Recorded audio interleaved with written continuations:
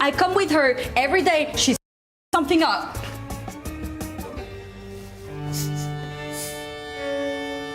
Le Esport.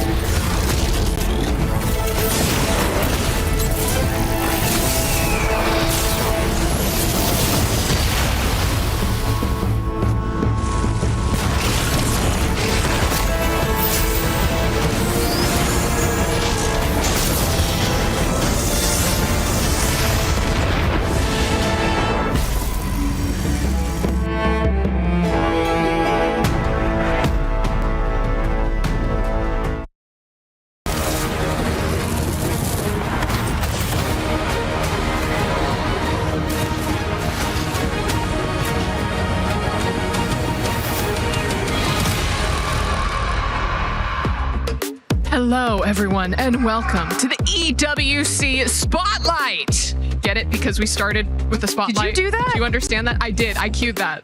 That timing was incredible. Well right? done. Yeah. Like, usually there's, you know, someone with a light switch or something. It's under my chair. So if I just do one of these, everything flips. Careful, don't do it again. I was a little concerned. I know, right? But oh, I forgot we're doing a show. Yes, it's the EWC Spotlight. We're going to cover everything that you have seen so far. I've got Johnny Boy and Glitter Explosion joining me today.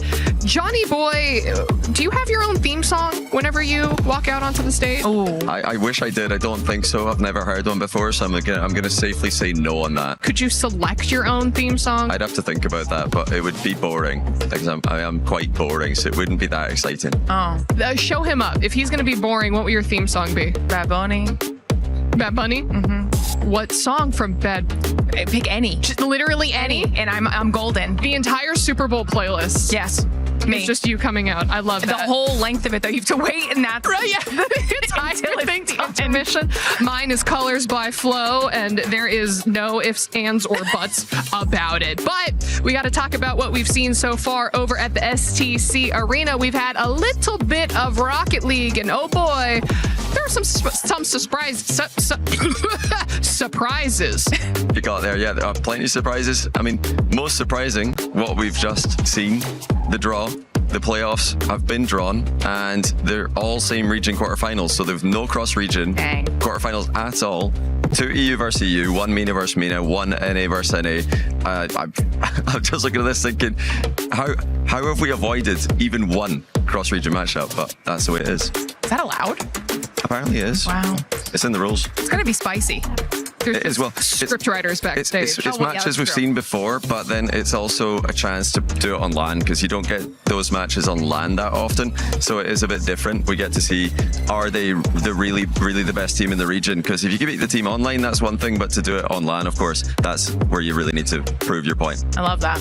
But walk us through how we got to the draw, because of course we did get to see a little bit of overtime. Yes, yeah, lots of overtimes, lots of close matches, a lot of close games, and you know, even the teams that are getting eliminated, it's not all bad. So I'm thinking NRG had a big regain today. They like started the tournament with the worst possible result they could have, and you know, had a bit of a regain before being eliminated. So you've got to take the good with the bad if you're an NRG fan. Yeah, I think that's the story for a lot of the teams at EWC. Okay, and then circling back to the draw show for a second, what did you think about the technique when selecting the balls, where we had like a little bit of like a little finger, kind of like curl it up? But I don't know, how would you rate that technique?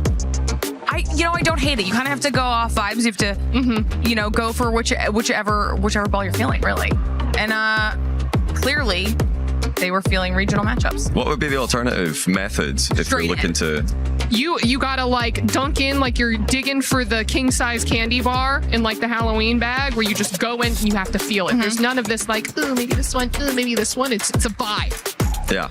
confident. Claw hand style. Claw hand style. Yeah, also with 4 options, I mean, it didn't really seem like it was doing much when we're mixing them. We're not really mixing them, are we? We're just spinning them around. I don't know if I'm ready to take any type of like tech advice, theme song advice, or anything from Johnny Boy. So Glitter, I'm just going to come to you as we talk about our next stage over at the Qiddiya City Grid. Sure. We had some PUBG Mobile. Sure did. We're 4 matches into the finals and just beginning, really. You know, there's still many games left in the competition, but when it comes to the storylines that we're really paying attention to, at the top right now, we've got Arena. Then CC side, we're also paying attention to Vitality and Aurora Gaming. 4th for Aurora, 6th for Vitality. But I feel like that isn't painting an accurate picture, right? Because only 4 matches in out of 18, that's nothing. So we still have a lot of action left to go.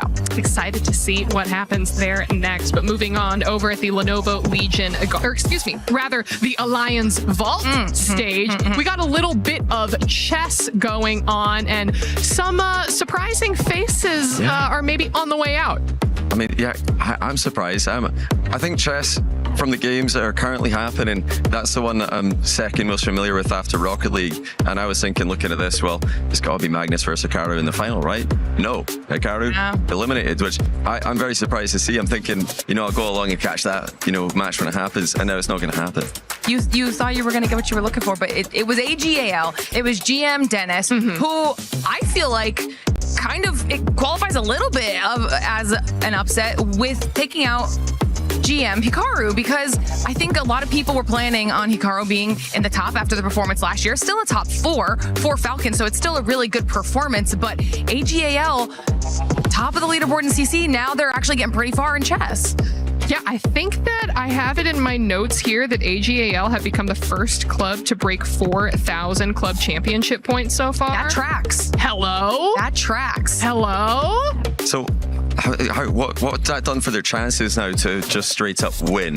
It's tough. It's going to be really tough because Falcons still have really good chance. Obviously, they still have Ali Reza, so there could be some potential points on the board there. They've already secured at least top 4 points minimum, and then of course it depends on how they do in Rocket League over with you guys, because that could be another big chunk of points coming their way. And there's still an entire week of competition left, but they've got a decent amount of teams playing. So yeah, I think as of this moment, as we're speaking, AGAL is currently 500 points ahead of Falcons at the moment. Of course, anything could happen.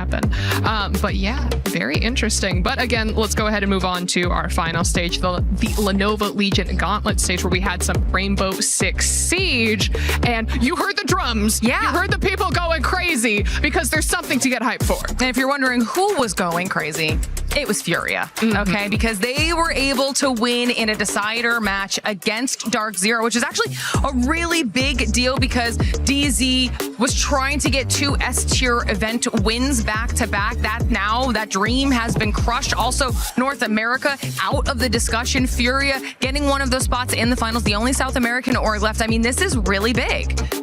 Yeah, I'm excited to see where everything goes and to see if we get maybe any kazoos brought into the audience. They look like they've got it sorted. The Furia fans are going absolutely crazy when they're walking past. It's interesting though. I think this is actually, for me, one of the coolest things about ESPORTS World Cup is earlier on we saw Furia get eliminated in Rocket League. Their fans, you know, obviously very, very big support over there as well. No problem. They just nip next door, get to watch another game, get to watch a win. So you're much more likely to see success as a fan, but also failure. More chance for both. So I think it's just really cool. You can go between the two, go between 3, 4 even at the same time. Yeah. I just want to see a Vuvuzela brought into the audience, okay? Yeah. Well, that's what they're called? The ones that kind of like have that curve? Yeah. Or even a didgeridoo. That's a dangerous suggestion, the Vuvuzela. I think we got to be careful with that. That could be just a constant drone that we're just going to have in our lives during the show days. I feel like we could make that sacrifice.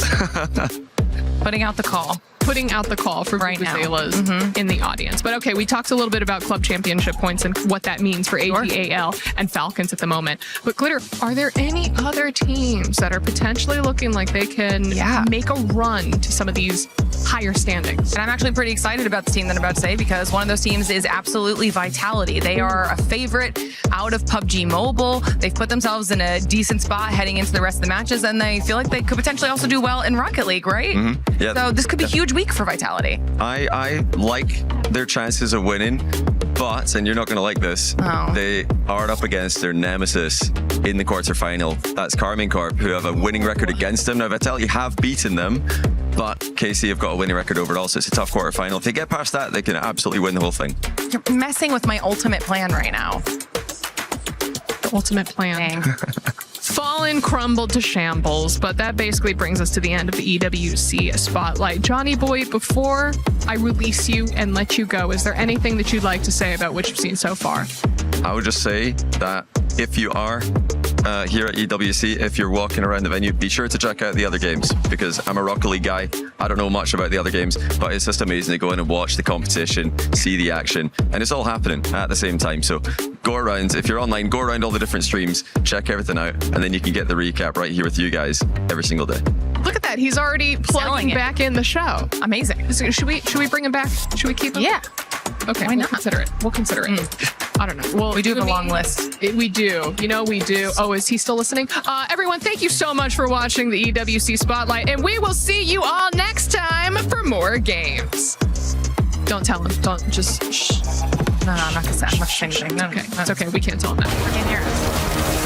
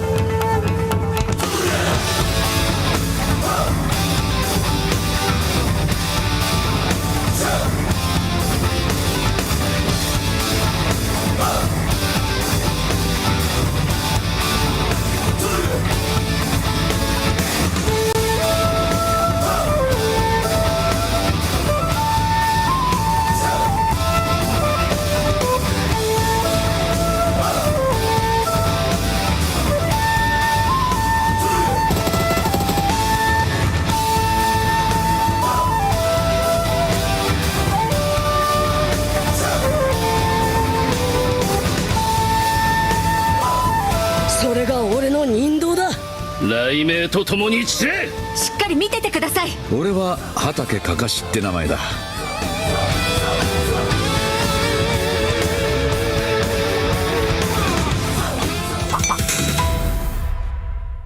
Today, our players are taking on a brand new challenge, Drop Hunt. Each team will be split into 2 pairs, with each pair receiving their own map.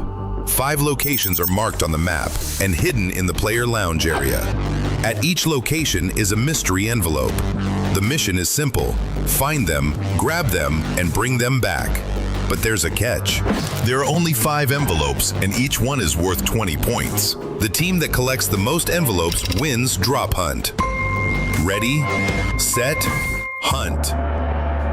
เล่นคู่กันจับนะ คู่อะไรแยกนี่ แยกทำไมเดี๋ยวโดนลุมทำไงอ่ะ เราอยู่นี่ แอร์ดรอป ตรงนี้อันห ใกล้ นึง สุด เปิดแล้วจำเราอยู่นี่นะเราอยู่ขวานี่แต่เราอยู่ห้องนี้CO work แต่ถ้ามันเอาไปแล้วอ่ะเราแปะอันนี้ไม่ได้นะดูใช่ไหมถ้ามันแปะไปแล้วอ่ะ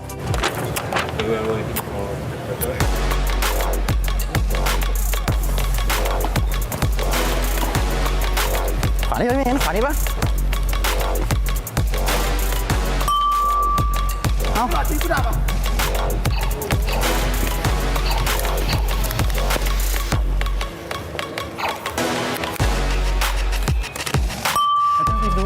ปดูเดี๋ยวมันมา Hello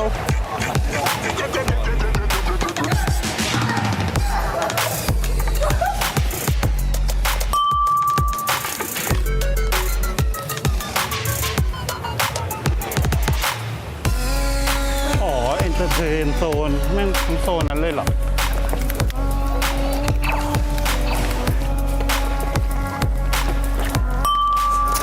ใส่มันเอาไปหมดแล้วเหรอวะมันหันหลังเลยได้เตอร์เดี๋ยวมันยิงหน้า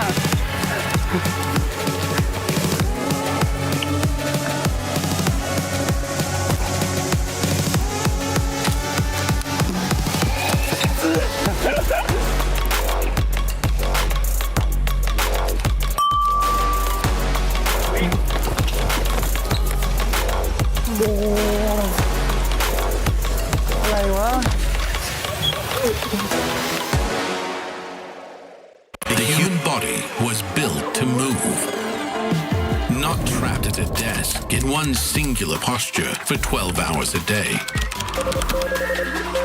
It's time your chair evolved. This is Secret Lab Titan Evo. Ergonomically engineered for you, gamers, hybrid workers, artists, backing your every move.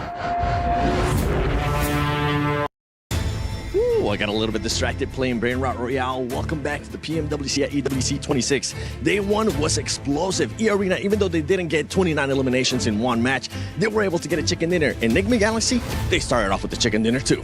And I'm here with my boy Naruto. But yesterday was intense for so many teams, including Ulf. They finally got a 4-man chicken dinner, which you love to see for the squad. But also, such as Team Flash, my predicted team, middle of the pack currently, but I know the boys have exactly what they need in their arsenal to hopefully make a climb back at the top. And Team Vitality and Team 4 Thrives, teams we expected to be at the top of the leaderboard, actually in the middle of the pack. Playing scared or calculated? Will we find out their true power today? So guess what? Godlike, horror, orangutan. I need y'all to look in because you have got the fire from group stage that I need to see in this final here at PMWC for EWC 26.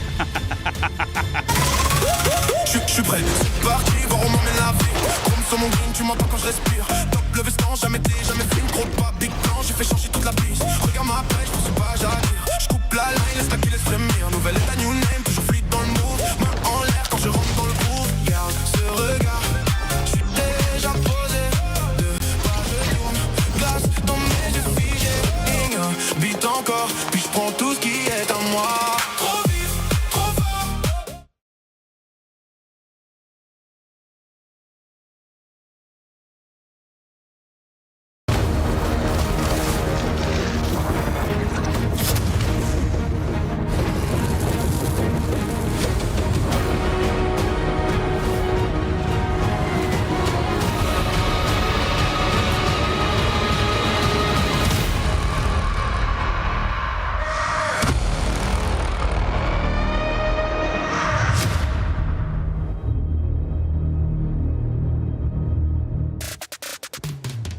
lot of teams will definitely have to lock in today because this is day 2 of PMWC at EWC Finals. And I can't wait to see which teams will actually be locking in and moving up that leaderboard. I'm joined by none other than Lace, Blank, Neptura, and the 7WG here with you guys. How are we feeling for day 2, Blank?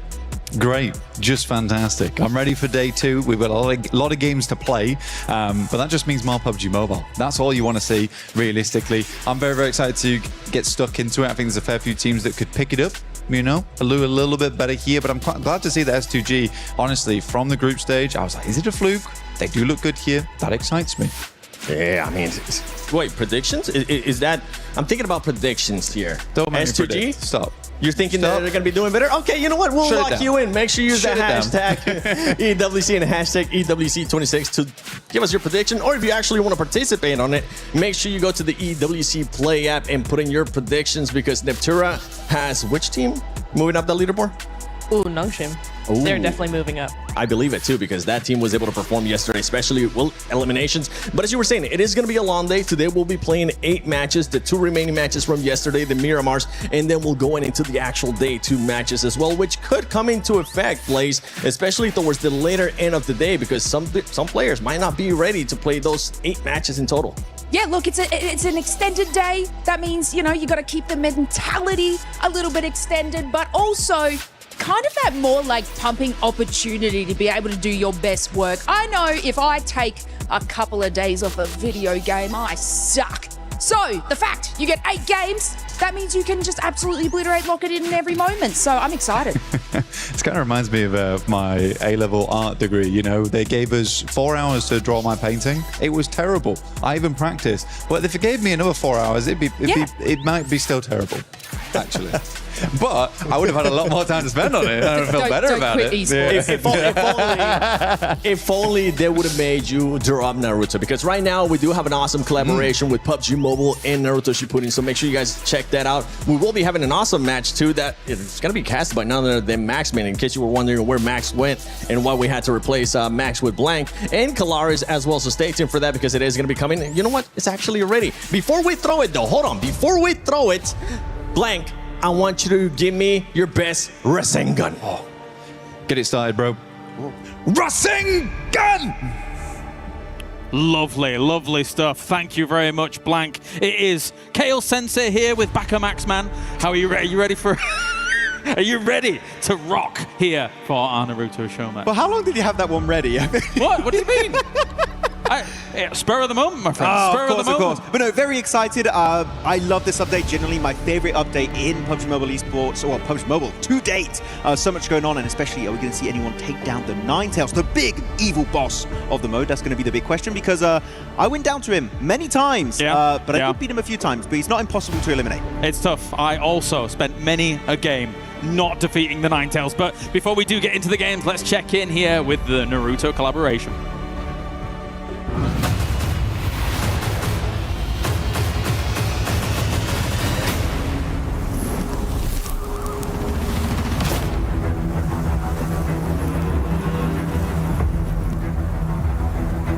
You have challenged us before. You already know our strength. This time will be different. Let's settle it the ninja way.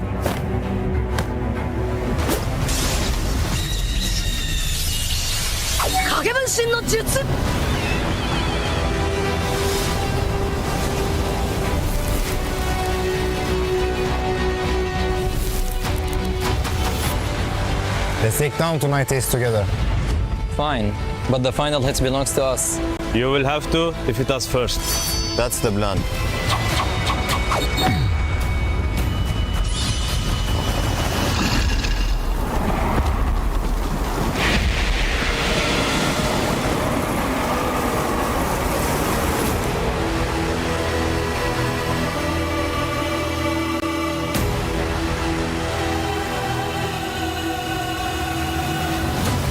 You know this year belongs to us.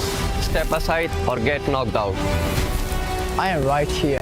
If you want us out, come and try. No special power, just a straight fight. Go. Then you will have no excuse.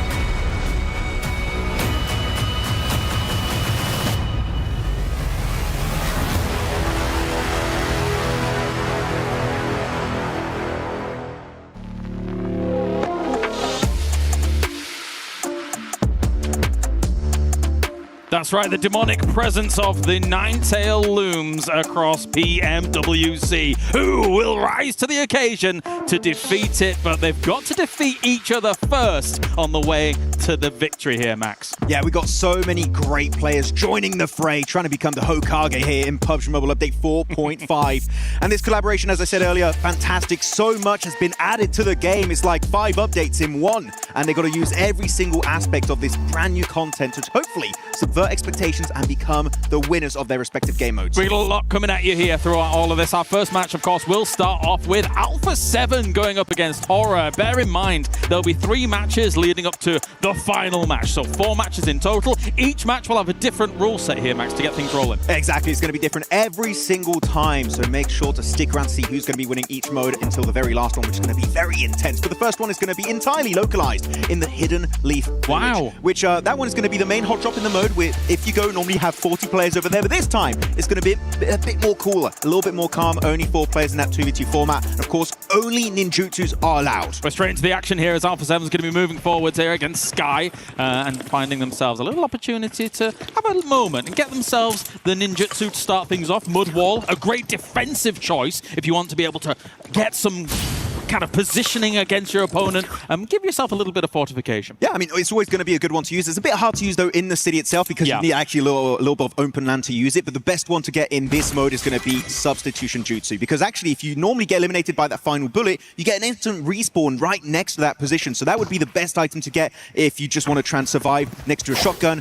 That is going to be absolutely broken in this 2v2 format. And the most important part about this first match is you can only use ninjutsu as well as shurikens here to go for the engagement. No guns or anything like that. So they're going to be trying to find everything that he can find. I personally love the fireball. I think it's very powerful, good long range mechanics, as well as it acts like the Molotov, right? So you can actually like burn an area and really kind of zone out your opponents and maybe do some damage in the process. You also have some combos. You can get a kunai comboed with a Rasengan and you teleport and actually do damage when you land. So actually it's very hard to pinpoint your exact location. Though taking a little bit of a rest here, Revo. Taking a bit of a calm break before the storm that's about to break out between themselves and Horror.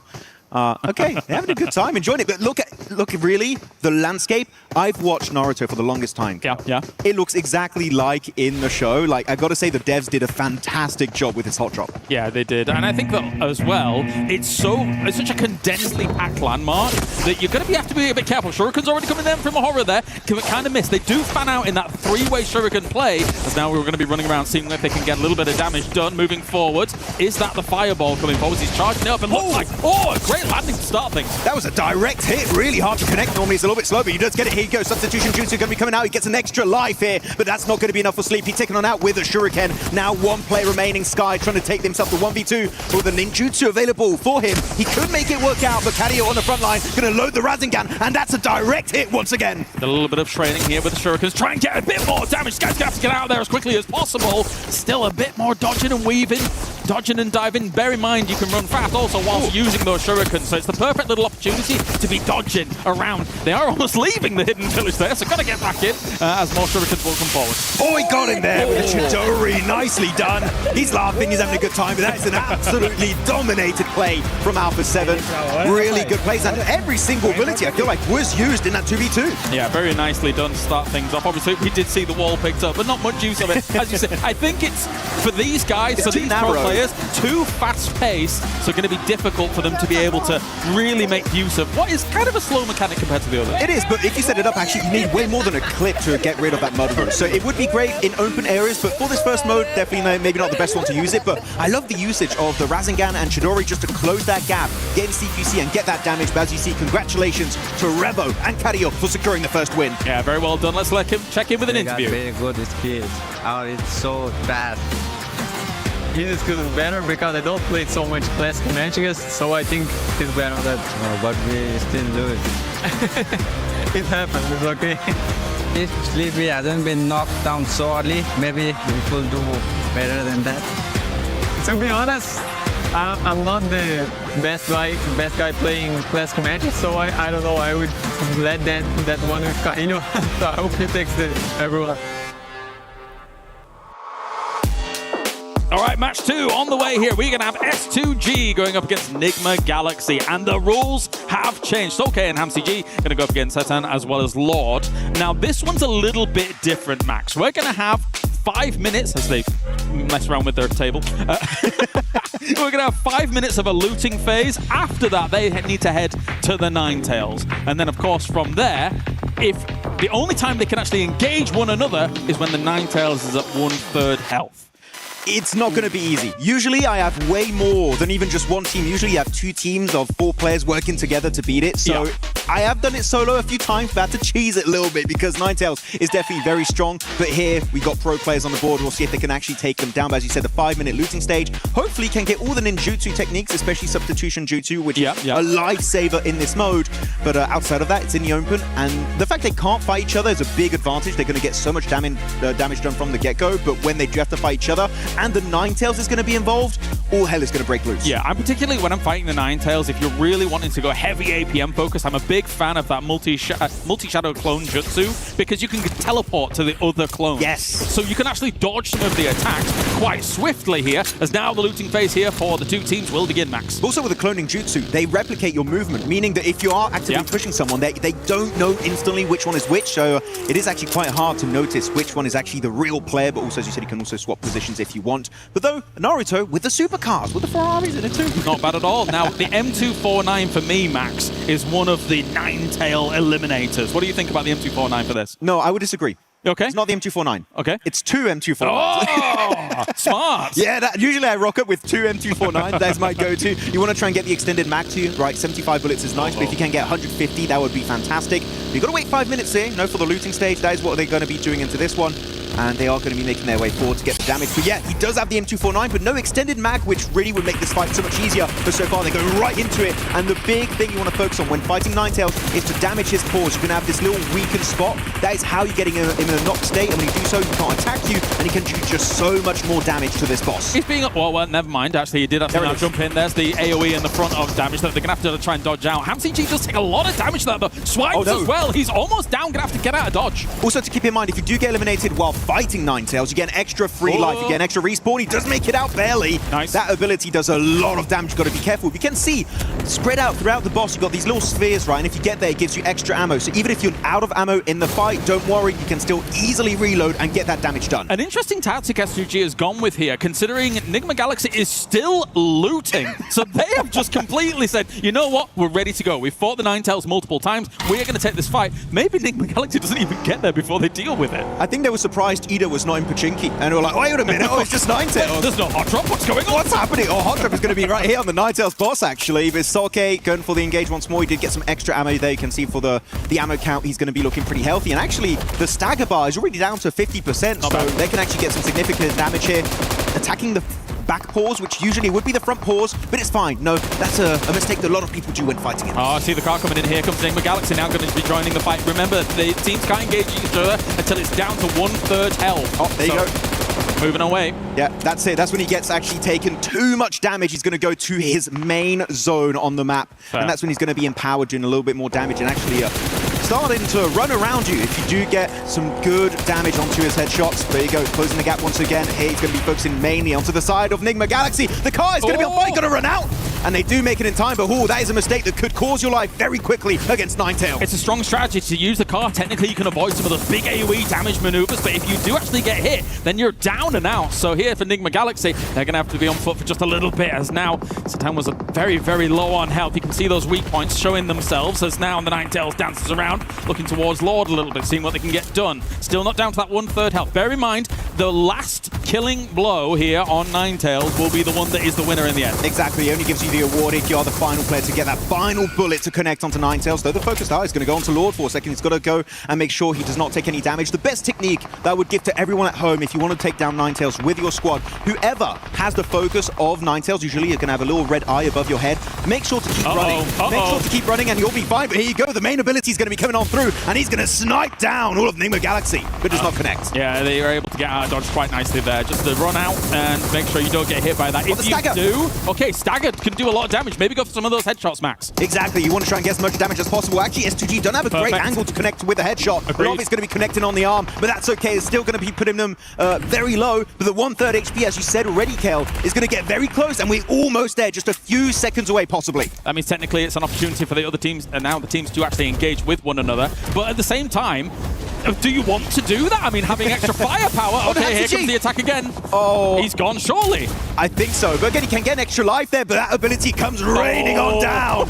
And that's going to be MCG bleeding out even faster. That did some significant damage. I wonder if he's got reanimation Jitsu if he can get on over there. But they were kind of close to each other for a little while, so I'm assuming that maybe they don't have it available. I don't think so. And the thing is also, when you are doing reanimation jutsu, is actually very tough. But here you go. That's going to be 1/3 HP has been reached, and now he's going to go for the quick run animation in his Dome of Doom. And everyone now can start fighting each other. Who's going to survive? Got to watch out for those demon balls falling from the sky there, making sure you stay out of those as quickly as possible. They will do a lot of damage if you get connected. You can see Lord now healing up outside the dome and trying to reset a little bit here with Satan. Get back in there. They know they've got a little window of time here. SUG's not going to likely bring down that 1/3 health straight away. You do have a little bit of also fog of war when you go in this dome. You don't really see enemies at long range that easily, so if you go inside, it can be a bit tough to spot your enemies. But here's still going to be SUG over there, just trying to slow it down because MCG we did see get eliminated, but I believe he will be coming back. Actually, it still says remaining 4 on the top left side of your screen, meaning he will get an extra respawn. He should come back soon enough. There you go, Lord spots him out, trying to Naruto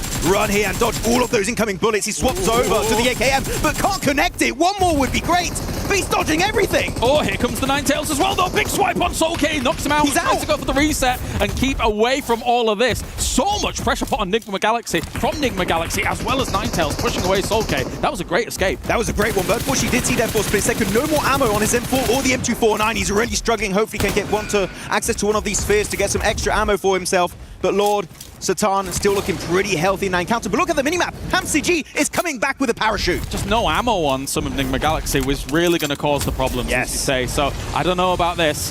Maybe, you know, a few shurikens or just try and go for a little bit more loot as well. And I think that's exactly what Lord's doing right now. Running out of some of that 5.56 is a very, very big problem.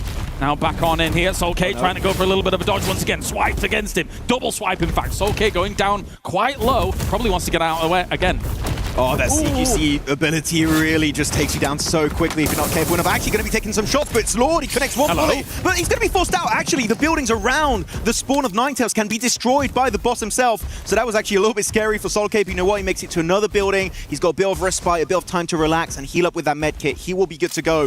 But man, this Ninetales really being a hard foe to take down. I always think, especially when playing this mode, as if there isn't enough problems you have to deal with in PUBG Mobile when you've got people like Lord trying to spray you down. Never mind the Ninetales swiping at you and then running out of the dome to try and hurt you.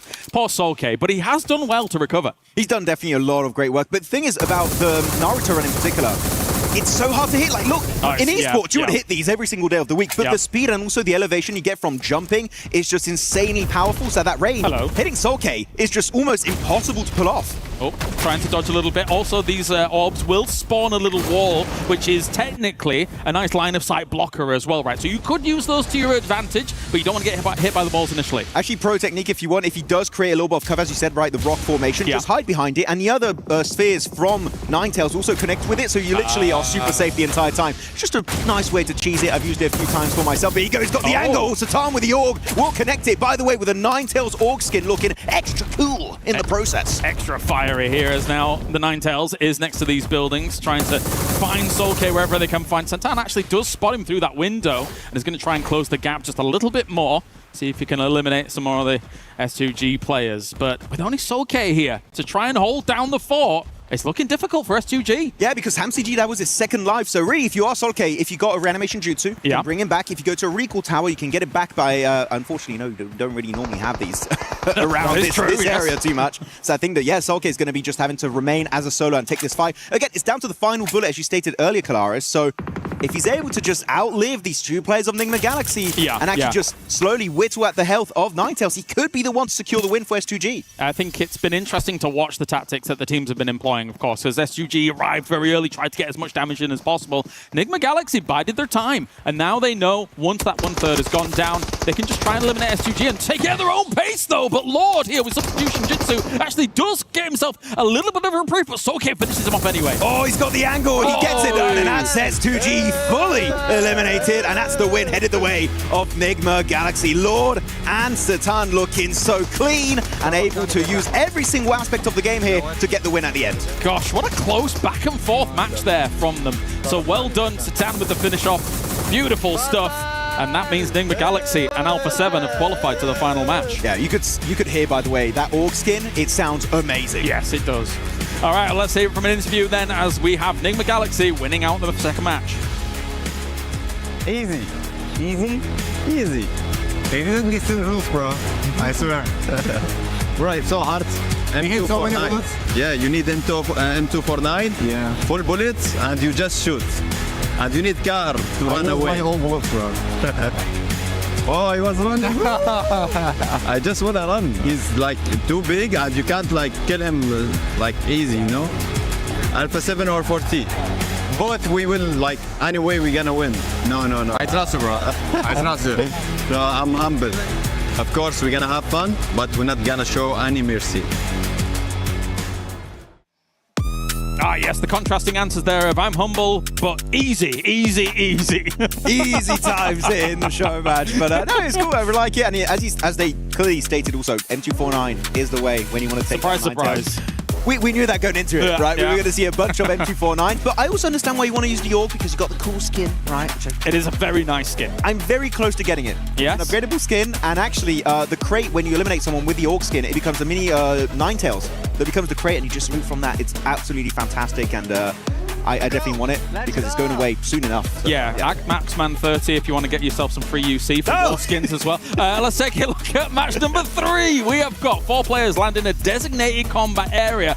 This time around, no special rule restrictions apply, so it is going to be a free-for-all here. 4 Thrives going up against Yangon Galacticos. Look, 4 Thrives, Huzaifa and Falak got a huge advantage because for those who remember, especially John Allen, he was covering it just a few weeks ago. Yes, he was. They did a Falak show match all about the Naruto mode. He knows every single intricate aspect of this mode, so I would say, if I had to do a prediction, which, no, for this, I don't know if there's any cursor whatsoever. 4 Thrives. Wait, that's not allowed. Stop. No. Is it written in my contract? Guys, I'm trying to protect you out there. All right, but anyway, let's get into match number 3, of course, as we do have them all going to be dropping down once again. I don't know, I think I'm probably also leaning the same way. After that show match that I watched with Mr. John Allen, I think there is definitely some very well-versed players on 4 Thrives. But Yangon Galacticos got their own skin in game too, man. So that is kind of cool. They kind of look really good. I have that one too. That is actually really sick.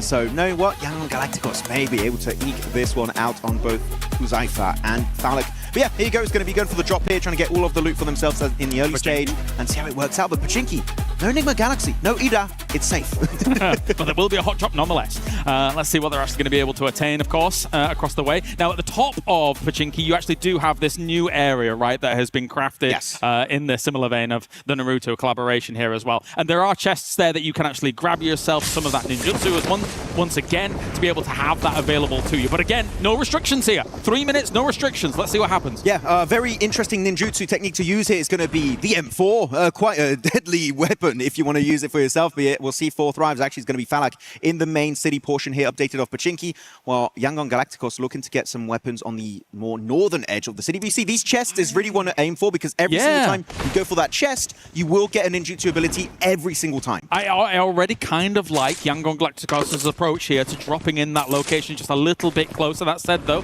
Falak and, of course, Huzaifa have been able to find themselves on the south side of that, so they're going to be able to gather up a little bit more. PP Bison in action here for Mr. Falak. Oh, yeah. Oh, very happy about that one. Falak going to be having that one for himself, followed up with also a... Now, he swapped over for the Org, of course, the weapon that does have the skin from this current collaboration, which looks absolutely amazing. But now, yeah, as you said, the area where Yangon Galacticos are currently playing around is very loot-dense. A lot of the chests are going to be localized around here and also get an extra bit of elevation because of how the lay of the land is really built in that area in Pachinki. So they have extra bit of information, extra loot. Currently, if I didn't know who was playing, I would say Yangon are currently looking good, but Huzaifa going for the wide wraparound outside of Church, trying to get the drop-off angle onto Yangon. Yeah, a little bit of a crawl around here, trying to get the dupe on them. As now, I don't know if this is going to work out too much here for Yangon Galacticos, moving down this side.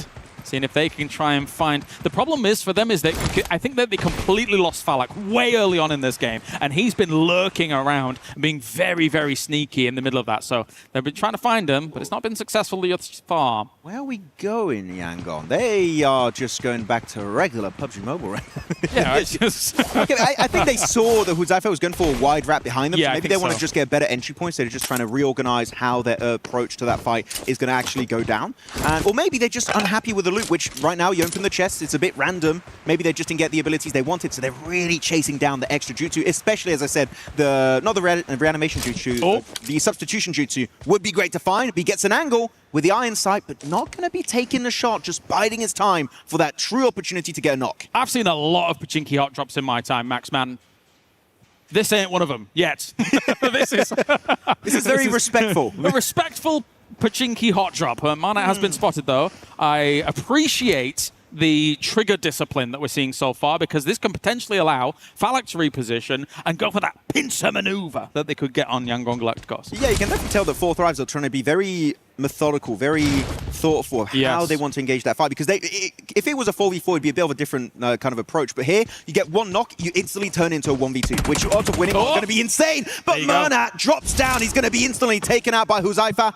Can't get the flush just yet, so it's not mission impossible, but I feel like here, they're just going to fully send it Naruto run style and get that flush confirmed. Smile's trying to reinforce this, but it was the perfect moment, right? When you're vaulting out of that window, it gives you that opportunity to just laser them down there and get that elimination under wraps. So yeah, even trying to maybe bait in Smile a little bit further, but they will get that done. And now it's up to Smile to do something. I think he's going to be spotted pretty soon here. It's going to be difficult. And there you go. Falak takes him away. Yangon Galacticos down. 4 Thrives will move on forward. Yeah, the pincer maneuver, man. It already worked out. They did it the same in the Ninja War, in the anime, and you know what? They're doing it here in the game, using the techniques from the show itself.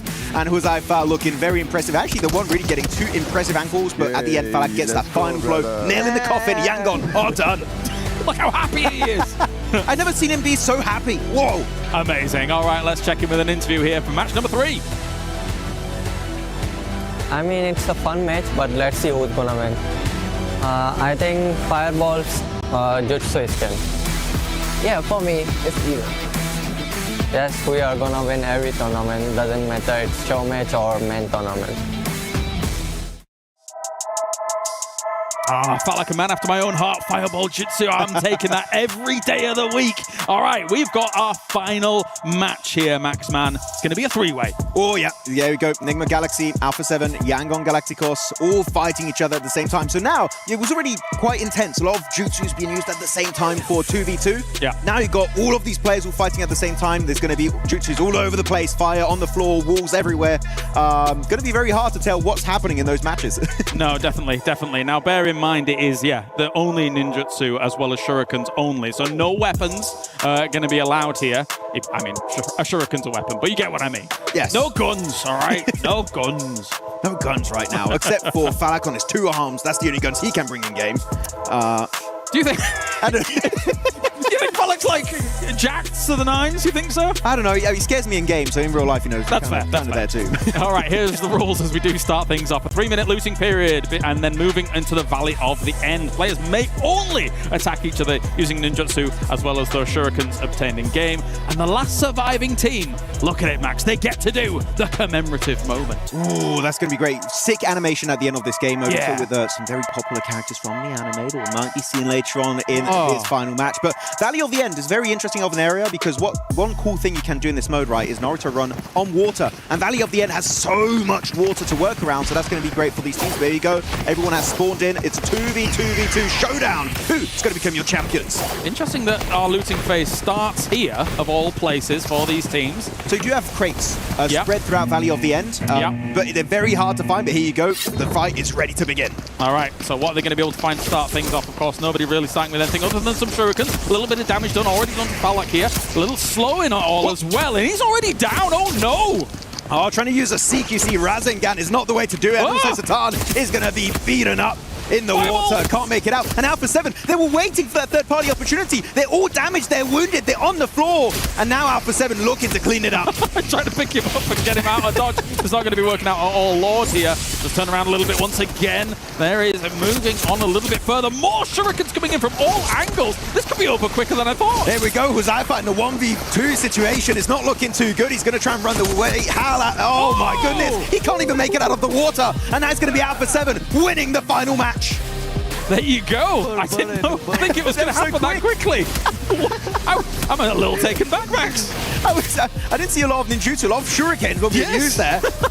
Apparently the looting stage was just non-existent. The shuriken is all they needed. Yeah, I guess it had occurred kind of with that one fireball coming in. The singular, in water, definitely very effective. Yeah. Very nice, as we see the final moments here as well. Alpha 7 using the shurikens to full effect and getting themselves the final blow. Oh, Cario Reva smiling there at the end as they become your champions of this mode. Well done indeed. Well, let's listen to the interview here. Alpha 7 being the champions of Naruto. It's a good feeling. It was a funny show match, so I like it so much. Our video is the same, so it was funny. Maybe the fireball, it's cool. I like it. Thank you for everyone who supported us and keep supporting us, and let's go for 7. The battle continues. Day 2 start now. Of course, congratulations to Alpha 7 there for being able to win that. Did you have a good time, Maxman? I had a fantastic time. It was so many good plays. Seeing M249 to take down Ninetales, that is the way to do it. So I'm happy they are on the same level as me in game. Is that the case, is it? Right, okay. Yeah. Well, I think they're significantly above my level. I'm going to put it that way. Thank you very much for joining me here, Maxman. We are going to go and we're going to have the studio right after this.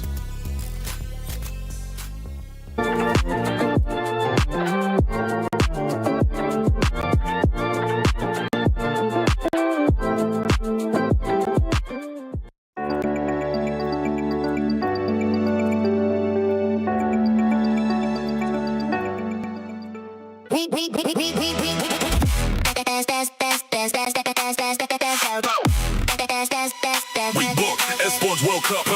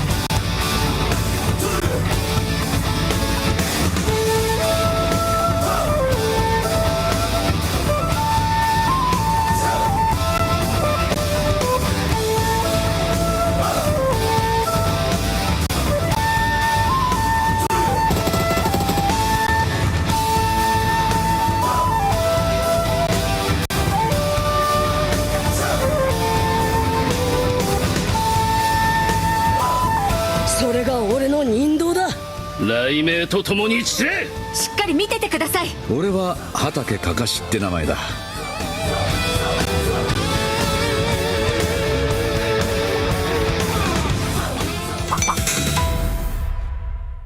Hello and welcome to the PUBG and Naruto booth here at the PMWC at the EWC 26. We're checking out what's on offer for you guys for free if you head on down to the event. One of the things you can do is sign your name on the board. And who's this signing their name? Jackie. Hey guys, yeah, it's a good time down here. I thought I'd slip in early, get my name on the board and see if I could walk away with something nice to take home. Oh, absolutely. There are things on offer. We'll cover that in a minute. Looks like Maxman's been joining you as well. I haven't seen him around, but he must have been here earlier.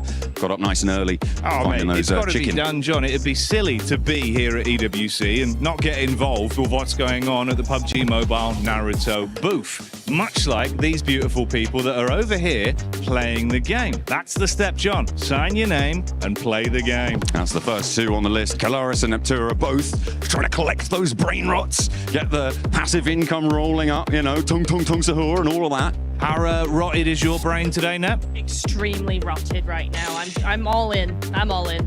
Well, that sounds good to me, John.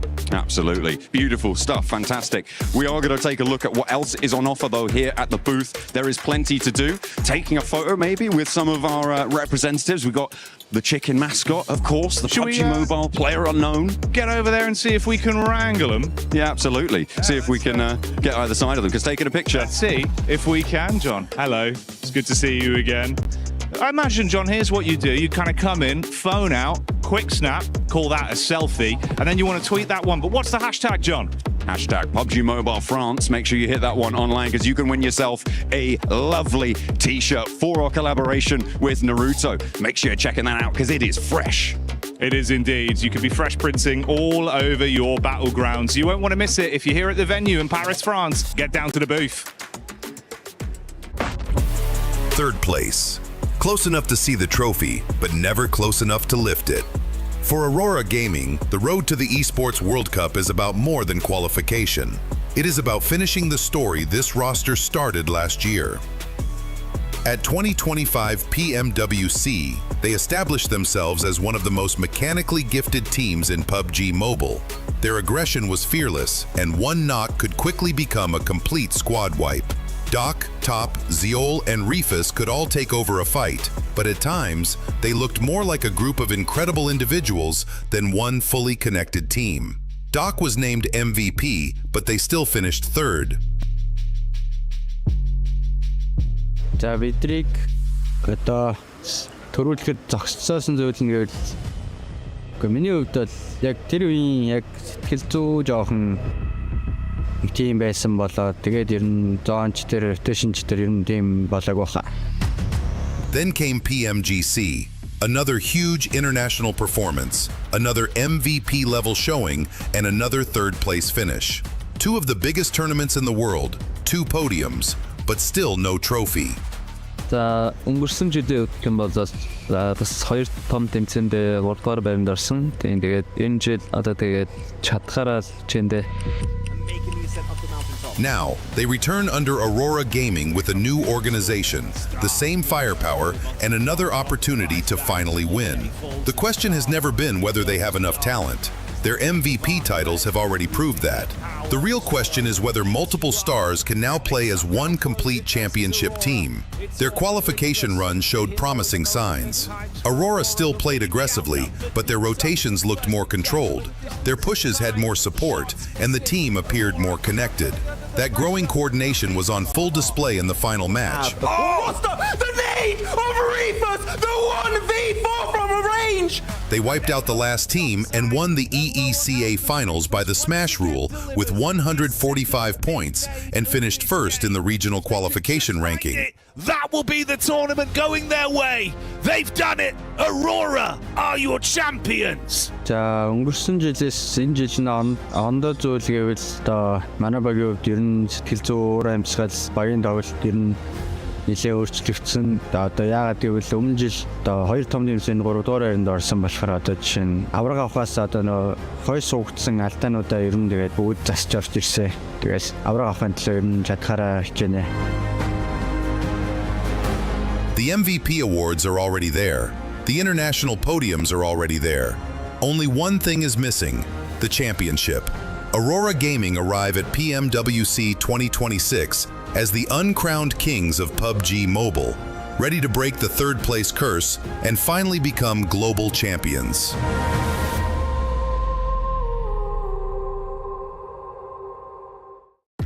That would be a dream for Aurora fans if they are going to be able to become champions because they have the MVPs to back them up. And if they become champions, I think I'm going to be the curse for that team because this is the one event that I'm actually not picking them to be champions. Once again, welcome back. Huge shout out to Kalaris and Maxman, son, for being able to do that amazing show. Maxman, son. Yeah. Joined by Lace, Blank, Natura, and the 7WG. But we're going to do the STC rewind. We're going to remind you what ended up happening yesterday because we did end up playing 4 matches. And in those 4 matches, I mean, if we start off with the Rondo, Enigma Galaxy was able to get that first win. In really good style as well. Really enjoy what we saw coming in from Enigma, both in that one game and throughout the day, quite honestly. Very, very excited to see what they've got coming in onto day 2 because it was a fantastic start. They're in, what, 4th place? 3rd place, I think, even. Looking very, very good indeed. And they just have to keep going on this sort of trajectory. And I think they're going to finish off really, really well. Absolutely. I mean, Nigma Galaxy right now, Lace looking very, very good. I think Coop's coming in. I said it multiple times yesterday. I think people probably were quite bored of me saying it, but I really do like Coops being in the roster. He looks very, very good. I think the major difference right now, though, is Ralph is still playing this passive game, but he isn't dying as much as he used to. He is playing that off angle really, really well, Lace. And you don't want to die in PUBG. No, you don't. Bad. Well, this isn't run, though. If it's in run, though, you know what? You just go for it. You do get one revive. Go again. I mean, look, I have to be so passionate about Tiamba, though, being able to keep that sort of skyrocketing performance throughout every single match. We got to see Milu doing the Milu style. No 1v4s just yet, but so goddamn close, and I feel like it's going to be just another great day for them. It was a great day coming out of like the survival stages, now to grand finals, and I do believe that they're going to keep that momentum going forward. Hey, you were talking about Tiamba, you were talking about Milu. Now we get a chance to see one of those highlights from yesterday from that squad. Ulf did end up getting the last chicken dinner yesterday, and it was the first time that we see Ulf having all the 4 players alive. They end up with 10 eliminations in that match. Absolutely. It's so nice to see finally a full squad from Ulf in those final moments. And you can tell that they know very much how to play this game, right? It's just when they lose those players, that's when they start to fumble. That's when they start to fall down. But you keep them a full squad, they can play this very well. Their timing is really good. Their angles are really good. The splits that they do, Blank, are very, very good indeed. So I'm very excited to see if they can keep those 4 players still alive at the end of a game, what they might be able to do. We'll see if that's going to be the case, actually, because we do have Aurora, we do have Vitality as well. Those are 2 teams that are currently in contention for the club championship. So why not? Let's send it over to Senorita Glitter to see what she's got to say. We are deep in the trenches of championship weekend here at EWC 2026. So as always, it's time for a club championship update because we have multiple grand finals matches this weekend. It's time to dive into all of it. First of all, kicking things off at the Lenovo Legion Gauntlet, we have our grand finals set today for Rainbow Six Siege. That will, of course, be between Furia and FaZe, with a 3rd, 4th decider match also happening between DZ and GK. Now, this is big for GK because it does mean that they got their 2nd top 8 finish, which makes them CC eligible. Then over on the chess side of things, we also have a grand finals match happening. And this one is a big one, okay? Because we thought we were going to maybe see a bit of a repeat of what we got last year. However, after an insane day of matches, both of our Falcons players are now in the 3rd, 4th decider match. It does, of course, mean that Falcons are guaranteed 3rd place level points when it comes to the club championship side of things. But the big surprise is GM Dennis from AGAL being the 2nd person to secure the spot in grand finals against Magnus. This is massive not only for GM Dennis, but of course for AGAL, as they are currently at the top of our CC leaderboard. They can get even more points. They will be setting themselves up well for the final week of our competition. Then over on the STC Arena, we have our top 8 set, and they will be playing through their quarterfinals matches today. There's a couple teams we're going to be paying attention to when it comes to the CC side of things, and those teams are, of course, Falcons and Vitality, 2 massive heavy hitters on the CC side of things. Falcons have a big opportunity to potentially usurp AGAL here, but Vitality are looking to continue to climb the ranks, and they definitely have a chance to do that. So we'll have to see how that competition continues to play out, because Vitality are also going to tie into us over here on our stage for PUBG Mobile. They have been a favorite the entire competition, and now they have an opportunity to continue putting themselves in a good spot heading into day 2 of our finals matches. Of course, like I said, there's going to be a lot of action happening here today, so we'll make sure to keep you all updated with how it all ends up playing out. Thank you so much, Senorita Glitter, for that update with the club championship. But now we're going to talk about what's going to be happening today, because today we will be finding out which team is going to be going into tomorrow's first place and willing to set that threshold for the Smash Rule. In first place, though, after 4 matches, we do have E-Arena with 48 points. And luckily for us, for all the viewers, it's still close. Tiamba performing well, but they haven't been able to get a chicken dinner just yet. Not just yet. Still impressive stuff, though, coming on through from them to be able to maintain that 2nd place even without a win. But it's still, we still need to see that win, right? A win has got to be where they want to. That's the goal for today. I feel like you've got 8 games to do it. They need that win, because these other teams, I have a sneaking suspicion here, we are going to see a massive upstart.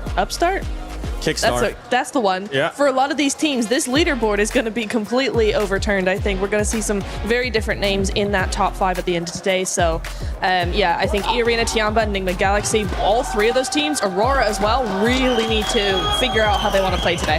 Yeah, I mean, I don't think Tiamba actually needs to win. 2024 PMGC was won off the back of pretty much eliminations alone. Fair. I think Tiamba can just keep up with this. I mean, 37 elims is very, very impressive. I think Aking's doing very well on that side. You are right in the sense that I really do think it's going to be massively shaken up. I don't think E-Arena is going to stay there whatsoever. I think the only team that I actually have hope for right now is, funnily enough, Enigma Galaxy. Yes. And I'm not the biggest Enigma Galaxy fan at the best of times, all right? Okay, I think they have made some silly plays in the past, but they actually do look really good. I love how Enigma Galaxy looks right now.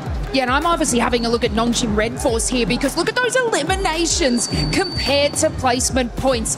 The fact that they are able to secure so many points of them in the elimination average bracket and not the placement, it is going to be their time to just try and hit those top 10s, those top 5s even, and they will move themselves up into that top 7 because the elims are there. It's just the placement. They're falling a little bit short on their rotations and taking a little bit long to grab the eliminations where they're bursting, but I believe that today they're going to be able to come in, grab those placement points, and skyrocket up to those top 7. And the crazy thing, too, is that we saw some big names on that second page as well. We saw S2G, we saw Hora Esports, which I know the fans are wanting them to be able to improve. And now we're looking at one team that is going to be looking to improve in a big, big way when we're talking about OG, when we're talking about Godlike as well.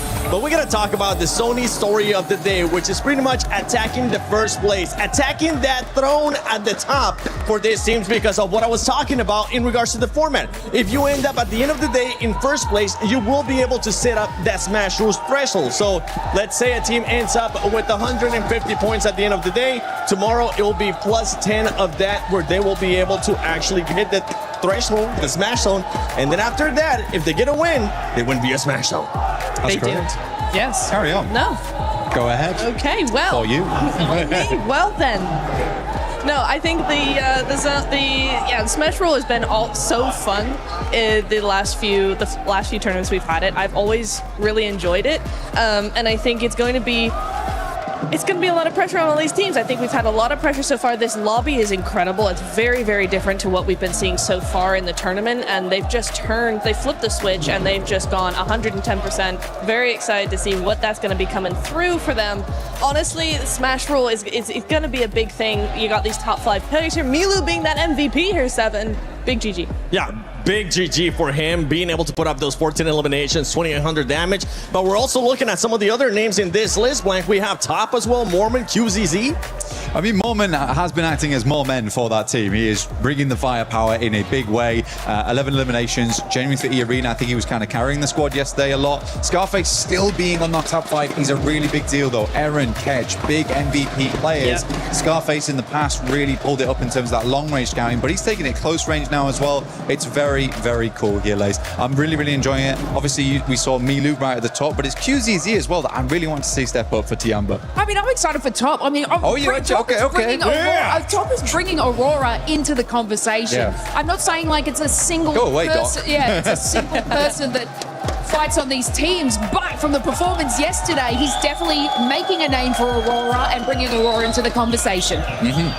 Go away, Doc. No, Doc, don't go away. Oh, please. actually, play with the team. Play with the team, Doc. Play with the team, Doc. Don't go away. Don't run off into the distance versus Enigma Galaxy. That was bad. That was very, very bad. Very, very bad. No good. Stay with the team, and maybe we'll end up seeing a good performance out of Doc. We know that he's capable of MVP performances, multiple MVP performances, but 2 teams that we're going to be taking a close look at is none other than Vitality and Fourth Rise, because we know Fourth Rise wants to be in that first phase, especially towards the top, Lace. Right, and we talk about the Smash Rule.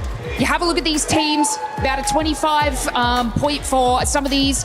It's not that far. Teams like Vitality and Fourth Thrives can be that team that literally overtakes the leaderboard in one game. We have seen it before, even coming out of the group stages. Team Vitality, 10.5 average eliminations.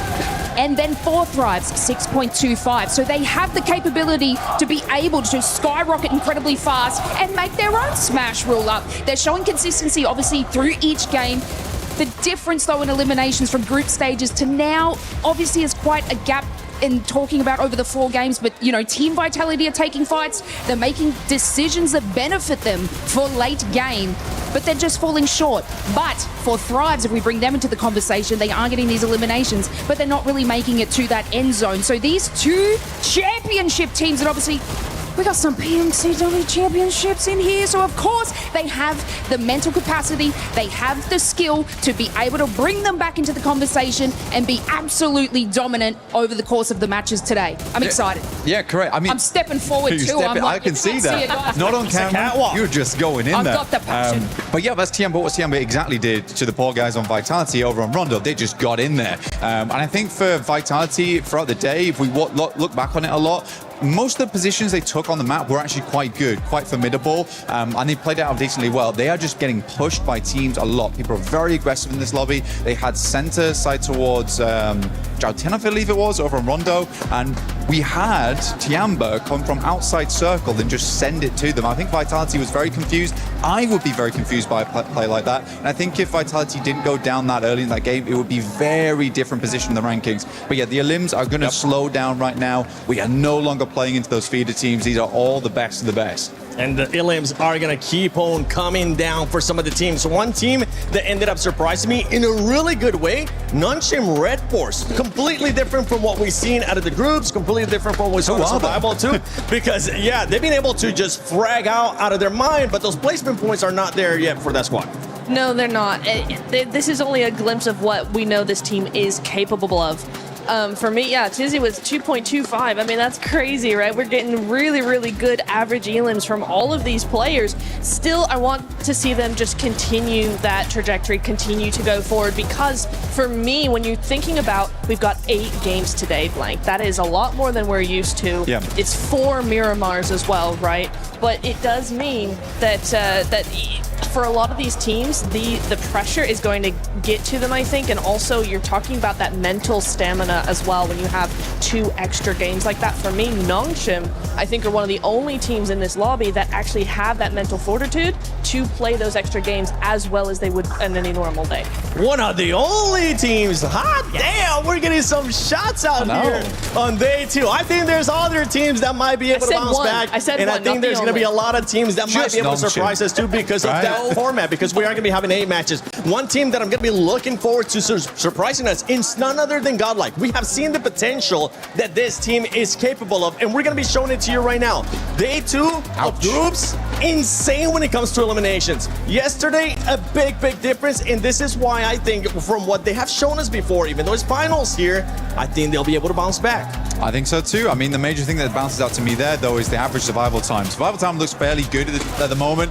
20 minutes to 22. It's not a huge drop off there, but again, I'm going to tie this back into Nongshim Red Force very, very quickly, just because for Nongshim Red Force, I feel like what we saw yesterday, Lay, especially them and Flash, is that they were going a lot more aggressive. They're trying to experiment with stuff, which is important in these types of end games. When you get to finals, you can't let that pressure get to you. Day 1 is about experimentation. Yeah, I mean, Nongshim getting the eliminations. Exactly. They've got 20, 1 placement point.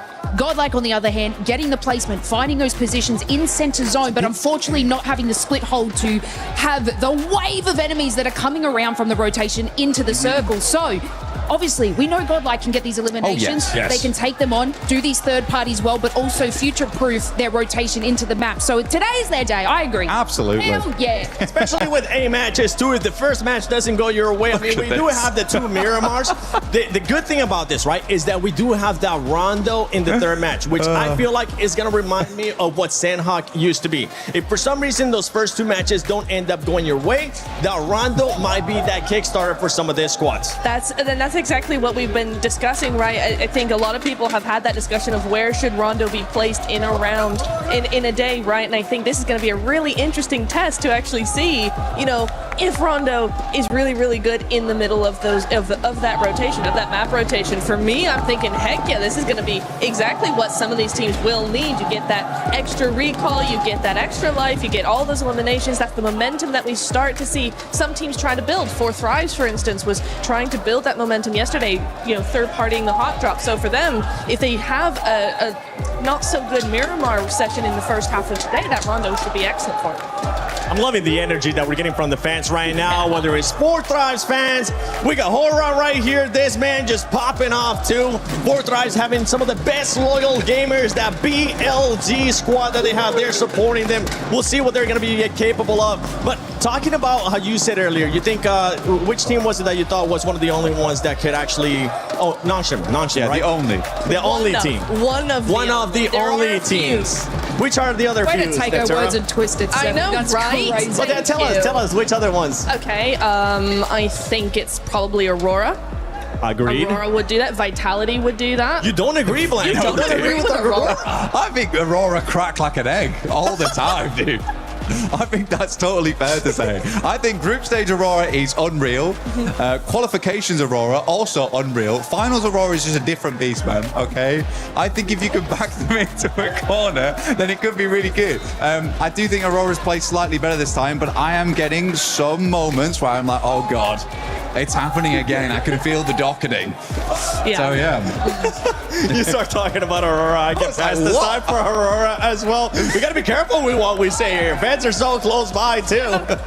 Luckily, everybody has been amazing here. Whether it's a Fourth Thrives fan, Hora fans, Aurora fans, and for all the fans currently here, don't forget you can go check out the Fan Zone experience here at EWC 26, whether it's the awesome collaboration that we got a chance to see a show match for with PUBG Mobile and Naruto, or you can go check out the Brain Rot Royale, which I've been playing. I think I'm at level 7 or 8 now. I can't remember exactly. So I'm just going to go on brand and say 7 and then just get some of the other cool stuff. We have gotten so many shirts. Actually, for disclosure purposes, I've only gotten one shirt. One shirt. Yes. Have you gotten any shirts, Mike? Oh, I don't have a wardrobe or anything like that from this event. That's not happened. Oh. I've got nothing. It's so cool, though. It's so cool, though. Lacey, you finally get single one. item. No. They're gonna play. They're gonna play that security. I got triple T's. Tongue. Sorry. They're gonna play the security Sorry. camera from earlier when we were actually over there before anybody was there. Us just putting shirts in the tote bags with Naruto. I'm like, yes, take all of that. But as we're gonna be heading here towards a match, especially in Miramar, is there one team that you're looking to kickstart off the day with Miramar? Fourth Thrives. For me, Fourth Thrives has to do it now. Yes, they will have that second chance in the Rondo, but for me, they're tied in 7th and 8th place. They just one good game. They need this. They feed off momentum so much that if they want to survive all 8 matches and still be on top, they have to start now. I think it's a weird day for Fourth Thrives, honestly, because they love to start on Rondo. They say all the time in the past that Rondo is their best map. Usually they start off on Rondo really strong and then they can transfer that momentum. Starting on Miramar, I don't think that it's the craziest map. I still think they can play it. For me, it's probably S2G. S2G has had a tendency in the past for miracle Miramars.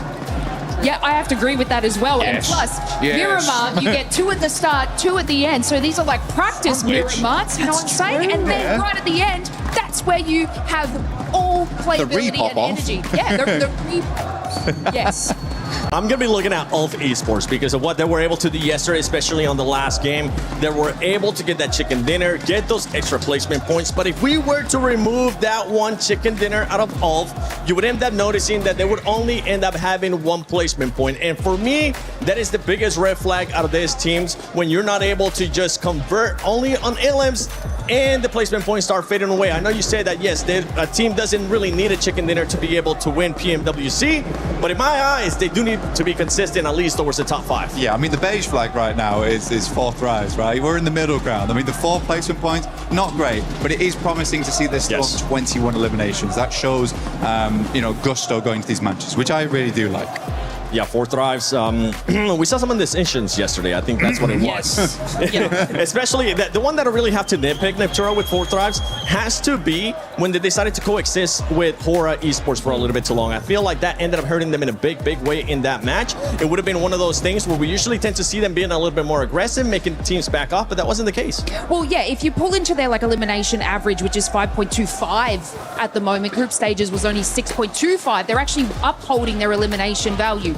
Placement, exactly what you said, 7. They are taking too long on these fights early on, and they have actually not made it really into that top 10 sort of scenario very much. So if they can just obviously push themselves, just give up the fight a little earlier, guys, and get yourself into that rotation. Their eliminations will match, and they will actually do a lot better today. And as we're seeing there in 16th place, EDA Esports with just 2 points. Those 2 points coming from eliminations. This is a team we're talking about give up the fight, talking about wanting to fight. This is a team that needs to figure out what they actually want to do, because we saw them hot drop with Enigma Galaxy 3 times yesterday. And after the first one, Raouf called them out, which, by the way, Raouf, keep on talking that smack, baby. Because when you talk that smack is when we actually start seeing your true potential. You get that little chip on your shoulder. But yeah, for Enigma Galaxy, for EDA especially, they need to just get rid of those hot drops.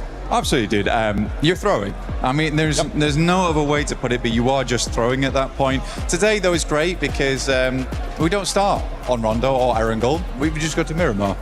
So hopefully no hot drops there. If there is hot drops, there are may need to have like a stern fatherly conversation with Ida at some point. There could be a couple here going into Miramar, unless some teams decided to adjust. But enough talking. You guys saw us talk yesterday. You guys saw us talk right now. It's time we get into this games of day 2, PMWC at EWC Finals.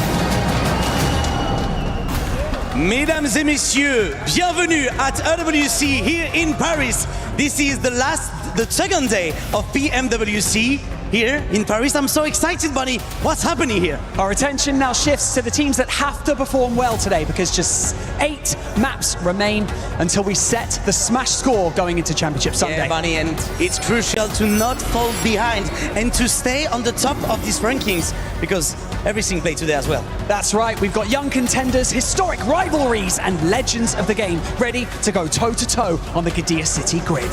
The better player on Worlds meet again for insane games, but which team will seize the opportunity and rise above the rest? One step closer to $3 million, inching towards the trophy, the status, the glory, and the legacy. And so, it is time to kick off day 2 of the PMWC Finals at the EWC 2026! Oh, we are so glad to be back. It's time for Miramar to get locked on in. We've been waiting since yesterday to jump into this map. We are going to be treated to that now, and it could not be more important for all of our teams here. They are going to need those points every single time they can get them, and they've got 8 chances today. That's what it's all about here, to be on top of the leaderboards going into the final day of this tournament tomorrow. That smash point threshold will be set at the end of the day. Normally we start the day out hot in Rondo, but we're going to be starting it out hot in the sandy Miramar Desert. So let's get it going, John. I'm excited for this one. Oh, absolutely. It is so important for all of these teams to keep their nerve, because today is a bit of a marathon, right? With these, with the unexpected 8 games today, you have to have the stamina. You have to be looking for it. It's so much more important than usual.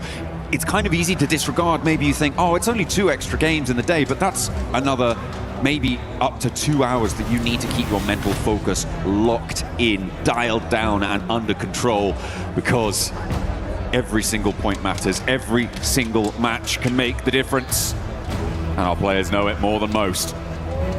That is right here, folks. $1.7 million on the line here in the finals all by itself. $3 million prize pool total. First place team going to be taking home $500,000. That is exactly what these teams are going to be fighting for here. So like you mentioned, today is definitely a marathon. I'm really interested to see how these teams have prepared for this, how their coaches are going to be kind of hyping them up.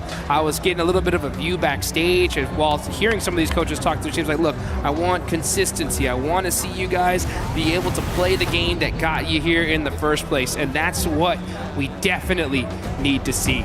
What I'm kind of interested in as well is normally you've played the Miramars the previous day. You have all evening, all night to recollect your thoughts about how your Miramar performances went, to be able to re-engage those strategies, anything you noticed, anything you wanted to change. You can really fully brief your team as a coach, as an analyst.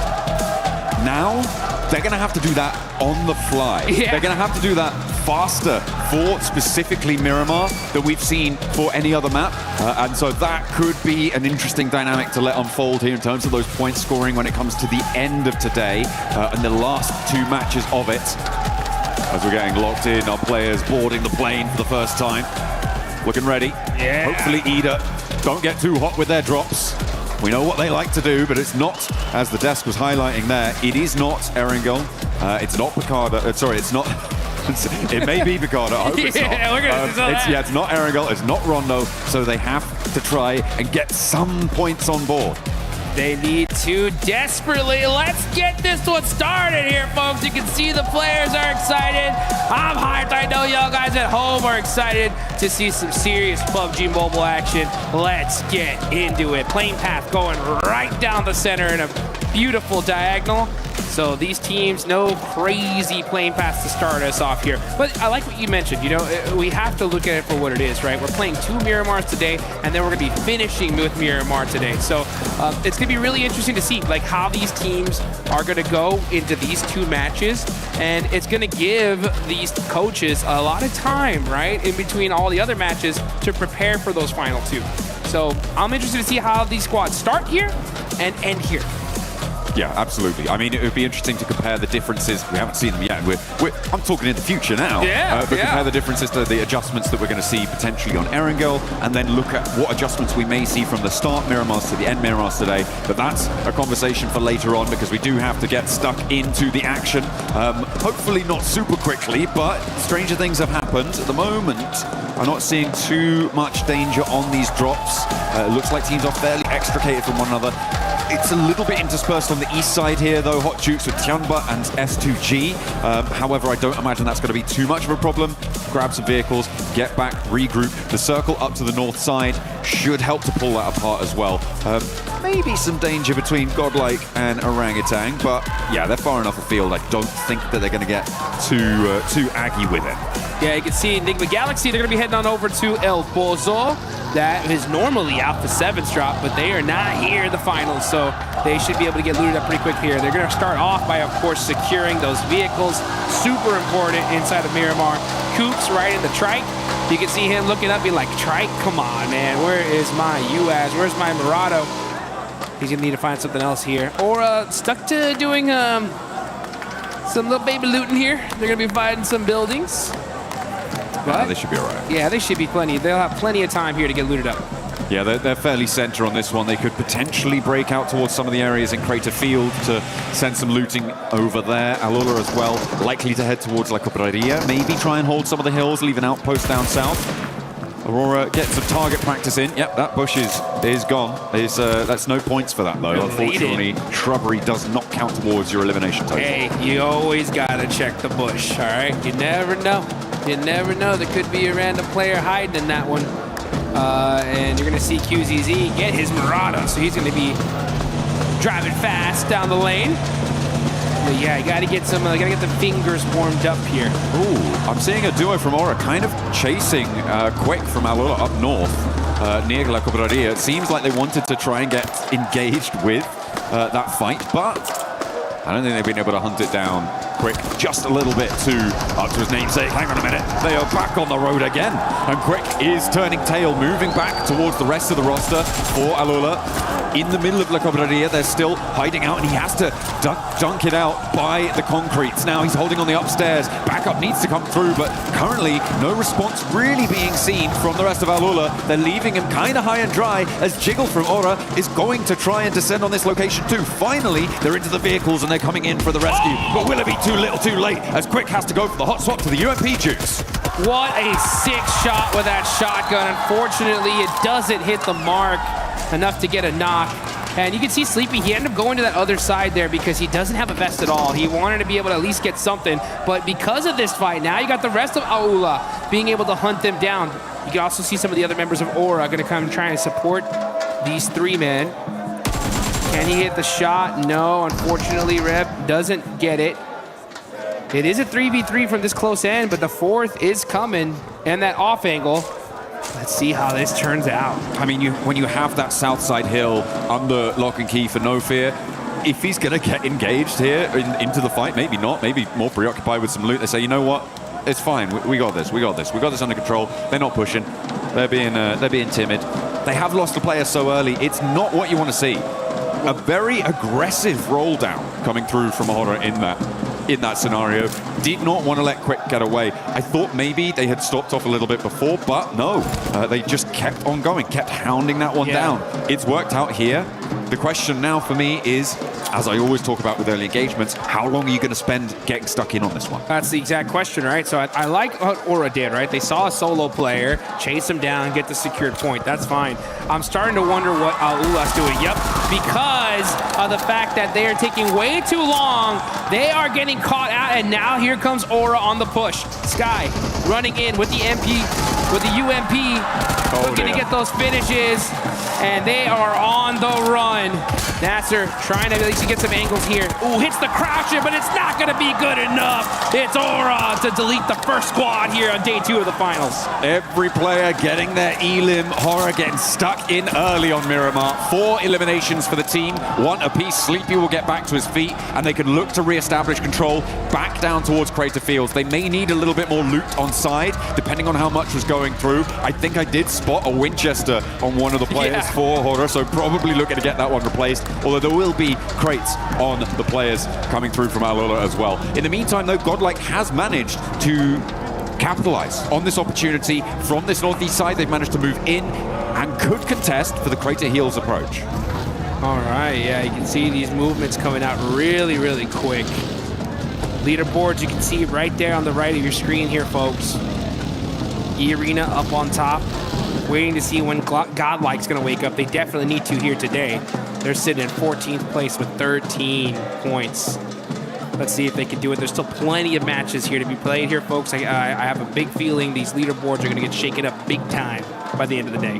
I mean, we talked about it yesterday a little bit, that 18 match sets, generally you can put more stock into your averages performance rather than those big E-Arena 29 elimmers kind of coming on through. Yeah. Which, even then, didn't serve them too well in a 12 match set, which is absolutely insane. But, yeah, absolutely. I'm talking about getting consistent 6-pointers on the boards is so great for your team. If you can do that, every time you get further than that, brilliant. Beautiful stuff. Furia running into a little bit of a roadblock in the form of Enigma Galaxy, but a 1v1 over the top of the hill. Silence shuts him out.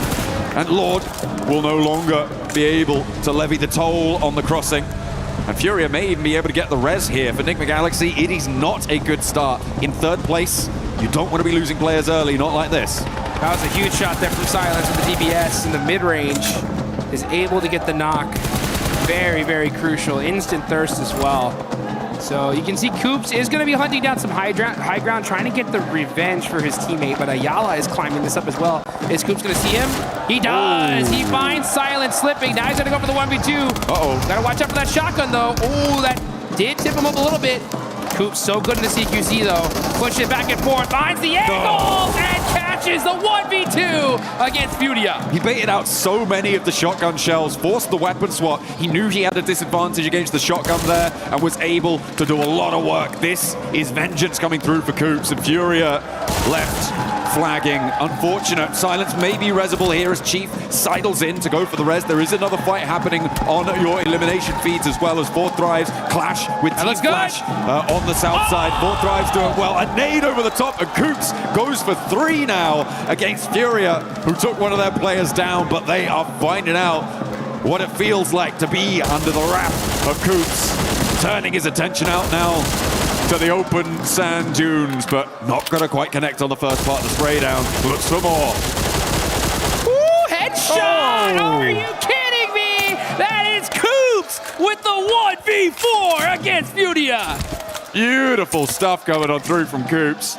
Furia needed to keep that one together. That was not looking tidy. Flash, in the meantime, have now been dragged down to 1 on the south side as 4Thrives are going to be the main benefactors of that, getting 3 elims. I think, they're the team that has taken down all 3 players so far from Flash. Aurora a little bit further afield in those Picado Hills to the north side of it. They are not going to contest it just yet. So for 4Thrives, they now have to move in because we did see a fairly hard east shift on this zone.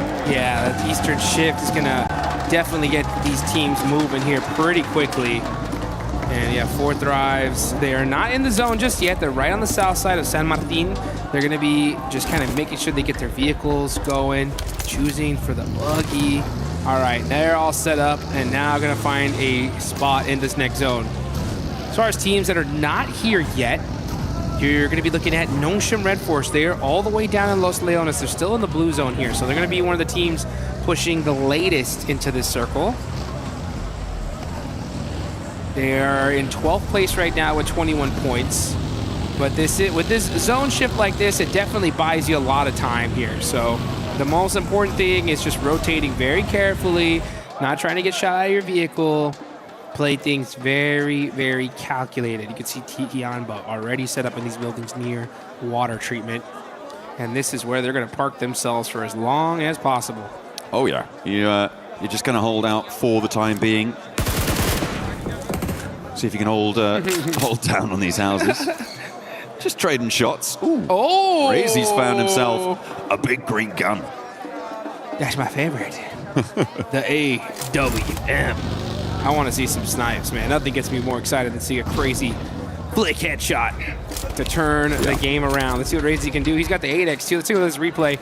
Coops, pow, gets the knock on to Silence. Wins the clutch 1v1 here against Ayala. Look at the terrain usage from Coops here. Just beautiful. Yeah, that's what I was highlighting before, right? That shotgun bait coming through from Coops, peeking up so quickly and back down, dodging the shells coming through, and again, forcing that weapon swap. He knows that he's going to have the advantage, or at least be on a level playing field if he can do that. The nade on target, yeah, great. Furia just didn't seem to understand how to compete against this high ground position. I'm not too sure what more they could have done there. Maybe just not engaged on that spot to begin with. But yeah, it's a little unfriendly. Next circle comes on through, and that will take us back down towards San Martin on that south side. Keeps the hills to the southwest of water treatment. Hacienda all in play.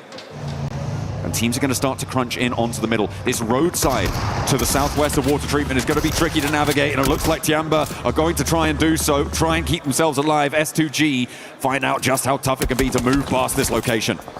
Yeah, a smart play there from Tiamba. They go ahead and move, and they take this gas station. They realize one of the players from S2G are isolated. Easy point lockdown. That's going to hurt S2G, leaving them with 3. That's an elimination for Tiamba and a slightly better position as well.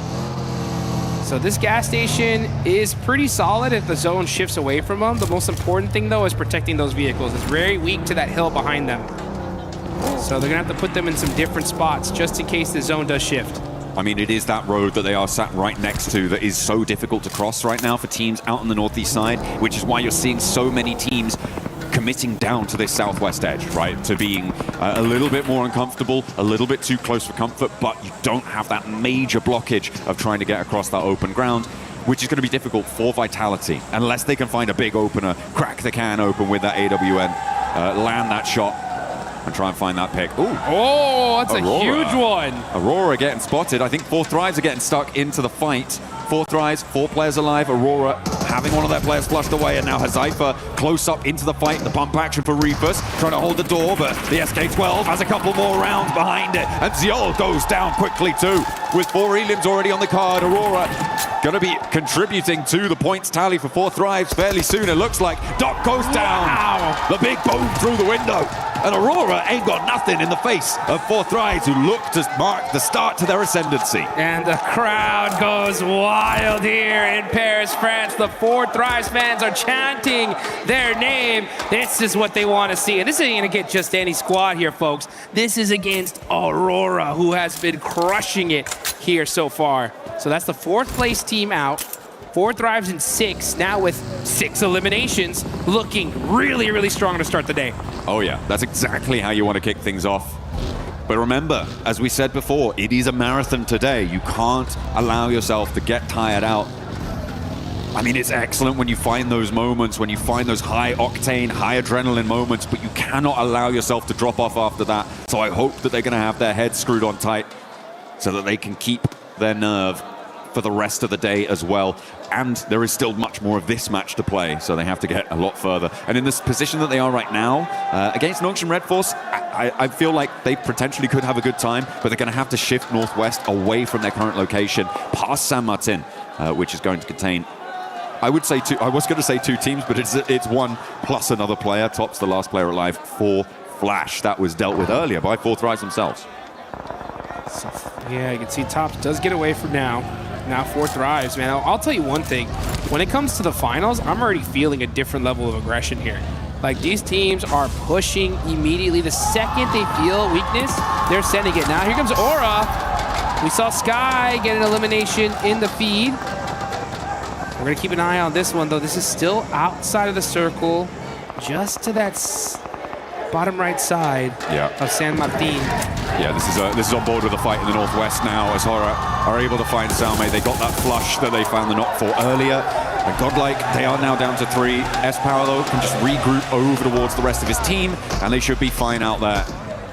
Horror can look to try and navigate their way forwards. I don't expect another fight between these 2 teams, maybe for the next minute or so. Oh dear. Oh no, not like this. That's a real bozo play right there coming through. Yikes. That's Max Man's grenade of the day.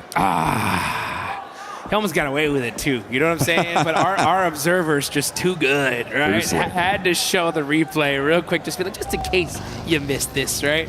That is where it's at. Yeah, so unfortunate for Aurora. And it just goes, and I'm telling you folks, at this level, I mean, we got $500,000 for first place, and it's little mistakes like this that hurt, but we can see Razy with the AWM starting to put in some work. Shouldering that can opener. Looks to try and split the seams of Tianba's hold on the longhouse, but we know what Tianba can do when they're holding down a longhouse, so we know what Milu can do at least. Vitality want to try and find it. The res comes through. Milu is low HP, but he can get some healing done. Razy is close by. Another stepping forwards, but staying on the rooftops here is bold from QZZ. It may just work with a nade. In response is Brutal, and another to follow it up over towards Aching. Now only 1 player in the longhouse. Milu looking to try and hold it down. With the Molotov burning, it's going to slow it out, but there's the off angle coming through from Axel. Where's the backup coming from Eagle? He's too far away to get involved here. The nade dribbles down the stairs. Might prove to be difficult to get past there. Does go down. And the res is still yet to come through. 3 players now for Vitality on the inside. Nade's cooking. Axel with a long one. Up to the top floor. May just blast them apart, but Eagle, he's just chilling. What is going on? He's leaving it up to Milu, saying, you got this, bro. Oh, I guess you don't got this, as Axel gets the nade onto him. So that is Tianba just getting picked apart here. And really unfortunate for them, but you know what? Vitality soaking up some good points. I mean, the Eagle has flown away here. It is not what you want to see. I'm not entirely sure what he's trying to do. Maybe he wants to keep that forward position, but the rest of your team's dead, mate. You need to do something about that. Vitality were able to run through there. They got a really great opener with that AWM that we were talking about, the can opener on the position. And he was able to keep that momentum rolling with some big nades up to the top of the roof and a couple more positions beside. And Mino looking to stop the run out from Vitality, and they will have to run out with the circle shifting central. Oh, and Mino's got this on lock. Yeah, I mean, we're going to have to see a crazy shot here from Vitality to help his team out. I know that there is an AWM somewhere around there. And, oh, nice shots there. They know exactly where he is. They say, oh, you think you have this down? Oh, that headshot, though, said, okay, how about you like some of that? So, oh, that looks like it is Eagle going down. Oh, there's the AWM. Brazy's got it. Said, pick me. I dare you. I dare you to go over that rock. I told you! That is it! Razy taking him out! Boom! Takes him down from behind the rock. What a pickup coming through from the shot.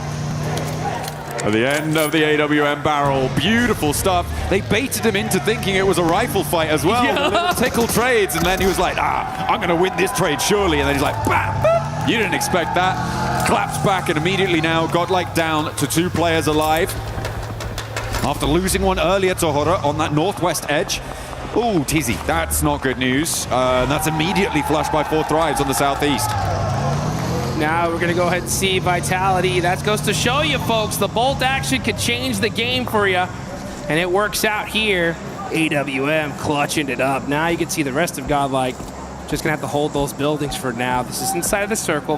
Vitality, they know they have the numbers here, though. So they're like, all right, there's got to be a couple of players of Godlike somewhere. Can't just run into these buildings for free. Just trying to get a little bit of information. Mania, ooh, doing some little pre-fire shots onto some windows, looking to possibly catch somebody off guard.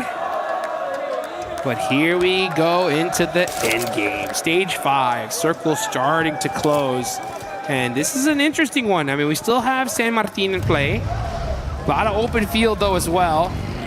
You can see Aaron getting in some headshots onto So Easy. And now here comes Team Vitality on the push. They're looking to roll around. 2 players now remain for Godlike. Federalis leads the charge into the position. S-Power first to face. Molotov on the window, burns him down, immediately toasts him. And now S-Power on the inside has more to say. The suppressor on the end of the SK-12 makes it quiet, but it's speaking loud with it. And he looks for more as well. 3 players fall at the feet of S-Power, and he looks for the flushes to keep it going. Manya will not be in this fight just yet as he drops for another flush, and in comes the backup. Manya. He hit him with the Molotov, and now Razak is down to 1 HP, and there they go! S-Power with the 1v4! Ascendancy coming through for Godlike on the north side. Vitality, they thought they'd taken enough out of them, but no! The gas in the tank, burning! Let's get this going. Are you kidding me? Day 2 of the finals starting off hot here. Multiple 1v4s. S-Power at the end of the day yesterday said the domination begins, and now it has begun. Unleashing that luxurious hair, sweeping it left and right with the shotgun shells ringing out in the ears of his enemies. Vitality have no idea what hit him. Milu, S-Power, these longhouse shotgun plays, I'm telling you, man, there's something special about it. I love to see it. I absolutely adore it. With 5 eliminations now in the game, Godlike looking to keep their march going, but they have to get across some open ground here. E-Arena will be fully aware of what has just occurred on their north side. They should know exactly what has unfolded, and crossing this open ground is going to be difficult. I imagine that it's more likely they may look to sweep to the east, get a little bit more coverage as they may try and approach Ulf or sweep through the remnants of other teams across the map. Let's see how the rest of this match turns out. It's already been so hot here. Coops had a 1v4 earlier. They're sitting with 4 points on the edge of the circle. Satan, I believe, does have a position. Oh, I think this is still out of zone, so they're going to have to start pushing up here. Ooh, XEY in the blue, and this one hurts. This is stage 6. This one's going to start chunking you down. So he's going to go ahead and get himself healed up, and yeah, already getting shot. He's like, oh, I thought I was safe. Nope. You thought. Yeah, you thought. Down he goes on that side. Ulf all too happy to pick up the point there. They're now on to 6 eliminations, and that will hopefully bolster them. Oh, he was going to find the shot onto S-Power as well. I mean, I said I was thinking they were going to wrap east. I didn't say thought it was going to be successful. Yeah. It's still a really tricky approach here. And down goes Manya, but they have left an impression on this match. Godlike can hold their heads high on their route out of this game. Hey, it's plays like that that can be the difference, right? I mean, from a big jump in prize pool. So, I mean, godlike, losing players early, still put some good points on the board on the back of that 1v4. Looking on over to Enigma Galaxy, though. What are they going to do? They got their eyes set onto Ida. And it looks like Hoops does get caught, though, on the transition by Sky. But he should be able to get safe here in res. I like the fact that Rauf is starting to throw some util up on top just to buy his teammates some time. And they should be able to get the reset here. I mean, that was a long-range assist coming through. Hodder on that north side, I think that's at least 300, if not 4, away. And that's a really helpful hand over towards Ida to leave Enigma Galaxy on 2. Ralph now in position to potentially look for the res, suppress the runouts here with those 2 nades lying in wait. Darkin mollying the corner. That's actually going to help them. The res coming through. So for Ida, they're keeping them on the outside, sure, but they're keeping themselves on the inside as well, which is going to allow Enigma Galaxy to get back to fighting form, and they're in the zone too. E-Arena versus Aura on the north side, though, that looks like it could get nasty soon. Yeah, I think Ida are just kind of holding him out here because they realize the zone is coming and the edge of this might be outside of it, but let's see how the play ends up reading out. Satan throwing in some nades in there, trying to get that crucial first knock. Rita trying to make some plays. Oh, the off angle here from Ida is going to be huge. Let's see what he can do from that spot. Could have been huger, but I think he just dropped the nade into the sand dune instead of throwing it over towards the opponents there. Not quite as efficacious as you need it to be. You can see on the picture-in-picture there's fights across the map. Horror really suffering against E-Arena as Enigma Galaxy still hold the stale over. Ida on the run out now, rolling around the edge. Henry goes down, and there is just a cacophony of shotgun shells blasting them back. A tide of lead sweeps them straight back in the door they ran out from. I'm so shocked that they ran out like that. Let's see what Enigma Galaxy can do on this push, though. Darkin's up on top. Coops in the front line with the S12K. That's the weapon you want in the CQC. The best close quarters combat gun in the game. Now let's see what Ralph can do. Everybody shotguns out. Oh, nice play there from Ida. Catching some little angles there, peppering up the side of Ralph. These guys are level 3 out of their minds, though, right now. Oh, goodness me. There's the off angle. I think that's E-Arena taking shots across the way. Because, of course, E-Arena did clean up the fight with Horror just a moment ago as well. Hot Jukes on that northern side. They got some really big openers with a couple of nades on board. And were able to convert. Oh, the bounce! What a bank on the nade there from Coops. And now just one player on the top floor. And the shotguns are going to continue to put the pressure down. But there is still a little bit more left to fight. As Enigma Galaxy are taking shots from across the way. They get rid of Ida. But now Ulf step into their shoes. Take down one Turkish team. Another one's here to play. Hello. Catch is right there waiting for you. Aaron's going to have to turn around, though. Throw a smoke down. Trying to be able to get up Soulless.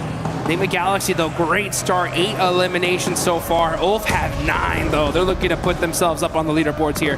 But, hey, E-Arena's going to have something to say about that. They're going to go ahead and start throwing some util onto the side of Ulf. Ulf, we're going to have to decide where is the biggest threat here, and it's got to be E-Arena. Scarface, thinking about trying to pick up his teammate, but E-Arena's right there. Oh man, this position is really annoying for Ulf. If they could have gotten rid of Enigma Galaxy, it would be so much more free and easy for them. They could take control of that whole dune all the way out to their west side, but with Coops and Ralph still in action, they are penned in here. Soulless bleeding out, and E-Arena can start to establish that chokehold on them.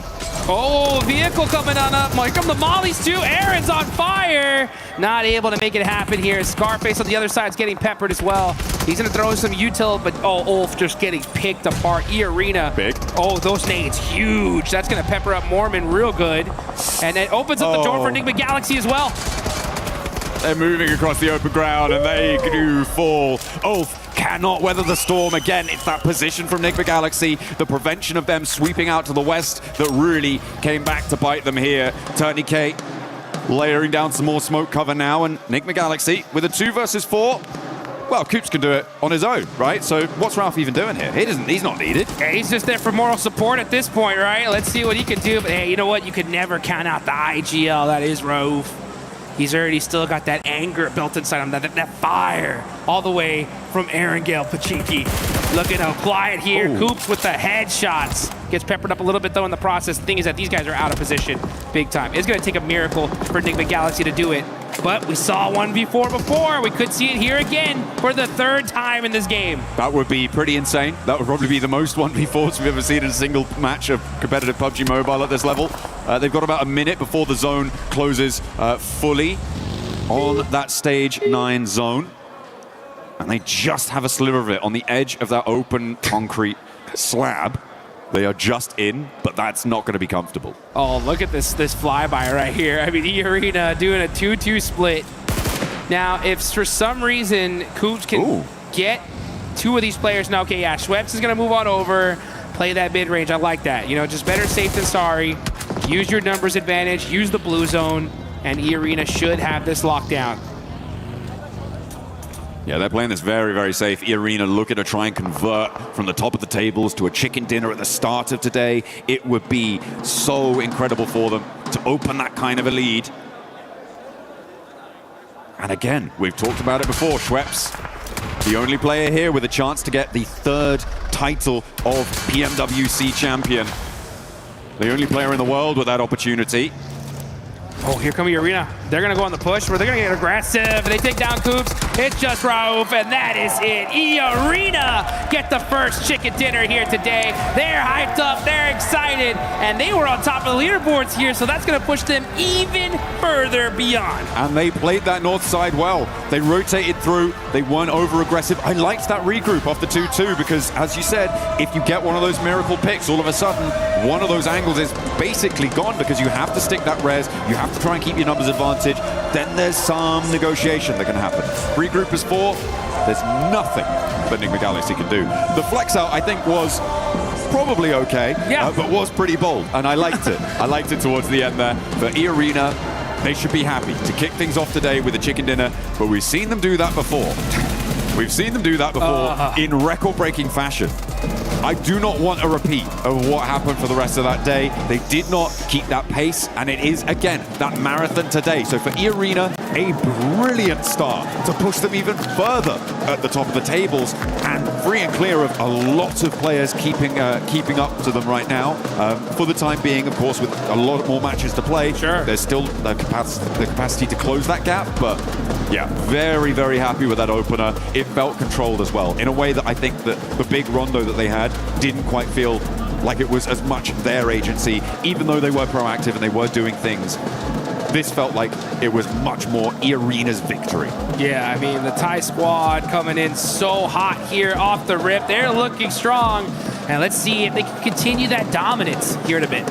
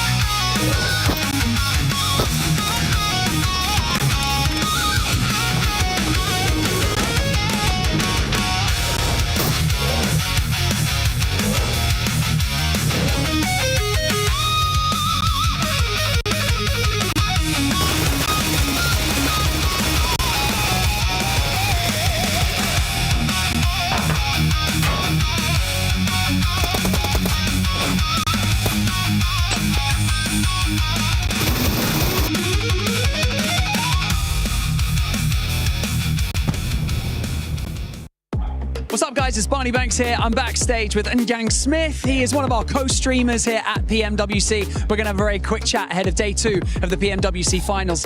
Njang, let's talk first and foremost about Paris. How's the experience been here at EWC? PMWC's been absolutely crazy so far. So give us some insight about, you know, what your experience has been like so far. Jadi gimana perasaan kamu tentunya tentang Paris sendiri dan juga tentang PMWC yang selama ini udah gila banget gitu sudah berjalan. Terima kasih pertama-tama buat pihak EWC dan PMWC telah menyelenggarakan turnamen ini. Saya sangat mengapresiasi dan berterima kasih karena telah diundang ke sini dan saya sangat senang dan vibes-nya di sini sangat-sangat real, nyata, memang benar-benar keren banget. First of all, I just want to say thank you for EWC and PMWC for inviting me here. It's been a very surreal experience, and it's a very real experience as well. And it's just gonna goes on and on and on. It's great to have you here. Now we can see that obviously you are supporting Team Vitality while you're here. The boys from Indonesia are performing really well on the main stage. Tell us like a bit about the boys and how they're getting on, and how do you think they're gonna do here at PMWC in the finals? Tentunya kan kamu di sini datang sebagai pendukung Vitality juga. Gimana pendapatmu tentang tim Vitality yang sudah bertanding di PMWC ini? Terus habis itu juga gimana harapan kamu kepada tim Vitality? Harapan saya untuk tim Vitality, terakhir Indonesia mengangkat Piala Dunia di 2019. Semoga di 2026 ini bisa kembali mengangkat Piala Dunia kembali. Dan saya mensupport Vitality sangat-sangat dengan keras, dengan antusias yang besar bersama dengan viewer saya di live streaming. Bahkan mereka sudah meramaikan stiker-stiker Bigetron dan Vitality di kolom komentar. Mereka full support buat Vitality hari ini. Of course, the last time that Indonesia wins the World Cup is back in 2019, and now 2026. I can only hope that they can win it again, and I can only also wish the best for them. I will give them my full support, as of course also the viewers in the chat and the live stream also they give their full support now, and we will hope for the best for Vitality. How have the chat been since you've been here? Like, how has the experience been while you've been co-streaming right here with the event going on behind you? What's the chat been like? How has the streaming experience been for you here on the main stage? Jadi gimana pengalaman kamu tentang live streaming di Paris di EWC ini? Begitu pula juga dengan ya, apa sih vibes chatnya dari selama ini yang bertanding dan juga pengalaman kamu juga live stream di sini? Pertama-tama mungkin dari peralatannya ya kok, karena peralatannya di sini benar-benar bagus, benar-benar disupport banget. Saya senang banget bisa difasilitasi buat bisa jadi co-stream di sini. Dan untuk viewers di live chat, mereka semua senang karena melihat peralatan yang proper ada di sini. First of all, I just want to say this is like the best equipment I have ever found. This is like a full equipment that I never even used myself. So it's just like a very surreal experience so far. Yeah. Well, Jang, it's an absolute pleasure to have you here at EWC. PMWC has 2 more days of competition, and we can't wait to see you on your co-stream popping off. So thank you so much for joining us in this interview. Enjoy the rest of your experience here, and we'll check back in with you on Sunday. Back to you guys. ไม่ออกติดกูหักหลังสมองนะติดขวาตัวเดียวที่เหลืออีกตัวนึงน่าอยู่ซ้ายก็จอดนะมีเคก็มีตาตัวอ่ะตัวเดียวตรงนั้นตัวเดียวให้ผมดิไอ้เกิดลึกกันรอเกิดได้คิวป่ะตัวท้ายอ่ะได้หมดเลย E-Arena coming in hot, wanting to maintain that first place. And boy, what a start for this team here in day 2, even though we're going to be playing some matches from day 1. Still, E-Arena, this is what we've been wanting to see, especially when you teased us with the 29 eliminations. Yeah, I was like, we cannot afford to see a flash in the pan kind of performance from E-Arena, but man, they delivered. I will say, the reason why they won is some teams doing some mistakes, right? We'll dive into it a little bit deeper here with Natura, but man, E-Arena putting up the 10 placement points from that chicken dinner, 10 eliminations on top of that. They were already number 1. Yeah. And now they're creating a gap. Yes. Hey, it seems like this tournament might be the chase after the White Rabbits. Absolutely. Like, you've got Enigma Galaxy coming in here. They were in 3rd place coming into the first game here, so they've done a bit to extend that gap a little bit more. But you've got Ulf, you've got 4 Thrives. Those kinds of teams, they're also bringing some heat to the game here, Lace. Yeah, I don't know what you guys are going on about still this first 29 match. Did you guys have eyes yesterday? E-Arena, have been performing the entire time. This ain't even their first chicken dinner. They have actually had so much progression through every single match. It's been amazing to watch. Yeah, we're going to revert back to that, that huge statement they made in the group stages, but their consistency has been king. Yeah, and for Enigma Galaxy, it's all about that goose, because this man has been performing. He actually baited Furia into rushing him after they were able to eliminate Lord, and Coops was able to handle them all by himself. He got the revenge he was looking for. I mean, Coops, you know that we were missing him during PMGO Season 1, and he's been putting up the numbers, but look at this. Let's quickly go through that 1v4 scenario. During this entire fight, Coops is on the mountain, uncontested, and this is not a position he should be willing to push. I feel like this is a big fumble from Furia. This is not a fight you should be even willing or even thinking about taking. And Kupse, having the time, going to flush the elimination, denying extra information from Furia. But this grenade, one of the best grenades of the tournament, a Maxman grenade of the day, as he gets that 1v2 and then sprays him down from a distance. He gets the headshot, eliminates the final player. What an insane clutch, but so did S-Power Niptura. Didn't he just? I mean, I wanted to replay this because look at what he's able to do here. This guy is a machine. The angles, the quick flicks. He's using these angles. He gets that one. He realizes that Razak is coming around, gets that elimination, and then he knows he doesn't have time to heal up, so he throws the Molotov in there, tries to come out, tries to get these angles going, and that is just buys enough time for his teammate to come on in. The Molotov will go forward. It's fantastic. I gotta say, that Molotov he put to try and clear his backside, that was one of the best Molotov. That is a global level Molotov coming out from his power. He is showing he has what it takes to be up here. Absolutely. I love what we're seeing from him today. I love what we're seeing out of him today as well. I love what we were seeing out of 4Thrives in this last match. 4Thrives being very aggressive, especially with being able to chase some of the other teams. Talking about chasing too. We got a chance to see Enigma Galaxy versus Ida towards the end as well. It doesn't matter, Max, and Lace and Aptura, if it's Pachinki, it doesn't matter where it's at. Enigma Galaxy has their number, but when we're talking about some of the other teams, 4Thrives versus Aurora. Yes. We gotta mention that because it was so quick, and then Doc with them. We're not going to talk about Aurora. We're not going to talk about I'll talk about 4Thrives though. Look, they had such an immense sort of split hold in the hillside while Aurora was sort of making their rotate, and it was only a matter of time before they were able to do that. And what we were obviously touching on yesterday is their pacing. So obviously when they get that first contention and then following up with the fight, their pacing is back to what we want to see. So it's very, very impressive that they were able to do that. Unfortunately, they did have IQ at the southern side trying to find a position in zone whilst that contention was going on. Nongjin Red Force was sort of running up the eastern side, so they kind of like fell a little bit short there trying to move in because there wasn't much cover for them to sort of progress through that. And I mean, then it was just down to, you know, a little solo, and unfortunately he was found out because Top actually was sitting on top of a building, and that's probably the best spot and the only spot that could have been played. Yeah, absolutely. I'm very, very, very happy with 4Thrives. T24 especially coming in clutch there. He's back on that long range with the mini. He's back supporting his teammates really, really well. And the whole squad is just looking very, very different from yesterday into today. They're looking very confident. They look like they know what they're doing. They have those final decision-making skills back and at him. And here we see him, 6th place, coming in clutch here.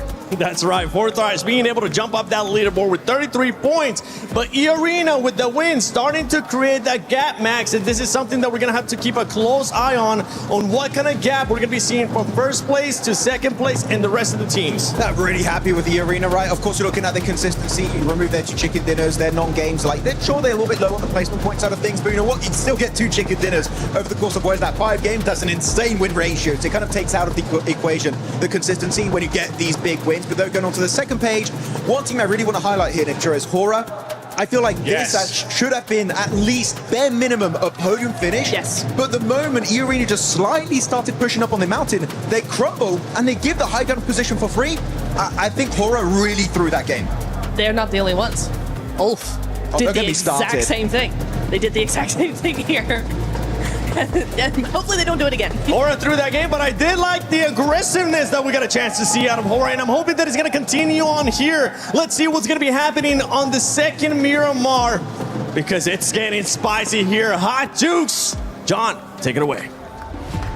I'll tell you what's going to happen. The aggression is going to be at an all-time high here. We're already seeing multiple 1v4s to start us off here. And I think we're just getting started. A whole bunch of matches left to go. My Jukes next to the legendary John Allen. 1 game down and a whole bunch more to go. Oh yeah, we've got our 2nd Miramar today, of which we're going to be treated to 4 Miramars over the course of today. We're going to end on 12 matches played total of our 18-match set. We're going to set that smash boundary. A lot to play for today. And if E-Arena can continue to perform in the way that they are, that smash boundary is going to be so far away from everybody else. Yeah. It's not even going to be worth thinking about. And that is what they're going to be doing. You heard Max say it earlier. Everyone's going to be chasing the White Rabbit here in this tournament. You can see the fans are so hyped, excited, beauty aside of things.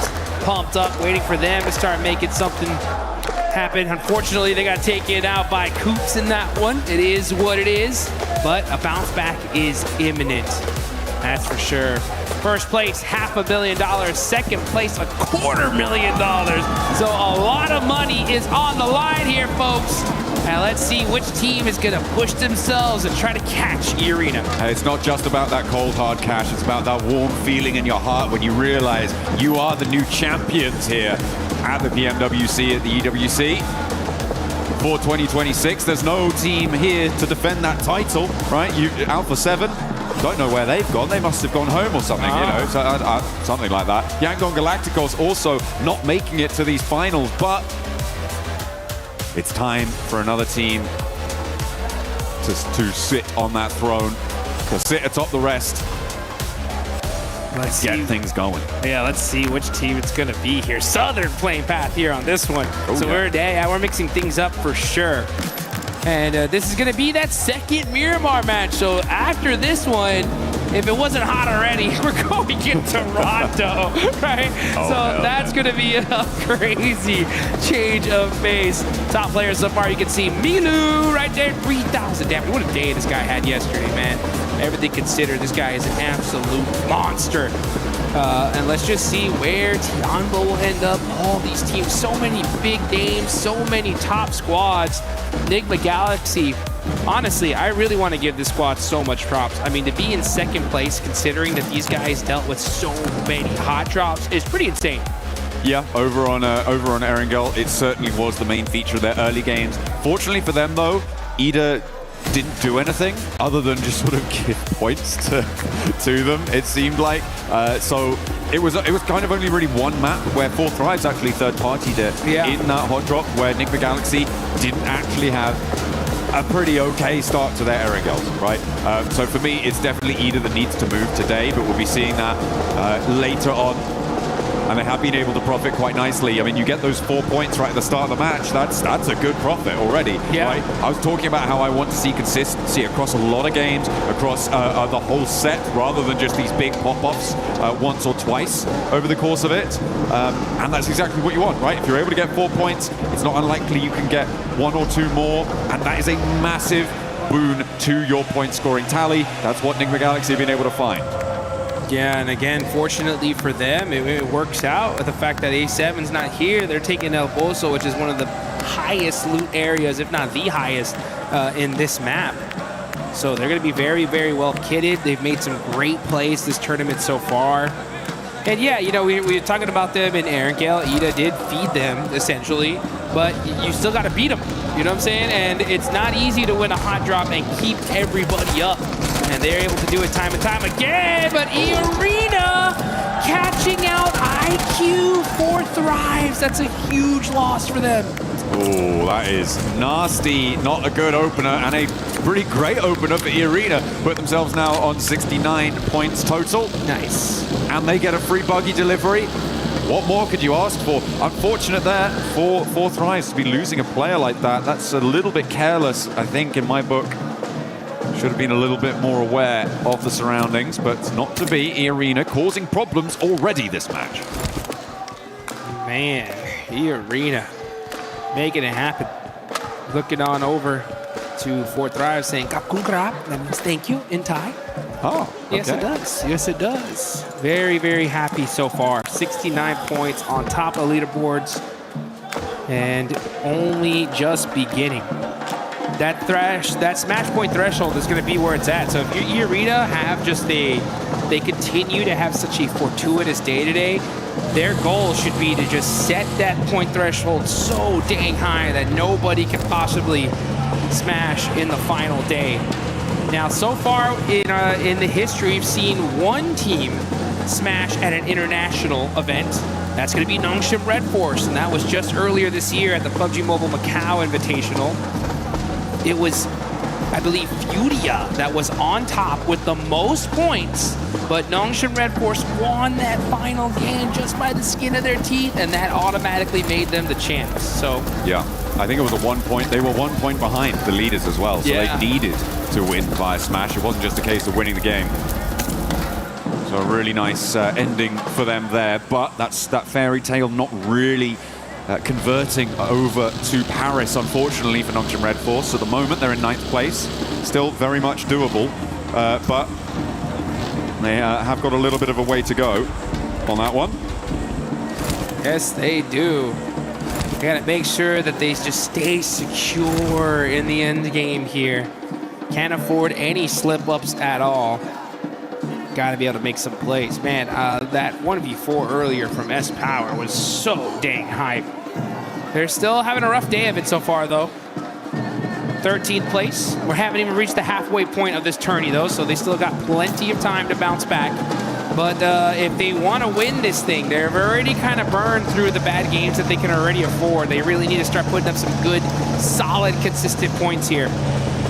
Because when you see E-Arena on top, that's a major threat. I mean, we've seen this team earlier in this tournament break a PUBG Mobile record for the most points.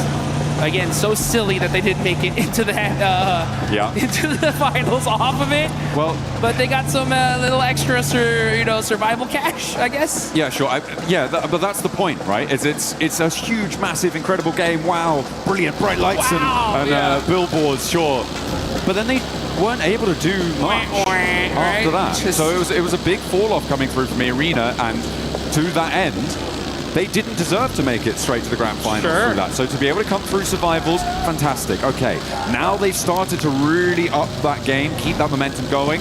This is a much better scenario, which is kind of why what I was alluding to before is I prefer this chicken dinner that we just saw from Irina to the one that we saw in Rondo in terms of quality, in terms of an indicator for what we might expect for the rest of this phase. Yeah, and we got to be honest too. I mean, these guys very luckily made it here into the finals. They were barely able to pass up the Wolves. Oh yeah. So I mean, to see them barely make it in, at least I think it gives a lot of relief, right? Because for all the Wolves fans out there, they're like, we were so close. Yeah. But for E-Arena to actually pop off, it's like, okay, you know what? The team that made it deserved it, right? Like, they're actually doing something here. If they were at the bottom of the leaderboards, it'd be like, kind of a waste. But they're not messing around. I think that the way this tournament fared for them so far was kind of a perfect storm, right? Because they had the record, don't make it. They barely make it here, and I think that really just lit a fire in them to be like, you know what? We got to just play our game. Let's go full-fledged aggro. And then that's what's happening, because they are just pushing team after team after team as a full squad and just picking them apart little by little. A lot of teams will unravel under that kind of pressure. Need to keep your mind thinking forwards. We saw some monumental plays in that last game, so yeah, I'm hoping that the nerves aren't going to be too rattled for a couple of our squads. It's going to be difficult, not only on the losing side of those fights, but again, on the winning side of those fights. Because in those scenarios, that adrenaline just hits your system. And it can end up, once it drains out after the end of the game, that can be a real detriment to your performance. And that's when you need to rely on the rest of your team, on the advice of your coach, on the feeling of comfort, hopefully, that you can find with the rest of it, to be able to absorb the impact of falling from that great height. Yeah.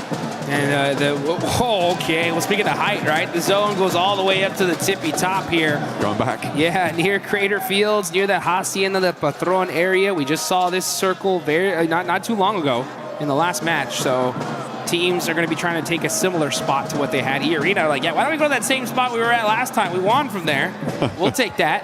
Yeah, I mean, it's a little bit further west. It does keep a lot of those Crater Fields areas in, but it is very similar. You're right in terms of that location. Aurora spotting a player from Furia, but Coops will not stop in just one game. He's going to find shots onto them again. I feel like they should definitely be aware of his location this time around. But losing a player, for Furia, that's not a good feeling. That is not a good feeling. Yeah, that's Miramar for you. It's tough. I mean, you're trying to rotate, and losing players on rotation is a rite of passage here. You try to avoid it as much as possible, but just sometimes there can be that one guy there waiting for you. You can see Godlike getting peppered up from Lost. And all these players just ridiculously good at shooting people out of vehicles. And Jiggle, I heard the crowd pop off. Jiggle ends up taking out quick from Aula. I mean, they did it last time very early on. This time it's taking them a couple more minutes, but same start to unfold. Horror have managed to transition down towards that south and look to control the really sharp high ground that sits to the east of Crater Field and overlooks a lot to that south side. So a powerful position for them to hold if they can maintain it. A little crash between Flash over on the east side and Vitality. That very quickly concludes with one casualty. Win trying to get some revenge, but not really connecting as Razak bumbles over the top, but doesn't eat damage either. There goes Vitality, rotating away. They'll take that elimination and run with it. Federalis driving outside of the zone here, maybe looking for another vehicle. Seems that's what they have their eyes on here. No fear, popping out the buggy though. Going to be putting some pressure onto Aurora. They're on the rotation and they're going to get caught out by Ulf. No Fear's going to push up a little bit closer here. Scarface through the nade into the building, catches out top, and that is Aurora getting picked apart here in match number 2. Only one player now left standing. I do not think Doc is going to get the backup. He is over 500, probably about 700 meters away from them right now in the shadow of Nigma Galaxy on the west side. You just can't move. This is an easy set of flushes coming through. Ulf have got this roadside compound. They've got quite a decent amount of cover. It's Horror who sit on their northwest across the road, up on that high ground. So for them, for Ulf, I'm feeling like they're fairly safe. This next circle might put more pressure on them, but being as central as they are, it's unlikely. Yeah, they're sitting pretty. They don't pretty much have to move very much at all. And yeah, they don't have to move at all here with this next circle.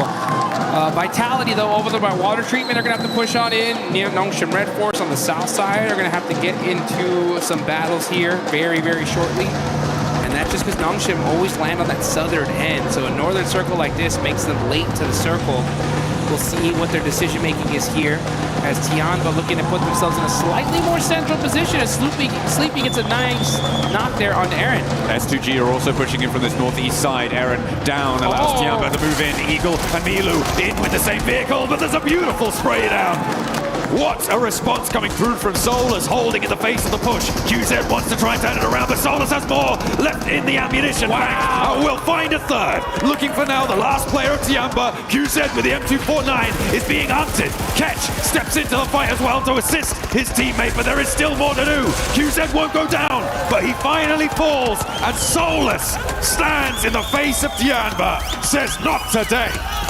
Not today, indeed, as Ulf with a beautiful stiff arm onto Tianba.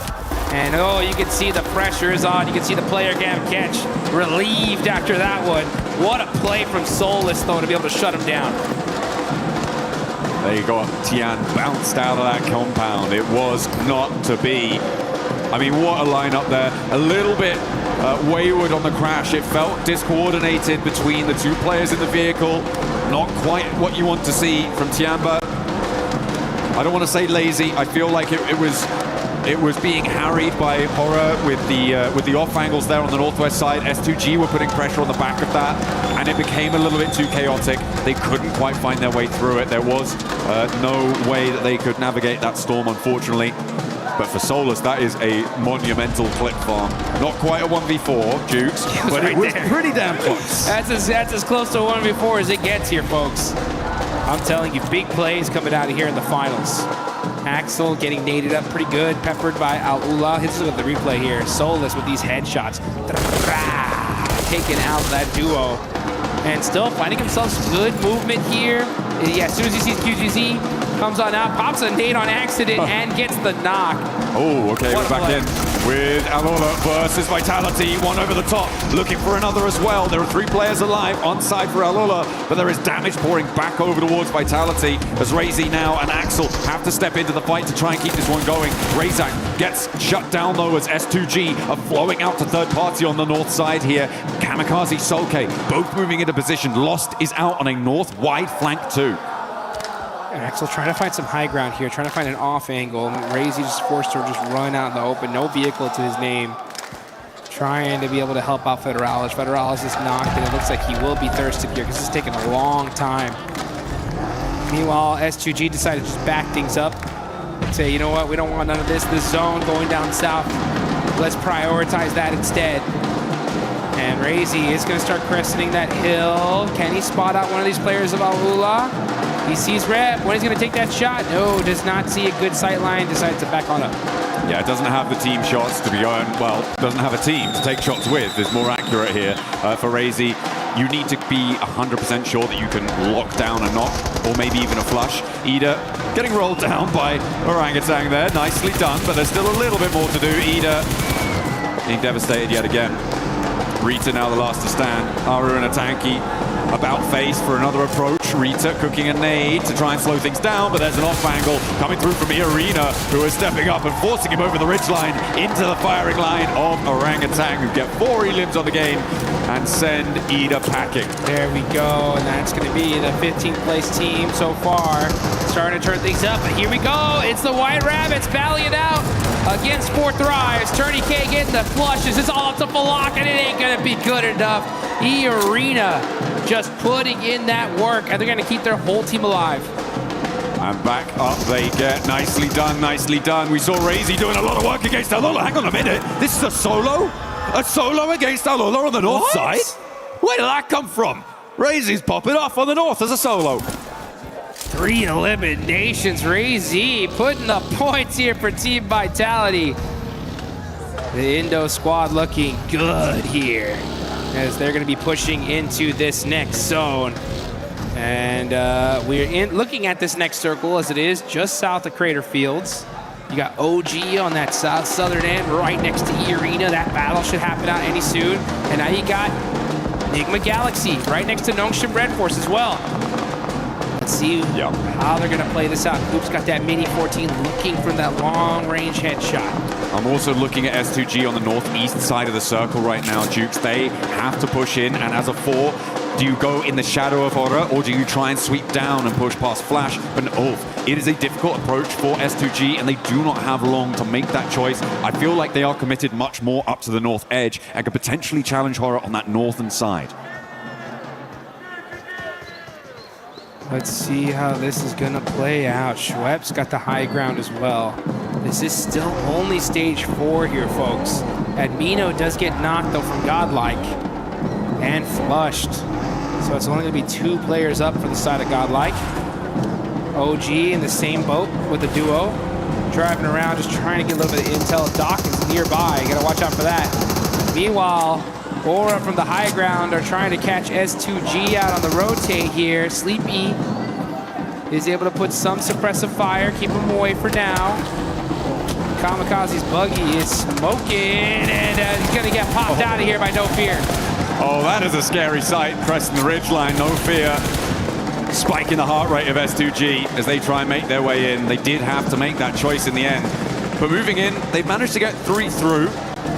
And into a position which is at least tenable, but not really super beneficial to their long-term prospects. In the circle, though, which is good. Not the same can be said for Nick the Galaxy, Arena, Flash, Ulf. These teams going to have to move when the time comes. So, a good result, but if they keep getting picked apart with Razy still doing bits. Hang on a minute, no, that was over the sky. So, Horror are suffering. This solo long ranger on the north edge, Vitality, letting us know. Okay, this is the replay of the 1v, I think 3. Yeah, there we go. Yasser catches him out as he pops out the vehicle. And then, pow, beautiful use of that ridgeline. Razy just picking apart Aula. Those mistakes, man, making it look easy there. Yeah, that was pretty clean. Swaps out to the bayonet as well for the final moment.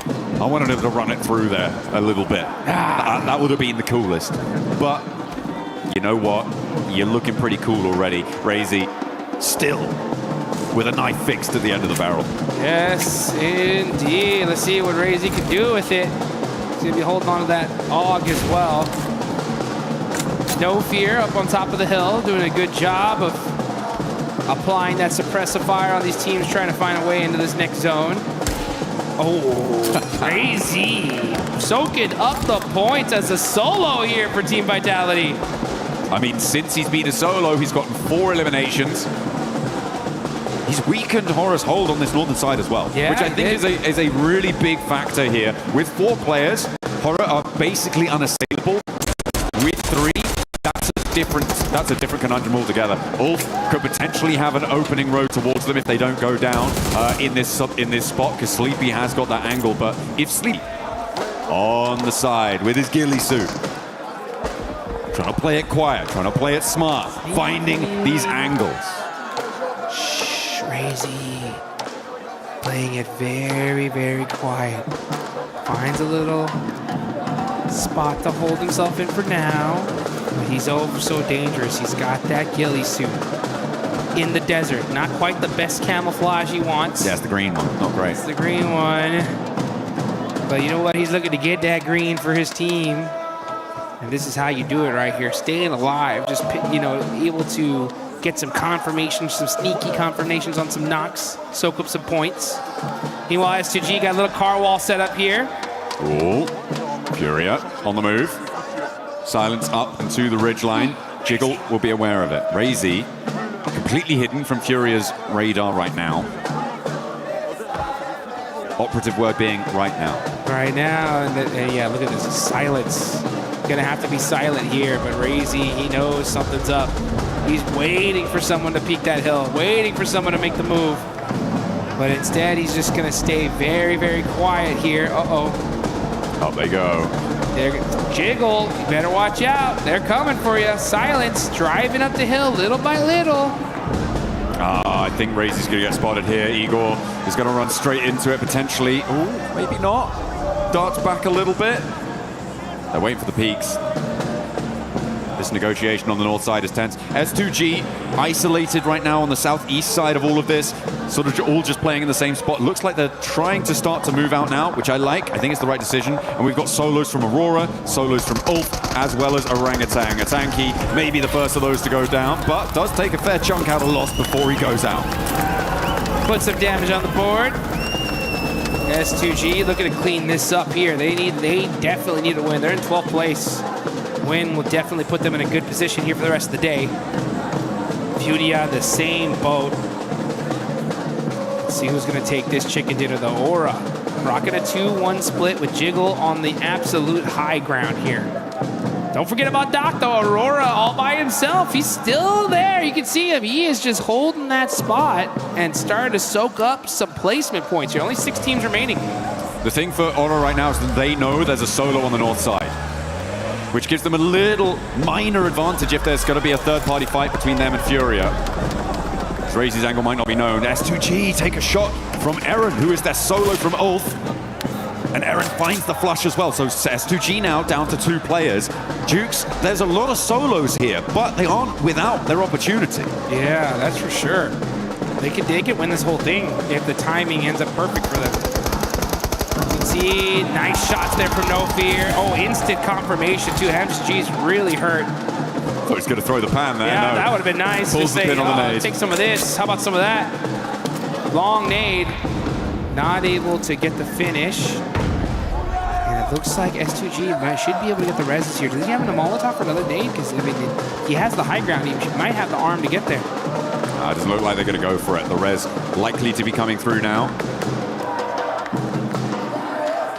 For S2G to keep themselves alive as 2 players. It's Razy that I've got my eyes on still. From Vitality, he's gone so far. From such a distance, Eren, most likely the next solo to fall. Igor's has flexed out and is very close to Doc for Furia. That could be a dangerous spot if they're caught unawares. Oh, he's hopped out as well. Doc might just be able to get away with a free elim here. There's a nade in his hand. This is not where you want to be for Igor's. If he doesn't hear this pin, if he doesn't get out of the way, this might just be a free knock, but he's into the vehicle again. And I think he's read into it. He's up into the wall now. Doc has to hold his little shack out in the open. Silence and Furia just waiting for this fight to happen. These guys are going to wait up to the last second here. The zone is closing. Okay, Jiggle backing things up, and he goes right into Razy. Gonna have to make a play. Great headshots, but Sleepy, great teamwork there to be able to shut him down. It felt like that was the opportunity there. Jiggle stalling on the buggy slip, but just didn't quite finish off that spray in the backup from Horror. Of course, they did know he was there. As I was saying earlier, after losing a player to him was good news. Oh, another solo goes down. That will be the final solo out. So we are playing 3v3v2 as Furia in with a chance here to put that chicken dinner on the board. Same story for all three of our teams. I feel like S2G are the most suppressed in their area right now. Yeah, but they're suppressed on the leaderboards too, right? So literally all these teams desperately need this game. Gonna be big points regardless. You can see right now, 8th place, 11th place, 12th place. It's gonna help them out big time. Let's see what No Fear can do with that high ground. This is stage 8, folks. The zone will be closing into nothing. Once that zone pops, Sleepy applying that pressure on S2G. He's got the intel now, knows exactly where they're at. He's got a couple nades. Gonna go ahead and use that high ground to try and get the shots. But some big shots on the Aura. That's No Fear eliminated. That angle being gone is critical. A really nice pick up there over onto the high ground, as well as Jiggle going down. Leaves Aura now just on the one player alive. Furia want to regroup, and the descent comes through from the last remaining player for Horror, Sleepy, who has broadside on Lost, but he's not taking the shots just yet. I think Lost spotted him just before he ducked behind the ridge. And he has to drop down a little bit further to be a bit safer. Spots Lost, gets a headshot, but doesn't quite get that full-blown knock just yet. And then they roll. Sleepy finds the other though. He finds his teammate and maybe a 1 versus 2. But Furia now sat with their players rolling across the open zone. And Sleepy finds another. 3 players now left for him to deal with. But there's a P90 outside. He's behind those trees. I don't think it's gonna work. No siree. Brazil able to find the chicken dinner here. And Furia fight back. It's about time. We knew that chicken dinner was only gonna take a little while, and it happened to be just 2 matches here into day number 2. So Furia get the win, and the crowd is pumped up for their team here. A huge, huge win for the side of Brazil. Absolutely beautiful stuff. I think it was 9 elims towards the end, something in that region. It's a massive jump for them, as we talked about on these longer game sets. 18 matches, a game like that can really give you the foundation that you need to jump up to be in contest. With E-Arena going down fairly early, with Enigma Galaxy going down fairly early, a couple of elims on side for these teams, but that is going to put a dent in the gap, and that's exactly what you need to be doing. Keeping that mindset on side of every single game, the points we profit, that is 1 step closer to the title. Yeah, that's exactly what it is right there. Nice play though from Sleepy to be able to get that 1v2 on S2G. Gets a couple more points on the board and some extra placement points as well. But you know what? The board is gonna be, the leaderboard gonna be balanced out a little bit right now, because like you mentioned, top teams go out, teams in that mid pack start moving their way up. But I think that inequality is going to be coming right back, because guess where we're headed now? Oh yeah, it's going to be a little bit toasty over on Rondo next, which is very, very exciting stuff. We've already seen, 2 1v4s, at least 1 1v3, a couple more. Why not throw them in there? It's basically just what happens at this stage. But yeah, I mean, the Razy solo 1v3 on the north side there, beautiful. The impact he had also cannot be ignored. If 4 players were alive for Horror in those final circles, I think they win that. Yeah. Without Razy having that impact, it completely changes the dynamic. It allows Furia to be so much more free and easy on that western side. The suppressive force of Horror on that north edge is so much assuaged. So I think that is a very, very important part of that last game that maybe flew under the radar for a couple people. Yeah, you got to be hyped up for Razy. 1v3, then finish in with a 1v2. And you guys got a 1v1 and watch the rest of these matches coming up in just a bit.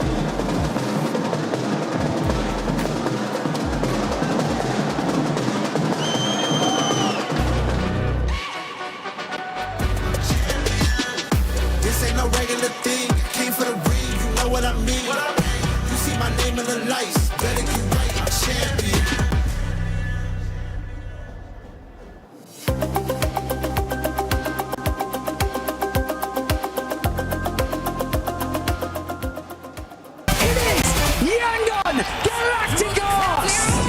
Chasing the sunrise, boots hit the ground, hear the battle call.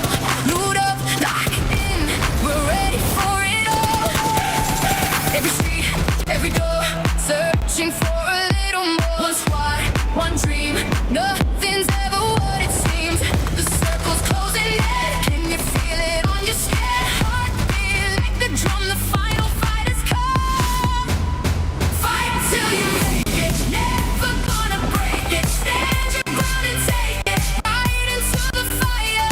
Fight till you make it, every move can change it. Higher and higher, we're reaching for the winner, winner, chicken dinner. Fight till you make it, fight till you make it. What's happening, everybody? Jackie Powers here, joined by two absolute legends of the Sidemen. We got Ethan and Toby in the building, just arrived in France. You enjoying your time at PMWC here at EWC, boys? Absolutely. It's my third year on the trot coming to this. So, yeah, really excited to see what today's got on offer. First time here in France, so actually we're really excited. What, just generally first time? No, not generally, but this in France. Normally it's like in Saudi, but here in France, it's exciting. You enjoying it though? Getting on with the vibes? Bit different, right? Yeah, we got in early on the train this morning, so took a little bit of waking up, but I think we're into the swing of things now. You always look fresh. Both you do. You've come out giving it. You got the style on the go, so I can't complain, boys. And there you go. You're showing us up. Yeah. Can we get a fit check, please? Fit check. Great. Hey, look, you look unreal. The turtleneck, he looks amazing. The watch strap, look. Wow. That's what we do. That's what we do at PUBG Mobile. We've got a bit of a different vibe on the go. I know you love a bit of PUBG Mobile yourself, but you've been enjoying the chicken dinners? Caught any of the glimpses of the games? I haven't caught any glimpses just yet, but they're going crazy as we speak. We've got a little glimpse of a screen up there, and I can't wait to watch some of it. It's going to be big. I think we've had a lot of interaction from the fans this event, which has been cool. A lot of different nations. It's been super loud. We've had drummers. We've had like cymbals. Mate, I've seen instruments I've never seen before. I thought it was a football game. I heard it. It was crazy. I can't believe there's drums at an esports event. That's unreal. They've kind of been getting sick with it too. One of our commentator talent, basically, used to be a drummer. So he's been sat there every game, mate. He's watching in the background. I just want to get involved. I want to teach him a new beat. He's loving it. He's loving it. You any good on the instruments yourself, pal? Me, no. So Jizzle, however, he has an own producer back in his day, you know. I dabble. Hey, we got to get you in there. We could cook something spicy up with the fans, right? No. It's been a long time. EWC anthem? Come on. I don't quite have the same rhythm as I used to. You know what I mean? Could be a nice tie-in. We'll get that in for the next charity match, no? Maybe. That's what I'm saying. That would be sick. Look, it's going to be a good time. We got about, all of today, so about 6 games overall today, and then tomorrow we go into the final finals, last 6 games. We got some big orgs here, boys. Couple big names. You got like 4 Thrives. They're coming out, showing up. Vitality, legendary esports orgs, right? Orangutan as well. They've come in bossing it. Orangutan. Orangutan all the way. Come on, orangutans. Listen, this ginger bearded beast. My orangutan. Yeah, come on. Go on, the orangutans. Oh, mate. I hope they do you justice. Yeah, They've been looking good, honestly. Have They've to been now, looking good. So we're saying orangutan go chicken dinners all the way. Let's go. All right, let's see what happens, boys. Always a pleasure. Pleasure, any mate. final words before we send this one back? Up the EWC, up the PUBG Mobile, bosh. We'll see you later, guys. Thank you, Jackie. And I agree, Jackie. You look good today. You look good every single day. And so do we. Joined by Lace, Calaris, Natura, and once again, the 7WG. But we got to talk about Furia, that last match. The Brazilian aggressiveness was there, and boy, did they show it. Didn't they just? I'm so excited. Furia's back. Let's all jump. No, but he's just caught. Okay, my show now. Furia, right? Furia was on top of it. I really, really enjoyed how they were actually able to play that so well, right? You've got the duo of Ayala. There we go, I got it. Yeah. Ayala and Silence, both of them just coming in onto that third party against Nongshim, then over onto EA, just wiped them completely, no point about it. The 2-2 split coming up onto the western side, making sure that Furia couldn't, making sure that S2G couldn't go around to the south side, but also pressuring Hora to actually push into S2G at the same time. Very, very well played. Good control of the teams, good control of the zone, and the timing was really good. They backed it up with firepower as well. You're seeing 9 eliminations. 19-point game is exactly what they needed.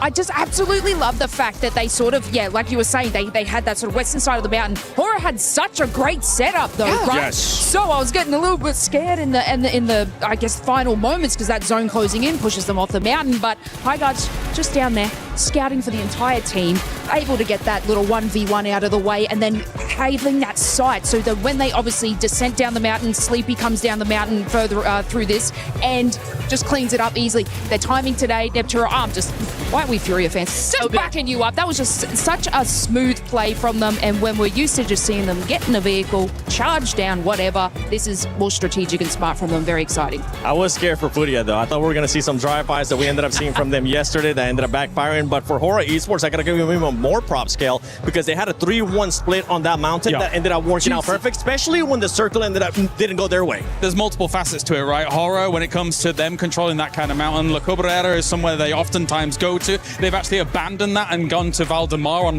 most of these Miramars. They had to abandon their loot phase quite early to make that extreme wide rotate based on those circle shifts that were going north to get onto that mountain fast. And I think they really understood how to hold down on that location well, to the point where they were having to deal with certain circumstances that they didn't want to have to, like trying to cordon off Ulf as they're trying to move forwards as well. So an very impressive game here by Hora, absolutely. It is. S2G as well, being able to collect some points in this last match too. And one team that was able to collect even more points that definitely needs them, Orangutan. Collecting 7 eliminations. It's something that we've been wanting to see out of this squad, being able to frag out a little bit more. I know yesterday we saw the passiveness out of OG that we're so used to seeing, but being able to just bounce back. And it's actually not Aru by himself. It's Atanki coming out with 3 eliminations. I mean, it's great. I mean, I think in the group stage, we saw more from WizGod than from Atanki, but he's coming in really, really nice. Ara, the IGL, also stepping up as a fragger as well, which is really, really nice to see. So very excited to see, very excited to see what we're going to be looking at into the next Rondo, for instance, right? Getting the that momentum on the Miramar is like 7 eliminations on a Miramar already. What's Rondo going to be holding in store for them? Feels weird that we're doing Rondo, not at the start of the day. It does, doesn't it? But anyway. It's like, okay, well, midday. Mid-Rondo. Mid-Rondo. It's a mid-Rondo. You know what it reminds me? I said it earlier and I'll say it again. It reminds me when we used to have Sandhog at the halfway point, where teams that weren't performing well, that would kind of use Sandhog to just spark up their day. But talking about Rondo, let's look at the top teams right now from Rondo. You got Enigma Galaxy up there. Aurora Gaming so far really hasn't had the best start to the day, especially when we're looking at the Miramars. But going into Rondo, we saw what they were able to do yesterday, and I'm hoping that Aurora is going to be bouncing back here. Yeah, you'd like to think so, right? I actually do think that there's definitely been lulls in some of the performances internationally as well, and obviously this team for a long time, when with that alpha gaming, etc. and things like that, everyone was hoping that eventually they'd hit it big, eventually be able to get one of those big titles. Actually, coming into that day one, I thought to myself, wait a minute, is this the time? Is this the time Aurora Gaming actually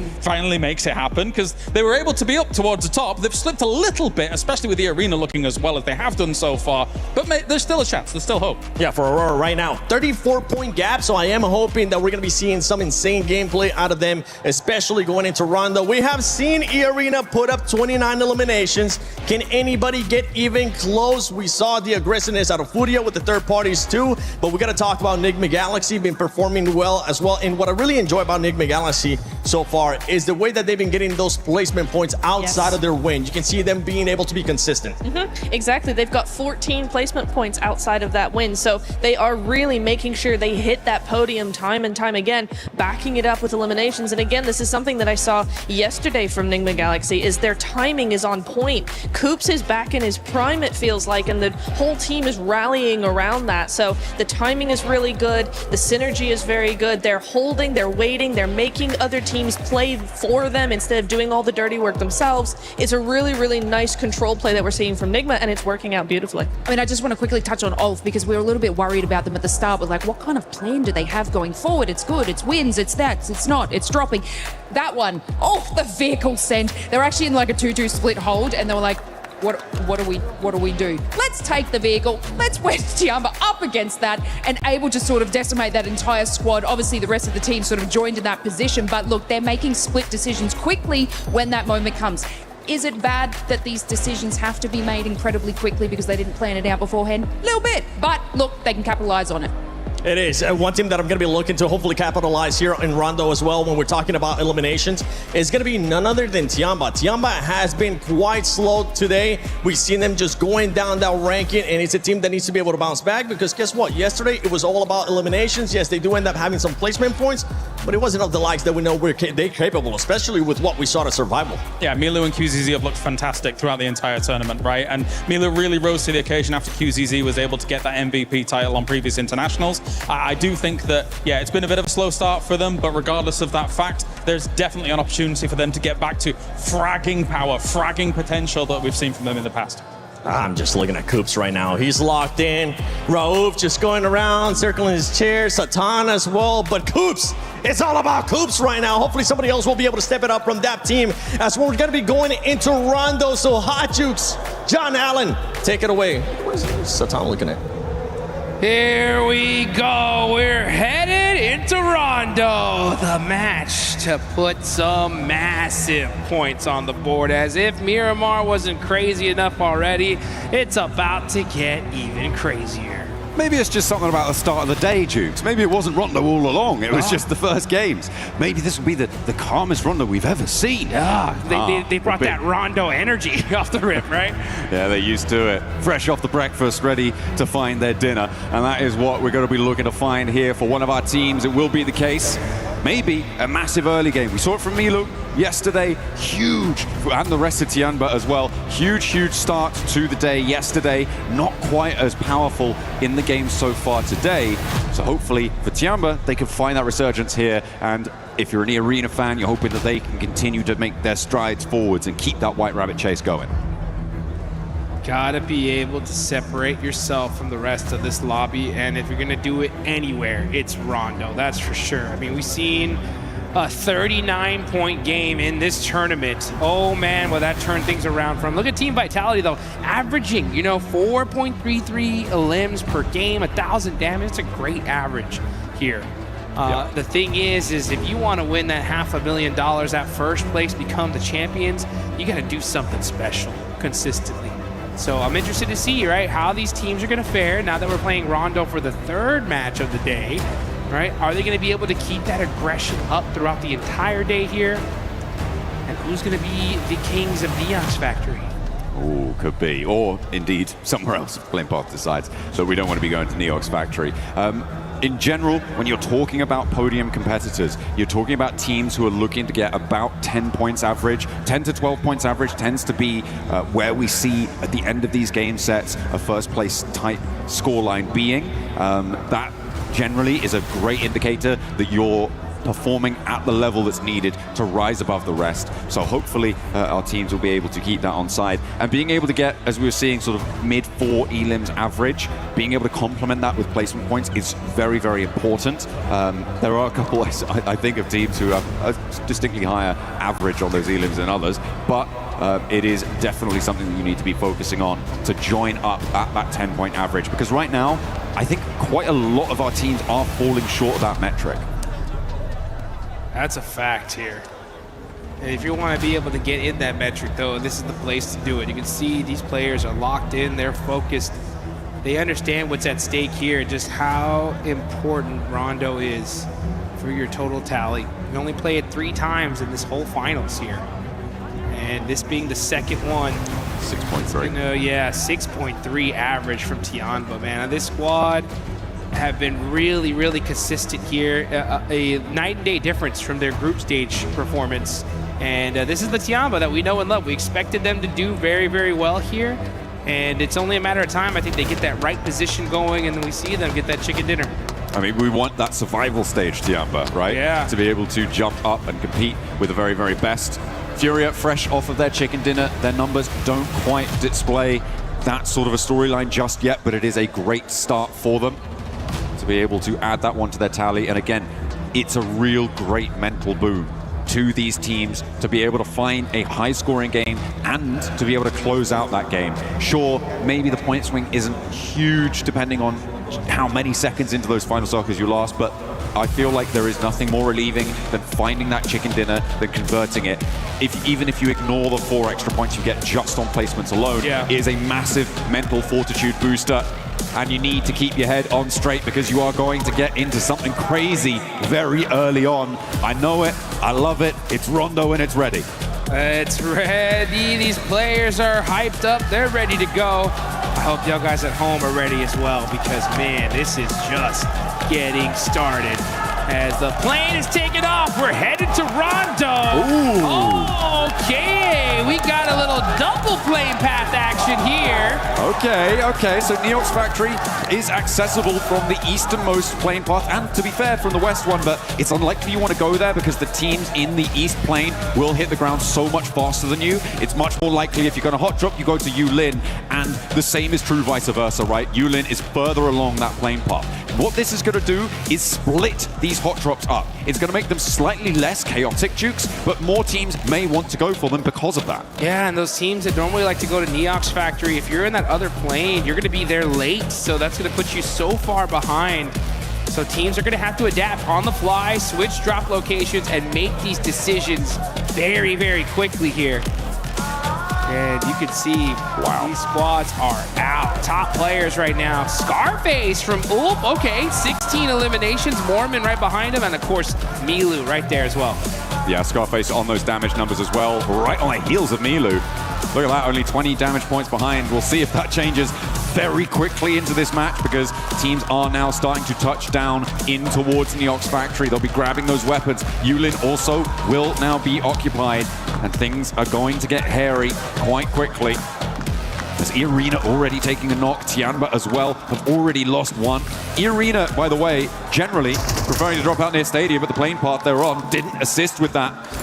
We saw them hunting down solos in other matches, those solo outposts that are near those recall towers, which are a major feature in Rondo. They were the team to take that dynamically to that fight in a way that we haven't seen from many others. Oh no, S-Power goes down to a guard. Not good. Schwepp's hurt and gonna get caught by a beautiful angle from a cop. And that's what happens is that if you're just so used to dropping in one particular area, switching it up here, sometimes those little angles can catch you off guard. And OG putting in the work here. Gonna be keeping an eye there on the side of pull. Ooh, does see Aaron. Now we're gonna switch on over to another fight. Here goes Furia. Applying that pressure to Aura. Sky bandaging here. Waiting to be able to find those angles. He's got some good weapons here, but Ayala gets caught. A nade forces Sky to reposition away from the corner. Does take a little bit of damage, but that'll be okay. Remember, the recall towers here in Rondo allow teams to get their players back up and alive, so early fights are the norm. Silence rolling around the edge of this corner, trying to suppress Sleepy, but the UMP in hand gives him a little bit of confidence, and the nade to back it up. Flings across his sightlines. No Fear does go down on a trade, and now Ayala's looking to break wide to change the tune of this fight, and looks for more with Chief at his back. Sky on a sliver of HP just about finds the retreat, but there's a re-engage around the corner. Chief would have had that, but he ran out of ammunition. Now he's going to have to make a play. Ayala there with the assist, and great work for the side of Furia. They're going to go ahead and take out Aura, put some early points on the board, and they should be able to pick up Silence here. Now they're going to start laser focusing towards the side of Four Thrives. Four Thrives creeping in on this one. A little late to this third party, and now they're going to have to battle a pretty kitted and well set up Furia. Four Thrives, they got some loot on side as well, though not too many nades. In fact, no nades for T24. Neox Factory's been popping off as well. I think Ulf bore the brunt of a lot of damage pouring on their way. You see some elims coming through from Orangutan. Doing bits, but ooh, okay. Ulf may have a little bit of vengeance here, as Eren is still in the firefight. Tianba with their position on the south edge. Spot Tizzy sending away, but Tizzy wants to re-engage on the door frame. It's not going to work out well for the first spray, but suppresses the angle. QZZ with the nade cooking. Drops around the corner, but Hyunbin evades the damage.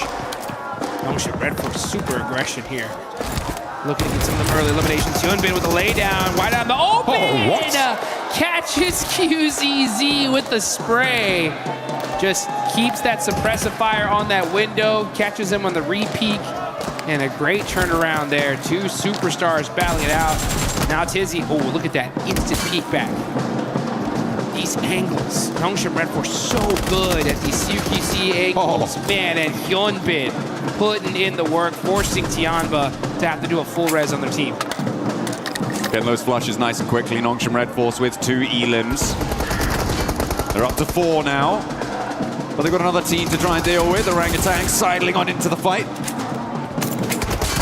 Tizzy using the bus's cover. There's a nade from a tanky, but the pin goes back in. And Eren, the solo left in the situation for Ulf, is going to find the backlines for Orangutan and slow their approach towards this Nongshim outpost. The 2 players they've got there can just live a little bit longer, but a tanky keeps the pressure up, and Orangutan keep marching. Man, great movement from the side of Tizzy and Hyunbin. They are outplaying so many of these players here. So good at this urban fighting. Their peaks, their timing, just impeccable. Wizgot, though, with that nade, looks good. Tizzy jumps away and gets peppered only a little bit. Pulls the pin again. And you can see they're utilizing those doors so well. But how about that nade? That one looks good. Ooh. Tizzy jumps away from it once again. He's not falling for that one. I like the attempted utilization of the smoke to stop the vision on the nade arc as it was coming on through. But Tizzy read that one nicely. Knew exactly what they were going for. That nade doesn't connect either. Still has a couple more. The shotgun around the corner. Steps in for it. Wins the trade. And immediately Eren snaffles that point away for Ulf. He's up to 3 elims there on the inside. This guy's doing bits. The rest of Ulf are happy to hang out near Danqing on that south side and let Eren roar over in Neok's factory, because it still has yet to conclude. Aurora, I think, still have a solo in that spot as well. And Eren does finally go down to Godlike, who have rolled up into the fight in Neok's factory. A late approach as they were forced away over towards main round. Now you can see T24 trying to find some angles here. Zypha, ooh, quick shotgun here. He's got the right-hand priority. He should win this. He does. Catches Ayala. And now, shots happening back and forth all over the place here. But Zypha's gonna have to make another play, but suppressive fire. Was that IQ? Yeah, IQ on the other angle, doing a great job of applying that pressure, that headshot. It's gonna be the end of Furia. Furia, though, well, in this location. That's correct, yes. Igor's on that south side, very far away from Yulin right now, means that they can get that full reset. The recall towers are still available, and at the moment, only 1 player is completely down. I think that's about to change as well, as Admino gets back to his feet. Aurora with top. The man on the spot only needs the 1 shot to take down Salme, and now he wants more. S-Power with the nade, can't quite connect on towards top, but he spots him running up, has the nade cooking. This could be perfect, needs it over the top, a lot of damage, and the spray to convert. That is good for Godlike. Great work from S-Power there, right? Just staying calm, collected. He had that nade locked and loaded, just goes, chunks it, and just uses his weapon to take down top. So we're going to see some recall action happening. Everybody pretty much back up for the most part. Only a few players still eliminated. And now you know what? Why don't you guys do us a favor? Get in game and go ahead and pop some of the lucky spins right now. Hopefully you can get one of those exclusive 2026 PMWC tournament sets. So you can be styling and looking good like a lot of these players are. Let's see how S-Power is going to look, though, in this 1v1 against a Tinky. It is India on India action here. That's that Molotov. Oh, yeah. He's like, all right, I'll hold the stairs for a little longer. Hot footing it away from that, doesn't take a tickle, which is good result. Hard southeast shift on this next circle. Pushes us down towards the southeast side.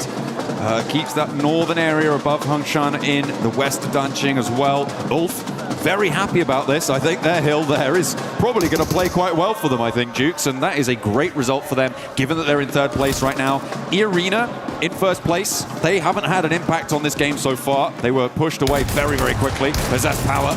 Holds the corner, but yeah, there's a third-party angle. Well, a second player on the opposing team angle coming on through. That should be, again, still recallable. Manya may opt to go for the recall on the forward position so that he can bolster that and let the back 2 from Godlike move in behind him. Yeah, S-Power was like, 1v1 me, bro. And they were like, nah, not today. There's money on the line here. We got to make this happen. Now looking on over the rest of the fight, though, we got Vitality, end up holding a building here. They're going to be popping some shots on over to Enigma Galaxy. Satan trying to drive away, trying to be able to survive here. Lord in the same position. Enigma Galaxy on the bold rotation. And Satan does end up getting caught and eliminated. Very messy now on the western side of this circle. A lot of teams forced into a fight that is unfavorable for a rotation that leaves them exposed. We're seeing the results of that now. The recall tower on the south side of the circle, currently under control of Nongshim Red Force. Looks like Godlike may have their forward position on one recall as well, I believe. So they could look for that. Actually, it might be Arena who have got control of it out on the east side. In the meantime, 4 Thrives, with their 3 elims so far, have a position near Yulin. Here you can see these teams just starting to get set up here, getting ready for that late game. This is so critical. This is the map to put some points on the board. OG have 5 eliminations. Aurora have 5 as well. So a great start for a few of these teams. Now it's about how you're going to end. I think the Galaxy downs a ton on that rotate. But they do end up finding a spot in this next zone. Pretty central one too, just a little bit on the southern side of it. But we never know where this next circle is going to go. I mean, Ulf really have got a brilliant position here. They've had a while to establish it as well. On the hilltop that they have so much control over the surrounding area. They have vision every single direction. Everybody else just trying to play in their shadow at the moment. Arena managed to push in from the east side. And 4 Thrives continuing their hold on the southeast point of Yulin. Doing a little bit against Al-Ula. Godlike suffering once more at the hands of Orangutan. And Arena actually pushing up to try and third-party split that fight on the north edge and maybe hound down Godlike. Godlike trying to hold on here. Southern shift. Yeah, indeed for a lot of these teams. S2G, 4 Thrives, E-Arena, not liking that one. Now there's Godlike. But Fudia, they'll take that all day long. Possibly even looking for a back-to-back chicken dinner here. As Aurora, though, that's going to be the team they're going to have to fight because Aurora's going to be pressing into that hard shift side location. Tianba, QZZ knocked. Doing a great job of being able to throw down those smokes very, very quickly here to try to pick up their superstar player. Coops trying to catch some shots into those smokes. They need to go ahead and just hold on to that coverage for just a little while longer. Just a moment longer. Right now, I think that, yeah, we've only seen 3 players really fully confirmed to not be really in with much chance of moving forwards. A lot of recalls coming on through. Almost everyone in the lobby getting back to their feet. Damage going over towards S2G from Coop, but not quite fully connecting. He's locked in today, man. I mean, those shots were on point. He was hitting them for the little slight angle that he had. He was getting serious value. You know, Tianba's locked in as well. They're just trying to get themselves in a good, solid position. They're in 4th place, 48 points. Not a bad start. But E-Arena with 75, they're the big threat in this lobby. The Thai squad looking really solid here in the Rondo. 1 elimination, the whole team up. They do have a position on the eastern side of the circle. Aurora right on top of them, though. Let's see what they decide to do here. I mean, they are certainly alive on this side of the circle, but between Aurora and Ulf, it is a difficult position to try and hold down. And can they get much further forwards? I'm not entirely sure, Schweppes. Oh dear, the flames already licking the front of the bonnet there. And that is going to be an unhealthy vehicle. Not really too reliable when it comes to moving next. But they are safe for the time being next to these 2 teams. I'm looking at Orangutan and 4 Thrives on that north side. Could be a contest around the mountain that sits between them. Godlike, I think, are going to have a difficult time moving in as well. Either they could swing out into the blue zone very, very quickly now and try and rejoin Rita. But if you do, you're basically committing to going down in the next zone. Yeah. It's just not going to work out. Yeah, for sure. And EDA need to have a monster rondo here if they want to be able to get themselves into serious money. Enigma Galaxy, meanwhile, 2nd place, down a player. Lord going to be using some of that terraforming to put himself into a safe position. This is still super early. I mean, that's just Rondo. Rondo starts off so aggressive, starts to slow down here in the mid-game as teams solidify their locations. And then it's going to get red hot here in just a minute. Let's see where this circle goes. We're going to see a crazy southern hard shift again. Will it center up? That's going to be huge for these teams. And it does favor the south side a little bit. Okay, I mean, for Aura, this is great news for them. Their west side is fairly free and clear. Ida do opt to regroup on the south side, which I'm not entirely sure about. I feel like that may be a misplay for them. A very difficult approach from that angle. S2G trying to make the approach that is probably in Ida's future. Finding out how difficult it can be. Furia extracting a toll for it, but they do crash in. They do get to the center of this one, and actually may be able to get control of this recall tower that's available for about another minute or so. If they can get control of it, get that recall in fast, they could be in with a full force squad on this location. And I think they know the Jiggle's here, but they don't have a lot of time to play around with. It's really ticking away, and a bounce on the nade's not good. Yeah, kind of a little bit of a self-nade there. I don't know if you saw that chain link fence at the top of it. Great nades, though, from Nongshim Red Force. Oh, it doesn't hit the mark, though. I thought that was good. And they're going to be sharing this location for now with E-Arena. And this is pretty darn central. So I'm surprised they're really battling this out. This is a dangerous fight, honestly. Like, if they take this fight, they're going to get third party. I mean, all the fights now in the middle are dangerous. Godlike on the south side. What happened? Ooh, I think a vehicle explosion there came on through. Was Took that Tony K down. No, it wasn't a self-drop, don't worry. I would have clocked that one. It was an explosion that came through. The nade, just falls short of the deployable cover. And they continue to not quite find the mark for for Nongshim Red Force. They aren't quite connecting here. Not quite getting what they want to get done. Orangutan try and crash into the middle against S2G. It's looking to go pretty well for Orangutan, actually, as S2G are going to go down fully. These recall towers are pretty much done and dusted. Only a couple more seconds to get them used. Yeah, it's going to be tough to be able to use it here at this late stage, especially if you already burned a lot of your recalls earlier on. And let's see right now as Ray-Z is able to get a nice knock there on the tops with the nade. Another one in return as Bose catches Federales. And now here comes Win in the vehicle. Possibly just trying to get some information. He gets some for sure. Pops out. Oh, that did sting. Okay. Razak, though, got the shotgun. S12K. Oh, gets knocked. And Team Flash put in the work here on Vitality. Hey, we know what Razy can do, but he's not going to do it this time around. Vitality go down. Flash playing on with 3. The recall towers are now shut down, which means that every elim will stick. There are no recalls available. The Arena somehow managed to get straight to the center of this circle. Is kind of crazy, and to do so with 4 players alive, great news. Hopefully they can make that one work. Meanwhile, on the south side, you've got Godlike, Ida, and Furia all looking for position. Yeah, this is a replay, I think, on how Tony K went down. Yeah, he ran into the buggy. He ran into the buggy. Yeah, well, it was that cover flare that ended up busting up that buggy, and it was just inching it little by little and just did enough damage to pop it. So you gotta watch out where you drop those cover flares. Hey, no harm, no foul. They're all alive, and that's what matters right now. Nade over the top, over towards Enigma Galaxy, though, from Tianba, who have had to fight down from this north side of their compound. Enigma Galaxy have been hiding here for quite a while, and Tianba seemed to be an overwhelming force for them. Ralph, alone, isolated, away from the rest of the team. Ulf have been trying to push in from the east side, and somehow Scarface doesn't go down here. Finally does get knocked to QZZ. There is an answer, a little bit of damage, and his 4th drive's chiming in for a third party from the west side. QZZ getting caught out by Ulf. And now Milo getting shot in his back from 4 thrives. Yamba and now are fully pinched. You got 4 thrives looking at one side, Ulf looking on the other, and this is all outside of the circle. Disaster here for Tianba, who are looking so strong in this game.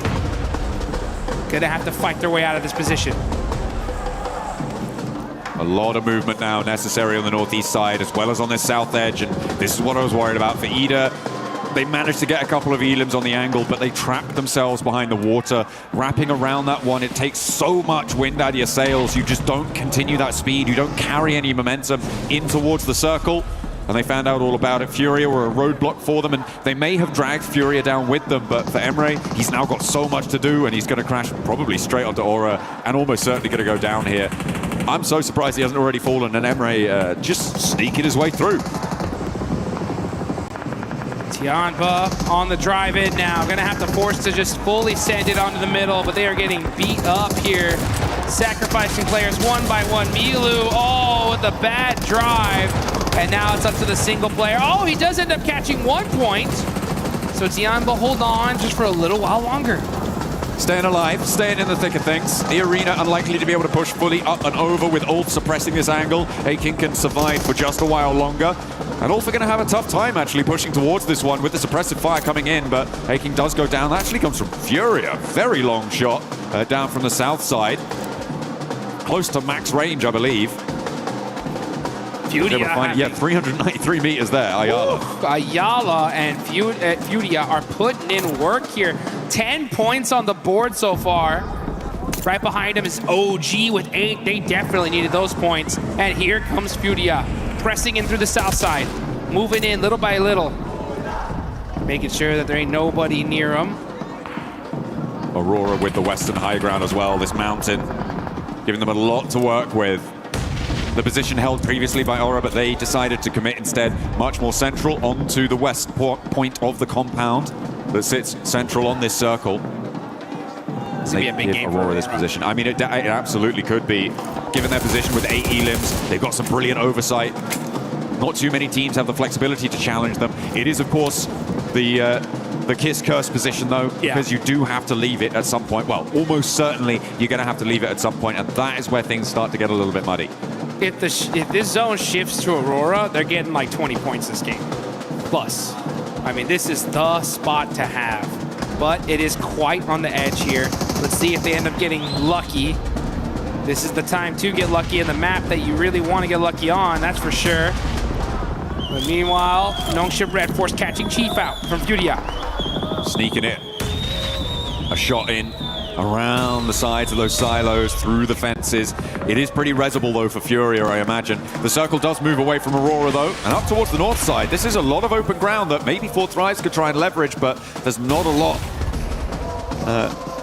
for them to try and work with. You could see just sweeping out to the west, it's wide open. You're going to need those cover flares, so it depends how many they've got in the back pocket.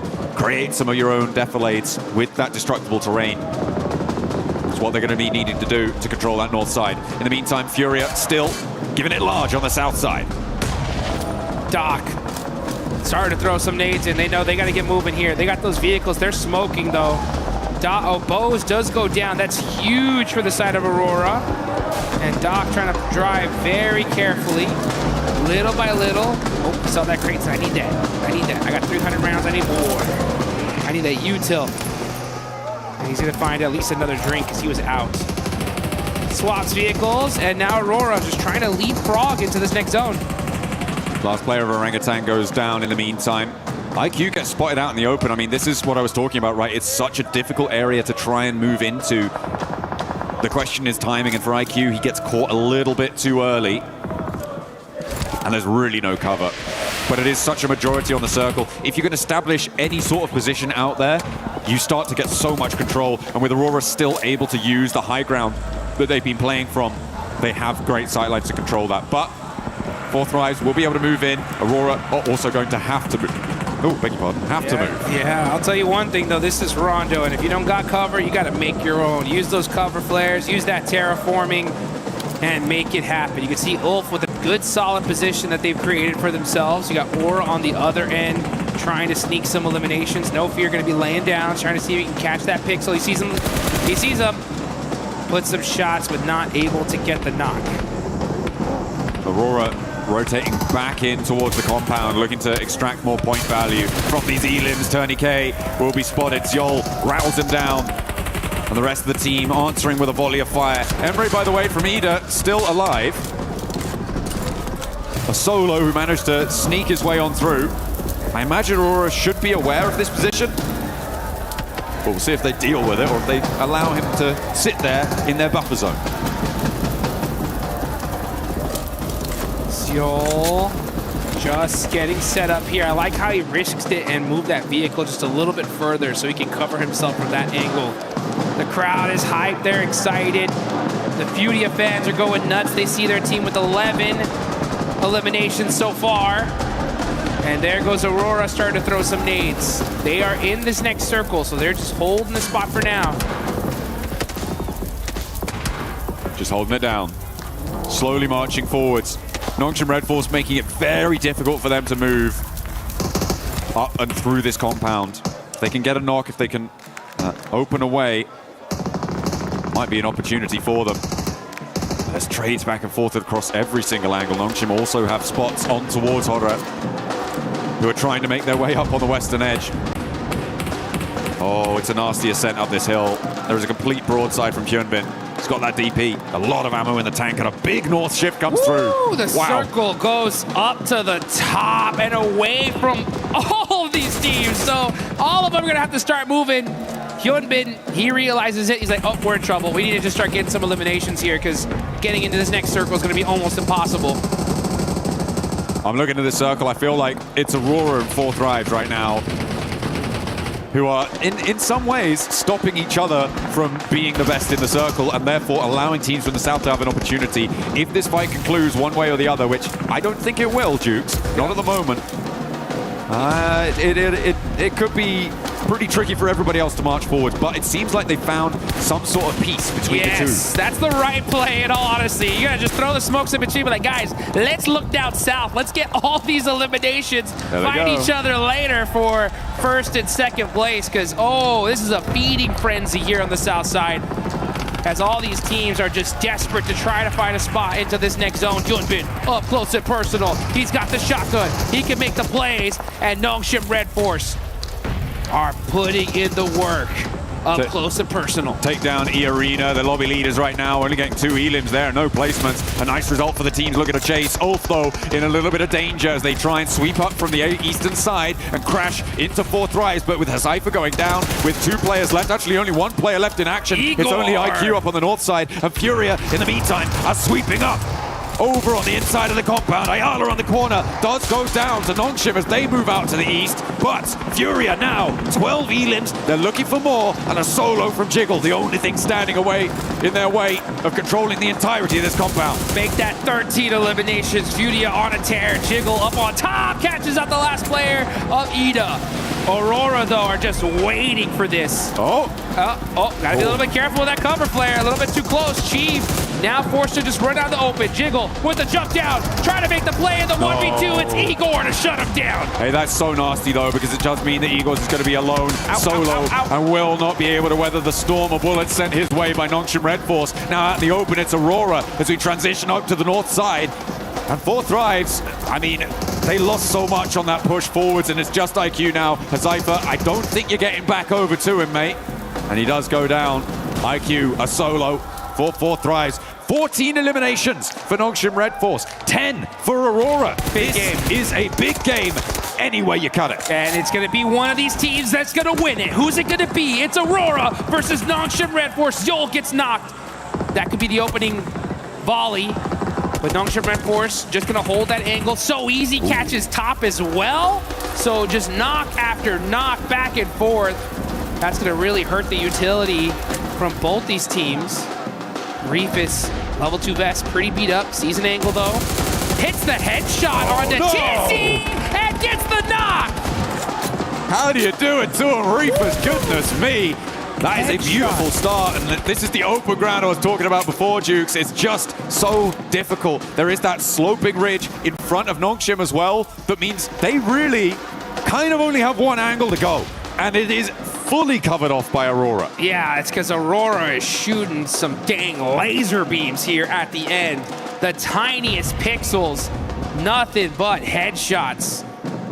Nongshim Red Force, we know they got the gun skill to pay the bills, though. Gonna have to battle it out with Aurora, because Aurora are on fire right now. Now they have the numbers advantage as well, top with 5, and look at that. Nongshim Red Force, they're just stuck. They're stuck in this one spot. They are laying down, but Hyunbin evens out the battle with that huge knock on the Zio. Perfect timing. And it's a forward position as well, which means that in order to get them back up, they need to break forwards. For Aurora, they need to expose themselves. That makes it more likely we're in a 3v3 clean. Hyunbin suppressing the corner of the rock there, looking to try and put them back behind it. And he will bury them behind it as Doc is taken down on the angle. That is resible, but it's going to allow them to move forwards incrementally, making their way, making their approach here. Reefus, don't dare step up. Hyunbin is just an absolute beast with these laydown plays. Putting in the work, catches top. Hyunbin is on fire. Uh-oh. Making it happen for his team. Applies that suppressive fire on Reefus. Reefus cannot afford to get knocked here. If he does, he's gone. He's got the MG3 from the crate, though. Is it going to be enough? A lot of damage done to him. Zeol's been slowly bleeding out. There has been reses coming through, or attempted to come through from Aurora. And they do manage to pick all three of their players back up on the forward front. Zeol finally flushed. Reefus dying left and right with the MG3 barking loudly across the open ground, but he's not going to be enough. It's going to be the knock sent his way, and Nongshim Red Force are giving this an excellent go. Moving forwards, they make it to the rock, and they are just out of range. The nade goes forwards. Only Top remains in the way, and the Molotov burns him. Takes him down. Nongshim Red Force turning the tables on Aurora. Aurora was looking unstoppable, and then Hyunbin said, oh, you think you got it, huh? Nah, we got this. Clean execution at the end from Nongshim Red Force. A brilliant exit from that location. It got so messy around those silos. Those compounds really, really tricky, and it's got to be so disappointing for Aurora as well. They don't lose those. You shouldn't be losing those, no. It is really, really tough stuff. But the open ground was so difficult to get in and towards, with 4 Thrives being in the way for Aurora. If they'd have been able to deal with that a little bit earlier, maybe they could have had more presence there and stopped Nongshim Red Force from getting as far as they did. But a brilliant oversight on the compound for Nongshim Red Force. The South Korean side managed to navigate that one brilliantly. I mean, that's as fair as a fight as you get here, folks. I mean, I think out of all the fights I've ever seen Aurora lose, I think that is the most frustrating one for them, because they know that we just got outgun skilled. Us, Aurora, the Mongolian super squad. What happened? Hyunbin with those laydowns, making the plays, the pop-off, absolutely well-deserved. I mean, that was just disgusting. Locking it in with the daps. That's what you got to do. You got to be pumped when you get those chicken dinners on side, and on Rondo, no less, with a big elim count. That is a breath of fresh air for Nongshim Red Force, hoping to get another global level title as well, to convert from their recent win. Sneaky. I mean, Nongshim Red Force, when they won PMMI, they weren't on top of the leaderboards until literally the last game, right? They stole that tournament, and now in this rondo, with that many points, woo, these leaderboards are gonna look dangerous. Yeah, it's gonna be exciting. Remember, E-Arena, Enigma Galaxy, again, going down a little bit earlier. That's gonna close the gaps once more, and teams can start to catch up. It is looking level. And again, it's that marathon style that we've got on today with the 8 matches from the delays that we had yesterday. The 8 matches today are going to test these teams' endurance. We still got so many games left. I'm so excited. This is just Rondo. We got 3 more Air Gales, 2 more Miramars. How's Aurora gonna roar back, though? That's gonna be my question. You know, Doc, he did not like that one. They did not like that. Yeah, they were like, there's no way we get bad beat here. Hyunbin, though, I mean, using that terraforming, you can just see for everybody out here that wants to be a professional player, these are the guys you got to look at here, because, you know, in order to be the best, you got to beat the best. And Hyunbin, with those laydowns, applying those suppressive fires, predicting where they're going to pick those heads out, hit a few crucial knocks, and he won that for his team. Absolutely, yeah, getting those picks, absolutely crucial, like you say. And it is a really interesting feature. I think it's probably, for me, the most interesting feature of Rondo is the impact of those, well, actually, maybe 2, but the impact of having destructible terrain, being able to carve out those little divots, those little defilades with explosives, as well as the deployable cover flares. I think those 2 features make Rondo so interesting in these late game stages. Yeah. And if it weren't for those 2 features, I don't think either team would have been able to make it towards the end there. There was so much open ground, but they had to close it down, and the team to do it was Nongshim Red Force. We'll see you in a few.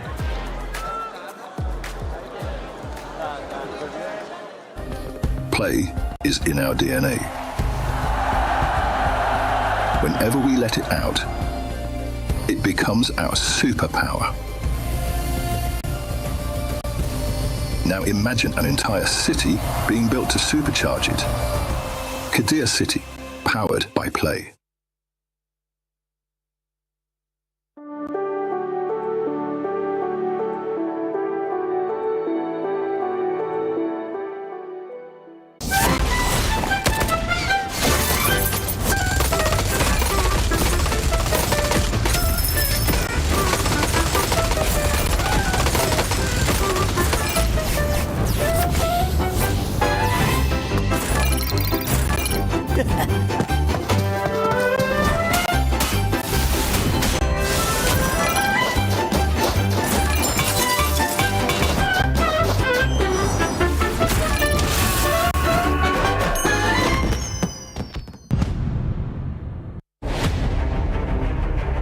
Last year, 4 Thrives arrived at the PUBG MOBILE World Cup with an entire country behind them. As the first Pakistani team to qualify for PMWC, reaching the world stage was already history. But once the matches began, they proved they had not traveled there just to participate. But he's found Mafioso, he's got the flush. Carry him as well. Nucky, no! How can you do it to him? They want that first place, well, you're gonna have to prize it from his cold, dead hands. Squashed with a chance now, and he's able to close it down. 4 Thrives finished second in the group stage, going directly into the grand finals, and eventually securing 7th place in the world. Last year, PMWC taught us to be more aggressive and more consistent to win this championship. Their journey began at the PMGO Season 1 South Asia Finals, where they handled the pressure of playing at home and claimed the regional championship. Now sending shots around the corner, so much damage done, and it's ended. 4 Thrives get themselves a chicken dinner and secure an unbelievably good position. That victory sent them to Jakarta for the PMGO Season 1 main event, where they would face teams from across the world. And on the opening day of the grand finals, 4 Thrives took complete control. Possible, but IQ's down, and T24 with a 1 versus 1. Weapon swap with the shotgun around his teammate. He finds it! He gets it done, and 4 Thrives! After 6 matches, they had collected 3 wins and 82 points, building a commanding lead at the top of the leaderboard. After the 3 chickens on PMGO Finals Day 1, our confidence boosted a lot. Like, we didn't felt any pressure and we knew we are going to win because we had a big lead. The second day brought a different challenge. Every team in the lobby was chasing them, and every mistake could reopen the championship race. They finished with 122 points, 77 eliminations, and 3 wins to become the PMGO Season 1 champions, securing their return to PMWC. Last year, they arrived as history makers. This year, they arrive as global champions. Nothing has changed for us. Our hunger is still the same. Even you can say we are more hungry for this PMWC trophy. We are even more confident than before. We have more experience. We believe that we can be the team who can win this back-to-back global trophy. 4 Thrives have already shown that a Pakistani team can reach the world stage. Now, 4 Thrives head to the PMWC at EWC 26. Ready to prove that PMGO was not the end of their rise. It was only the beginning. Hey, get us up on the left now! Let's go. I'm nading it, okay? I'm nading it. Nade it on the Dacia, bro. He's low. I don't have nades. On Dacia is low. No, I can drop a C4, wait. He's low, headshot. Nice. Last one on me. Yes. No, two. Nice. Let's go. Get the loot. Go left, guys. Please, go left. One guy right, one guy left. Easy. They're two knocked. Zone will kick them. Back door one. Just left. Last guy left. I'm running up. Behind the tree. Okay, I'm running up on him. Late time. No, he's running behind the car. Kitleyim ben. Risk yapmayacağım. Taşla yatıyor galiba. Mermi çektim. Tarıyorum Cema, full tarıyorum. Mermim yok ama. Mermim kalmadı. Lan gidin vurun, alana salacak. Nice oğlum. Nice. เฮ้ยขวาตัวนึงตายรับไปนอนอยู่นอนตัวซ้ายเล่นด้วยกันนะใจเย็นมองนี่คือ เจ็บมาดิกันวิ่งมาเลยหลังต้นไม้เจอมาลูกกู สายกลาง กดซ้ายกดขวาเฮียไม่วะ This rondo would be the match to just kickstart a bunch of the teams that weren't performing well in this first 2 Miramars, and one of them being Aurora, showing Calaris one of the biggest throws that we have seen. They look so good until the end. Everything was lining up so well. They threaded the needle down on the south to be able to get between Godlike and Furia on that rotation. And I thought to myself, they're playing it fantastic. They're being able to hold a position, cautious of where Horror was, and then maybe flex out on that west side. But Max, the fight against Nongshim, who played an amazing game as well on the other side.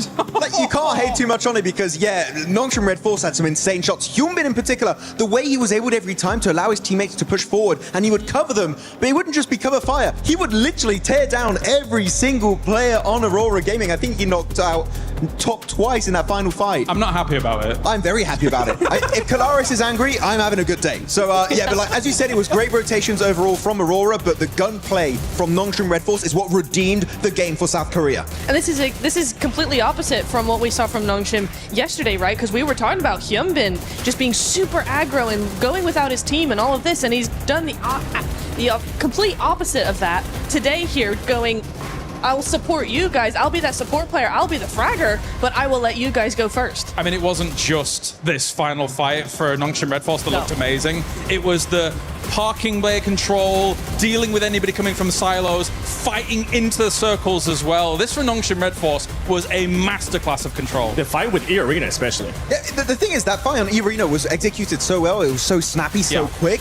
But the fact that they survive that fight in the city, right? Get outside the city, fight against the other teams that were 4 thrives, then win the fight onto Aurora, all of that, basically, while still keeping yourself up as a 4-man team, is insanely impressive at this level of play. I think there's very few teams that can make it look that good. No, because, and this is the thing, is this is one of the teams that can go from 0 to 100, right? They were in that compound, they were there for a long time, they were just kind of keeping away from E-Arena here, and then they just unleashed the beast. I mean, look at these eliminations coming in from each of the players, so even across the board, and they just are able to just turn up the heat, go, okay, it's go time, and go for it. Yeah, we usually talk about Hyunbin just being able to be the frag out power for this squad. TZ as well has been stepping up. It's good to see that all the players have been stepping up in this one.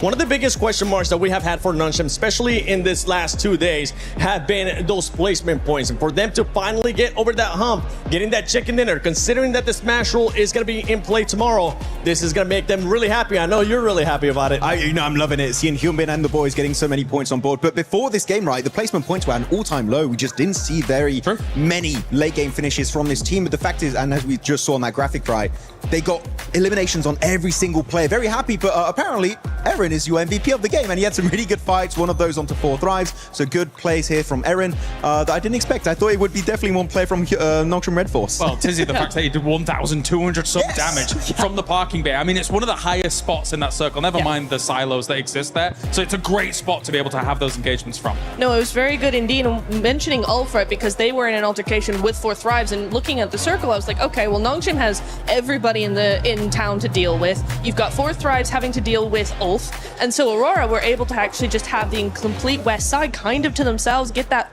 long-range third party going, which is that's their MO, and that's probably why we saw them do so well. While they probably should have had that win, was they were long distance, they were able to have that long distance, put some distance between them and other teams. But for Nongshim, for them to actually third party over onto Ulf in the 4 thrives fight, just as 4 thrives were kind of getting cleared up. That is true. They do. They do.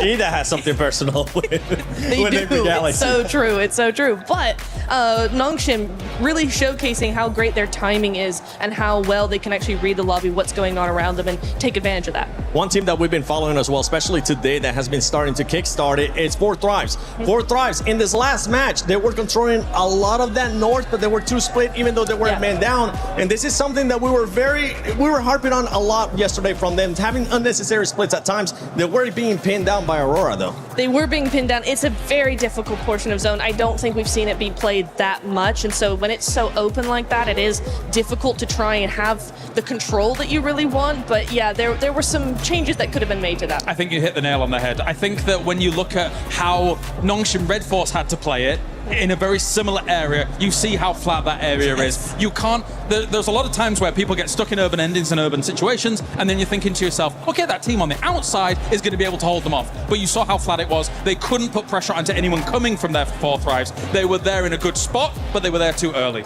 Yeah, actually looking at another team I feel like did really well this game is actually Furia, right? Able to jump up here in 4th position, get himself a total of 60 points, 2 points behind the podium, held down by Nigma Galaxy. But this game, how they were able to do actually a big jump around the teams in the southern side against Godlike and also the side of Ida, and then getting in the city and sweeping teams. Sure, they don't get the win, but highly impressive from Furia. They feel like now are building up their momentum. They're a very streaky team, and now I feel like the podium is where they want to head towards next. That's back-to-back games too for Furia, being able to just show that aggressiveness, getting those eliminations as well, maintaining themselves within the 4th place, because one thing that we're kind of looking at is E-Arena starting to create a gap with some of those teams.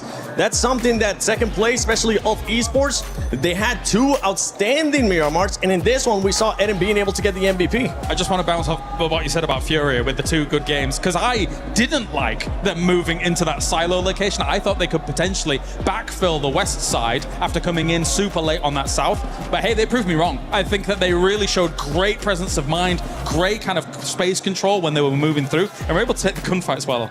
Yeah, it was very nice indeed. I was watching them kind of how they were moving, because some teams like Aurora, right, you have your position and you kind of just stay there. There's not too much movement going on. For Furia, they were in the middle of the silos, and yet they were always looking, always moving, always trying to figure out where the next play was going to be. So very mobile, very proactive thinking. You could tell from how these guys were moving. Yeah, just very proactive, and that's what you want to see in the middle of a city fight like that. Yeah, we did see the second page there for a quick second, and I want to highlight one player from Godlike. Man, S-Power is putting up like so many great clutches. We had some clutches early on Miramar. He did it here on the hot drop right versus top. He was cooking the grenade, got the damage, forced to find CQC. I really do believe, and my favorite player from India, by the way, normally is legit. But I got to say, S-Power is putting some global level fights here. He is looking highly impressive. And right now, I would say the best player in India by a significant margin. Yeah, it's not even close, honestly, especially with S-Power. Now, all we need is to see what the non-sim players were able to do, which just wasn't just one player. We need all the players from Godlike being able to step it up. But as we're going to be heading into the first Erangel, let's send it over to Barney and Luti. Luti, what an absolute treat today is. I mean, 8 games, that's so many clips can happen today. I know, 5 more maps to go, yeah, so much more PMWC action to come. But I tell you what, we wouldn't be anywhere if it wasn't for the fans, right? Of course, they're coming from all over the world. That's right, and we've got some right here in the Qiddiya City grid as well, so why don't we check in with them? Okay. Okay, you want to check in? Yeah, my side is better. Oh yeah, I'm pretty sure. I'm pretty sure my side is better. Calm down, okay. All my fans on this side of the building, make some noise! Nah. I think we're better. Please, from my side, make some noise! Yeah, okay, now you know what you gotta beat, guys. Now you know what you gotta beat. Okay, I see some Furia fans. Everybody, Fasambaruyo! I see. I have 40 fans right there, and I can see in their own language as well. It is time. Sean Macho! Look at them going. They are crazy. Okay, you know what, Luti? Yeah. I'll give you that one. Yeah, you can beat me 1-0, but we'll check in a little bit later today. Casters, who do you think won that?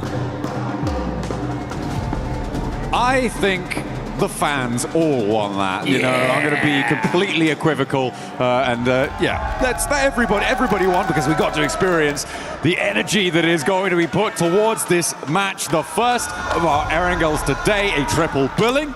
As we sidle over towards match 8 with Nongshim Red Force able to close down a clutch chicken dinner in the final moments of that last game.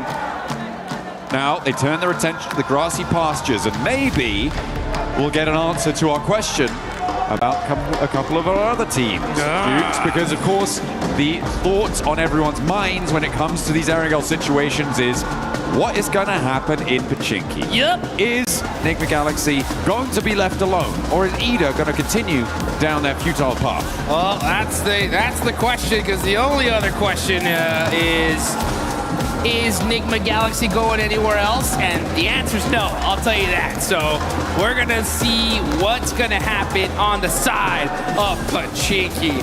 But who's going to get these points, man? We're heading on over to good old-fashioned Erangel. We got 3 of these matches today, and this is the first one here in day number 2 of the finals. Live here in Paris, France. This is the PUBG Mobile World Cup.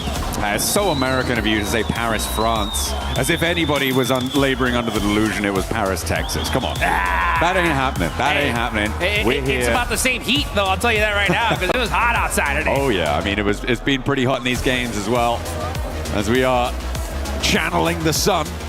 Even when it's hiding behind the moon, cheeky little sun, you know, got to get him back. We did indeed, but we are going across Erangel once more. The plane path splitting the middle in the most horizontal flight I think I've ever seen. Right, that's as dead center as it gets right there, literally, right down the middle. And you can start seeing these teams start to spread out. Top players, Aaron right now leading the charge when it comes to damage. But man, those leaderboards changing things up. E-Arena still up on top there. Enigma Galaxy down in third, Wolf right behind them. But Aurora and Nongshim Red Force push themselves up. Now you can see Nongshim in 5th place with 59 points. That's a much more comfortable position. But we are starting to see some point gaps already starting to be present. This is the most important day here, folks, because that's what's going to set that smash point threshold. And E-Arena have a nice little gap here, so they're a little bit comfortable, but it ain't over yet. They got to keep that aggression up all day long. Hey, you know what? I talked about it before, right? E-Arena, chicken dinner towards the start of the day, and then what happens, right? It's that question of then what happens. Oh, by the way, Ida, not in Pachinki.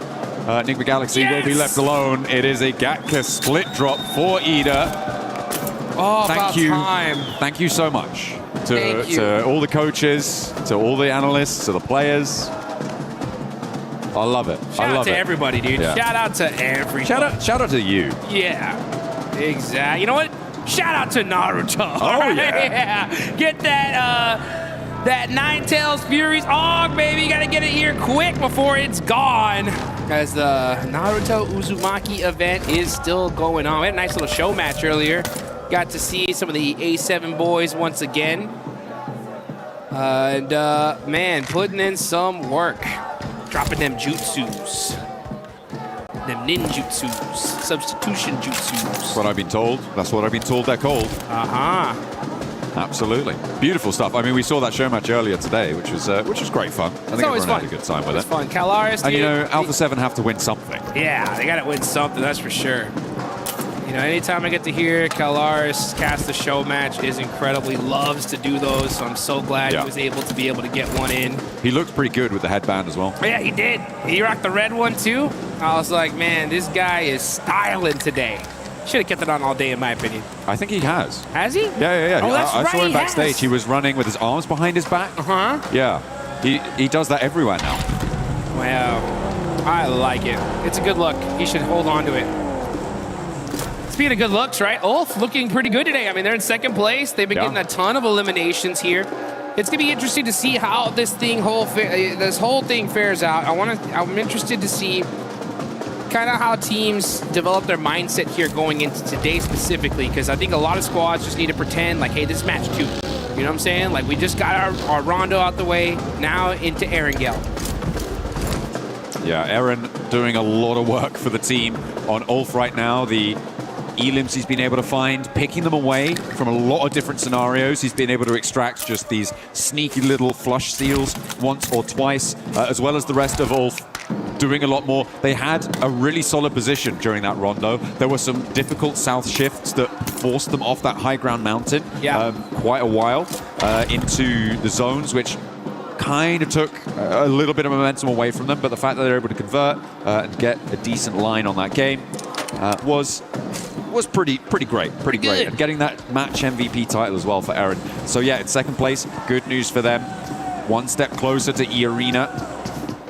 It's a very tight grouping over towards the top side of these tables still. I mean, there is a bit of a drop-off, I think, you know, from 9th all the way up to 2nd. It's fairly flexible still, given the number of matches we still got left to play, but it's going to get a lot more solid, and teams beneath that, I feel like you're stretching a little bit far now to try and catch up. Yeah, I mean, there's still plenty of time, right? I mean, we got to look at the math of it. I mean, there's a lot of games still left to be played. I get where you're going with this, though, right? With how these top teams are performing, it's getting real scary here, right? So if you want to be able to make a run for that 1st place, you got to start performing here, right now. Especially for that 9th place on down. It really is starting to get chicken dinner time. Yeah, absolutely. But we've seen teams go, you know, back-to-back, triple chicken dinner. So for all you guys that are fans there of, you know, 4 Thrives, Vitality, Flat, S2G, all the squads down there, you know, give your team your energy, right? Start spamming the chat. They need that positive reinforcement here, because they are not even close to out of the running there. We got a lot of matches left to go, a couple good wins, and boom, they're at the top. I'm looking right now at what Enigma Galaxy are doing. This split, we saw it from them in the previous stages. They played it in their group stage. They leave 2 players at Pachinki. They send 2 players out really, really wide. We've been denied the opportunity to see this happen over the course of these grand finals because of the hot drop with Ida. But now they are unleashed. They've been able to not only get the early loot truck and try and get a little bit of a duplicate on that as well, but they have been able to send out that early duo scout that they seem to find to be successful. They sent out towards Mill to Power before on a game that they were able to win in the end, and they now have a foothold over towards the west side in the fields that stretch out to the north of Quarry. And they'll have to figure out how to regroup at some point, but for now there's still a permeable line across the middle of this zone as the arena tried to make it a little bit more waterproof and don't let the Eagle fly. And the Eagle is grounded here. He's going to go to the lobby. That's the first elimination. Joker catching it. And that is devastation for this lobby because, I mean, E-Arena are red hot today. Just straight aggression, putting on some points on the board. That 2-2 split you called out there from Nick McGalaxy is great to see. See how well it works out for them, though. As they're putting that 2-2, yeah, because if the zone goes on over to the east side, they got a position locked down. If it goes on over to the west, they got a spot. So just depending on where the zone goes, but at the same time, it's difficult to get there. That's going to be the big question. Aurora, still a military base. They're going to be starting to push themselves up through the bridge side. Nobody gatekeeping it, so they should have a clean path on in. But we're still in the very, very early game here. Only 1 player in this lobby has been eliminated. Yeah, only the 1 pickup found. We saw that. Over onto Tianba as well, which is not going to be friendly. They had a real glow up into the survival stage, I think it's safe to say. But here, it's not quite been as consistent. And that's probably likely to the fact that you're adding the top 10 teams back in. Yeah. Right? You're coming back into the lobby with the teams that directly qualified. Tianba, it's great that they've gained that confidence. This is not the Tianba we saw in their group stage. But there is a little bit more force to come up against. Yeah. And that's, I think, what they're trying to come to terms with. This lobby is wild. It really is. I love to see just the progression here of PUBG Mobile. Back in the day, we had like a handful of good teams and everybody else was kind of pretty far down when it came to skill. But the skill gap has been closed, and teams are going to have to get moving real quick here. That 2-2 split working out for Nick McGalaxy, considering that they already have a couple players in this area. Vitality's right behind them, though. Coops got to get away from this one. He's on the drive. Trying to sneak away here. Serpentine, he's down low. Can he get away? No. So close. And remember, the 2-2 split there means that he's just not got the cover of another of the rest of his teammates to actually take that fight. So for Nick McGalaxy, this is the worst case scenario. They've left Satan alone out on the western side. Ralph and Lord unlikely to be able to push on through. Ulf losing Aaron though, as they rotate out to the west as well, is a pretty big pickup for the lobby to be able to find that one. And in the center of this, it starts to get crunched in. E-Arena, I feel like they've got a pretty solid spot on this. Vitality trying to line the edge of that swamp. Defend it like an ogre. Run, Satan, run. He's all by himself, just trying to find a position for the rest of his team. But the rest of his team is going to have a tough time rotating on over to him. Yeah, that's. I was just having a little chuckle to myself about how it looks like Satan's trying to go over the north, and the other duo from Nick McGalaxy, it looks like they're trying to go around the south. Yeah, the Benny Hill music was playing in my head. They were chasing each other's tails, and neither one able to catch it. But it's going to be a sent straight through the middle. I mean, for Nick McGalaxy, it's a repair play. Lovely little thread on the needle there for IQ. Over towards Federalis, and they share the swamp across the way. Nice little pop shot. Oh, they want this. Okay, 14's on the push. Here come 4 Thrives now. Battling it out. Hozaifa up close and personal. Axel driving away, using that hovercraft to find an off angle. That's going to make things interesting. Vitality going to have to make some plays, though. E-Arena catching out Raouf. So that 2-2 split not working at all. Bounce nade is going to be good from Hozaifa. And 4T turning things around here. There's another one! Hell yeah. You had to know it was coming, Axel. And you pay the price. T24 does get flushed in the meantime. S2G third partying this from the south side. Hot Jukes Razak is in the hovercraft, but it starts to go up in flames, and down he goes. 4 Thrives, ruthless aggression roll up, coming on in. Hit them with the suplex and take them down out of the ring. They are no longer in this Royal Rumble. Ooh, welcome to Suplex City, baby. That's how you do it. 4 Thrives getting hot. 4 eliminations, taking out Team Vitality with a great shutdown there. And now you can see on the side of Everest, Team Flash, they're going to be holding that high ground. Next circle about to pop. Are we going to see another crazy hard shift? We'll find out. Lord getting eliminated here, and south we go. Yoink! All right. I mean, to be fair, this is actually kind of chill, given the layout of all of our teams, sure, right? We're already here. A lot of them decided to go down south. The major feature that caused this is those fields, right, that sit to the south of Hospital. Nobody wants to sit in them. It is really nasty to be in that sort of area, as well as Everest being a roadblocker on the northeast side of it. It creates this lineup. So teams funneled into this south side, so a circle like this actually benefits the majority of the lobby. Yes, it does. Yeah, I mean, they were already all set up in this position. The zone going here, super beneficial. This is a huge spot here, and it's a battle of contention. Aurora starting to push Nongshim Red Force. It's a rematch, and Nongshim Red Force win once again. No doubt in my mind that's how it should have gone in that last match. They make it happen, repeating history. And does that mean that Aurora are living up to the definition of insanity? I don't know, but they're going to have to change something if they want to win the fights against Nongshim and join them back up on the podium, because they are putting some pace down now, the South Korean side, opening distance and take control of an area on the south edge of this circle. Putting pressure onto S2G, stopping Godlike potentially moving in, as well as Flash off in the distance. I've had the pleasure of being able to spend some good quality time with the players from Aurora, especially after their performance at PMGC. And I'll tell you one thing, if I know these guys, they are fuming right now. Well, you know, it's not infrequent that Doc wins the MVP award, despite not winning this tournament. Yeah. And he's not necessarily on track to do that here, but yeah, it's evident that they definitely are gunning for this top spot, but right now they're being denied. Yeah, let's take a look though as we move on over to some of these other fights.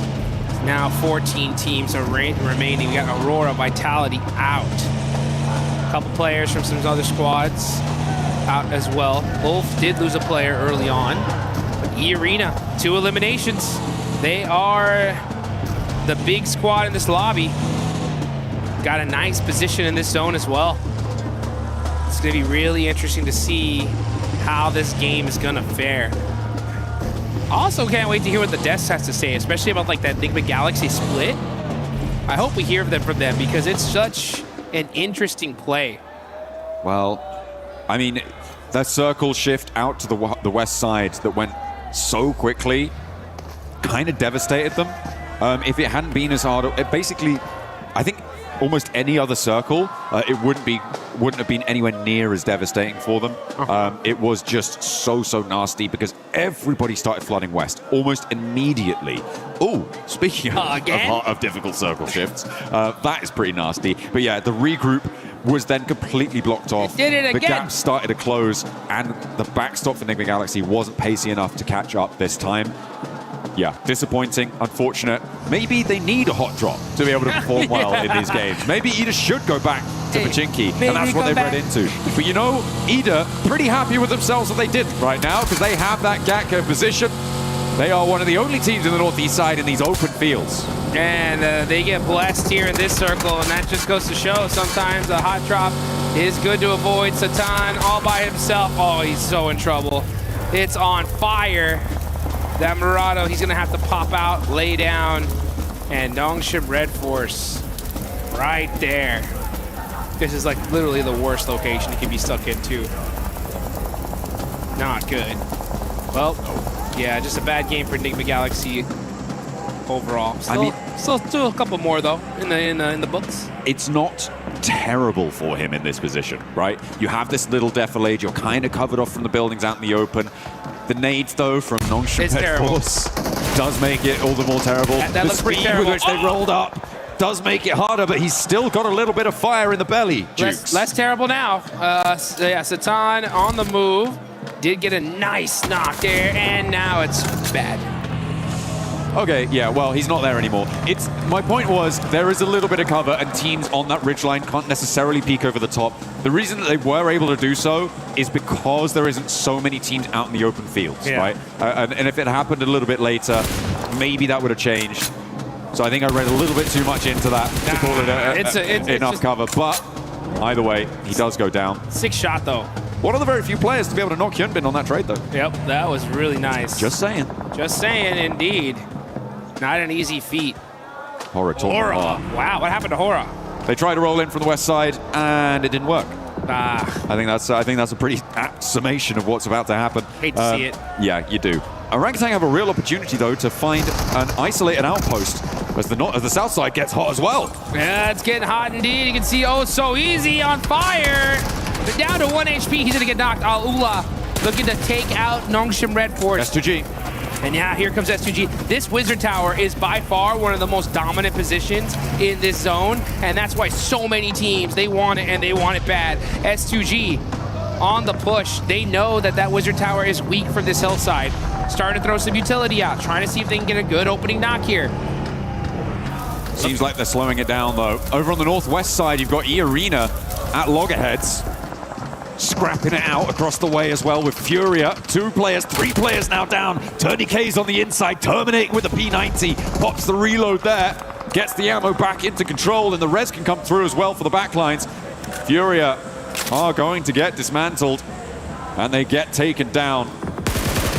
Oh, it's rough, especially considering they lost out to E-Arena. They feed E-Arena 4 more points. The White Rabbit really on the run here, hopping to victory. Next zone, where's he going? If it centers up, it's going to be disgusting as that field is wide open. Okay, it goes to the north side. Is it like a rule that the circle has to touch the edge of the previous one in this game? Just hug it. It's just like, yeah, I just pick a point around the circle. Yep. I attach myself to that. See what we're going to go for. Another hard shift is crazy, but it's a crazy fight unfolding for Godlike as they find one, try and trade it around the corner with Team Flash, and Tops goes down, put into the meat grinder there. Let's go at Mino, getting a nice knock and finish. 4 points on the side of Godlike. Haven't had the hottest of starts here. Still putting up some points on the board, though. OG, other Indian team, putting in some nice knocks. And Godlike OG are right next to each other on the leaderboards. Again, still a lot of matches left to be played. This could be that start for them to take charge. A few good games is all it takes. There's fewer and fewer matches, though, getting played. Alula try and roll up, try and take this fight with S2G. But it's not going super well for them as they haven't even been able to find that knock onto Hamzy. Down the hill, he was able to survive on a sliver of HP, gets the healing done nice and fast, and S2G can transition now without Alula breathing down their necks. They've only got 1 player, and Yasser is already sending out into the open. 4 Thrives getting roadblocked on the northern rotate as Ulf and Arena sit in front of them. Alula losing their final backstop, and Godlike now trying to roll up into the engagement as Ida takes shots from a distance. Yeah, and that's it for Alula. Now you got S2G that we're holding this Wizard Tower here, but is now outside of the circle. They're gonna have to get moving. Meanwhile, you got Tianba trying to get rezzed up here. Out in the open. They got a couple busted up vehicles here for cover, utilizing those smokes as well, but the pressure is imminent. Now comes Scarface. Scarface with a nice nade onto Joker. That's gonna finally pepper E-Arena's position. But now E-Arena are in this next zone. Godlike trying to possibly gatekeep this. I almost ran right into that nade. That was dangerous. Solo remaining for Nongshim. Did they spot him? A spiteful look in his eye, a glint, a gleam of malice, but it's spotted by Solke. He sees that one gleaming in the grass and puts it down. Snake out of action. That's huge. Now they don't got to worry about that anymore, but now they got to worry about Godlike as they got one of those players up close and personal. Gonna switch on fights on over to this fight, though, as E-Arena, top team in the lobby, still alive. Now we're back. Hey, they're more than alive. They're kind of thriving on this northwest side in that fight. Goodness me. Godlike losing their backstop there as Mino goes down. And now playing on as 2. chunks being torn out of everyone as TourneyK continues to turn up the heat with that P90. Finds a load of elims from Ulf. TourneyK now taken out. That is huge. That's going to be from Aching. Tianba now getting in the mix. They know it's E-Arena, so if you're Tianba, this needs to be your hard focus here. You want to be able to slow them down. I mean, you want to, sure. You absolutely do, but the question is, can you? With TourneyK out, you're right, without that P... Oh, wait, hang on a minute. I think Joker was able to recover the P90 just there. Do you have ammo for it, though? I believe he was able to pick everything up there from the body. Oh, but it's a hard shift again. What is Jukes, going on? It has to touch the previous circle. It's a rule. I'm telling you. It's something about this game. 4 Thrives, they're going to have to leave, but they may have to leave one of their players behind as Falak has taken an E. Scarface down low. Last player alive for Ulf. A nade over the top from Down IQ. low. Good bounce. Too slow. Rolls under. Right behind the wheel arch and it's right in his face. Bye. Scarface, you can't chew that. Oh, man, he ate that one. And 4 Thrives on the move. IQ going on over to Falak. Gets the res right on time. Save. Able to keep things alive. I have no idea what that was. Able to keep him alive, but Zypher not so lucky. As Falak will get back to his feet. But they have a long road to tread now. S2G covering off the south rotate. And I feel like E-Arena sweeping around may not be the worst idea. Maybe try and push through 4 Thrives. Continue on, challenge S2G's backstop, maybe.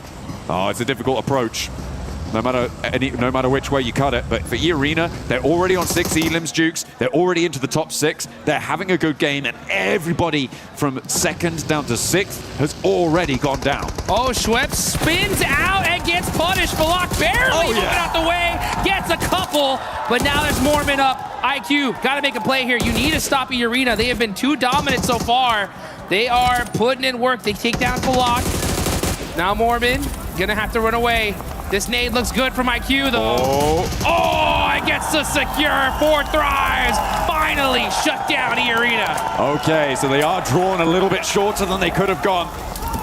Really nice hold there from Falak, I think, on that roll-up from E-Arena. He was able to do so much damage. Unfortunately, not able to survive, but IQ was, and he was able to put a 10th elimination on the cards there for 4 Thrives. They have been blasting on this western side in the thick of it. The fight, seemingly, where the flower of their success has bloomed. IQ now rolls over the top, steps up with Aching, and he spins out wide. Nearly sends to the sky, but will take the tumble, finally going down, and breaches them up to 60 points. Oh, and now you can say, I'll take that buggy, thank you very much. As he's gonna go ahead and head into this next zone. Uh-oh, getting shot up, oh, that hurt! I don't think he is. And S2G said, no sir, not today. Not getting in here, access denied. Hey, you know what's brilliant? What's that? Ida didn't hot drop, and now they're in the final circle. Oh! Isn't that great? It's almost like it was a good idea. Who'd have thought? Who could have thought that not dying immediately would be a good idea? Orangutan trying to break out from their compound on the north side, but again, so open. 2 teams with broadside on you. I don't think you last that much longer here. A cop on that north edge. I feel like we're just waiting for him to go down here. Oh, yeah. And he falls. Goodbye, and S2G finally starting to make some noise here in Erangel, but it's S2G versus Ida. 2 teams from Turkey. Out in the open, though, S2G definitely have control of this circle. Oh, yeah. At the moment, Ida are completely penned in within their compound, and with this circle, they have to leave. There is no 2 ways about it. Man. They have to get out of there. The question is how you do it. The start needs to be a big pick. The zone didn't touch the edge. Oh my goodness. Crazy. What a change up here. Kamikaze able to find a P90 and full level 3 gear. Oh man, that is just so good on the side of S2G. Gotta be careful though, he's gonna be hiding behind this tree. Cannot afford to get knocked, but they have full control of the circle. Ida have to move out. If you're Ida right now, you really need to kind of start peeking and trying to find a pick. If you can get a good knock here. I think No, they're just mounting up. I mean, look at the timers on those smokes. Yeah, they're just going to go for the vehicle rollout and try and crash it. They're going to try and read the zone. The laying out back, the laying out wide for S2G. They've left a trap for Lost to be able to find the pickup, but Rita may be able to find something. The fact that there's only one knock set to Ida is not great for S2G, but finally get a second. There is finally an answer, and Emre charges in, but the ammo count is very, very low there, and they've already lost 2. Trying to get this confirmation. He should be able to get at least 1. Yeah, he'll take that point. All right, well, that's a consolation prize. But S2G looking to make this happen unless Darkin gets a good shot here. He's only got 21 rounds left. In the Mini 14. And Kamikaze's full level 3'd out. That's going to be a hard knock. I mean, there's plenty of ammo left in the back pocket there. Oh, Kamikaze. ouch, ouch. Oh, what a lineup. Steps out a little bit too wide there. And Emre able to shut it down, but he's getting crunched in by the zone. Forced in, but S2G seemed like they had complete broadside here, but now we're in a 2 versus 2. Emre steps back into the blue. Baits Sulke out for the peek, but doesn't quite confirm. He's still down on his belly, though. Stands up, goes for the fight. Does take a lick back, but Sulke puts him down. A 1 versus 2 as Darkin spreads out wide, tries to sweep over towards the off angle. Hit the gas. Darkin coming up close and personal, and Hatsuji with the DBS. And nah, not today. This is our game to win. That's a big S2G chicken dinner. S2G going God mode at the end there. Chokehold on the zone, able to take it all down. Nobody standing in their way.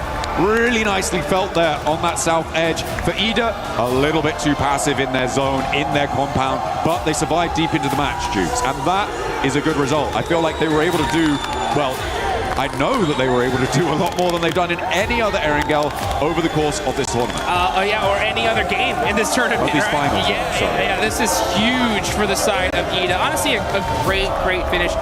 They were stuck in those buildings. That's a hard one to win. I just personally would rather see them just from those buildings really try to pursue a knock before just randomly sending it in. I think that would have been the play, but hey, you know what? To each their own. Sometimes you got to go for it. It could have gone either way. Yeah. But S2G, I mean, they're so good at just popping people out of vehicles that it just made it hard. But we did see that solo player from Ida really put in work towards the end, almost turned things around for them. I mean, Emre was doing a lot over in the open field there. I feel like what happened there was that they got information on the backlines on towards where Lost was, and they were able to flow out that way, and that's what they went for in those final moments. Maybe a little bit over-invested on the angle, though. Let's listen in to hear what they have to say on that match. Sürünüyor ya. Bak eve bak. Evdeki arabayla çıkıyor, sağda çıkıyor. Tamam. Hamsi çok iyi bakman lazım ona. Hadi arabayı basacağım. Bakacağım. Ha, çok mermim yok, sıkmayacağım, gelsin. Geliyor, sana geliyor. Pozisyon alacağım. Nice oğlum, nice. Çok iyisin. That sounded really chill. That sounded really chill, relaxed. They felt in control, and I could smell it. Oh yeah, they knew that was their win. Yeah, let's get high, folks. This is what it's all about. The best of the best on the planet, battling it out for some major money. What a game. S2G finally get their win here, and we still got a whole bunch of more games coming up.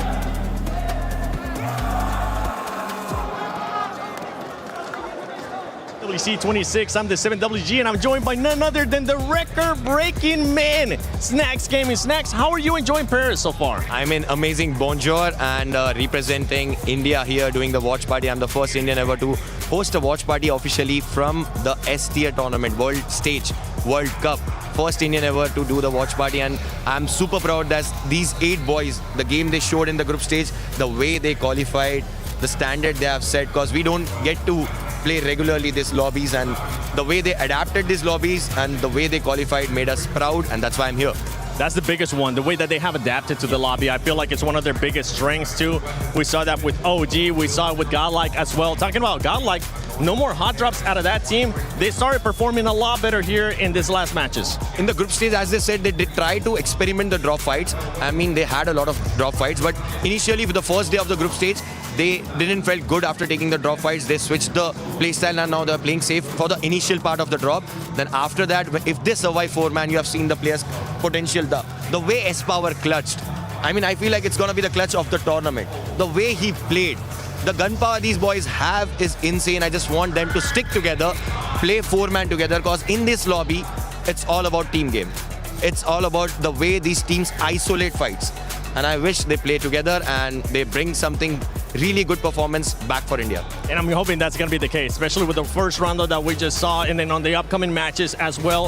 I think they will be able to bounce back. I have got like finishing in top 5 and OG finishing in top 10. Damn. What are your predictions, brother? I mean, I just want them to do good, because we don't know the struggle they have been going through. We don't know the grind, how much grind they have did. Everything answers only through the gameplay. I wish we get top 5 for both the teams. It's going to be a huge thing for India, because again I said we don't get used to play regularly in these lobbies, and we get more opportunities because of these boys. And all these players watching from India, all these esports players watching from India, they'll get inspired and they'll feel motivated to do more for the country. 100%. Shukriya, bhai. Thank you so much for joining us. I hope you enjoyed the rest of the show, and I hope that the Indian teams continue to step it up. Back for some more PMWC at EWC 26.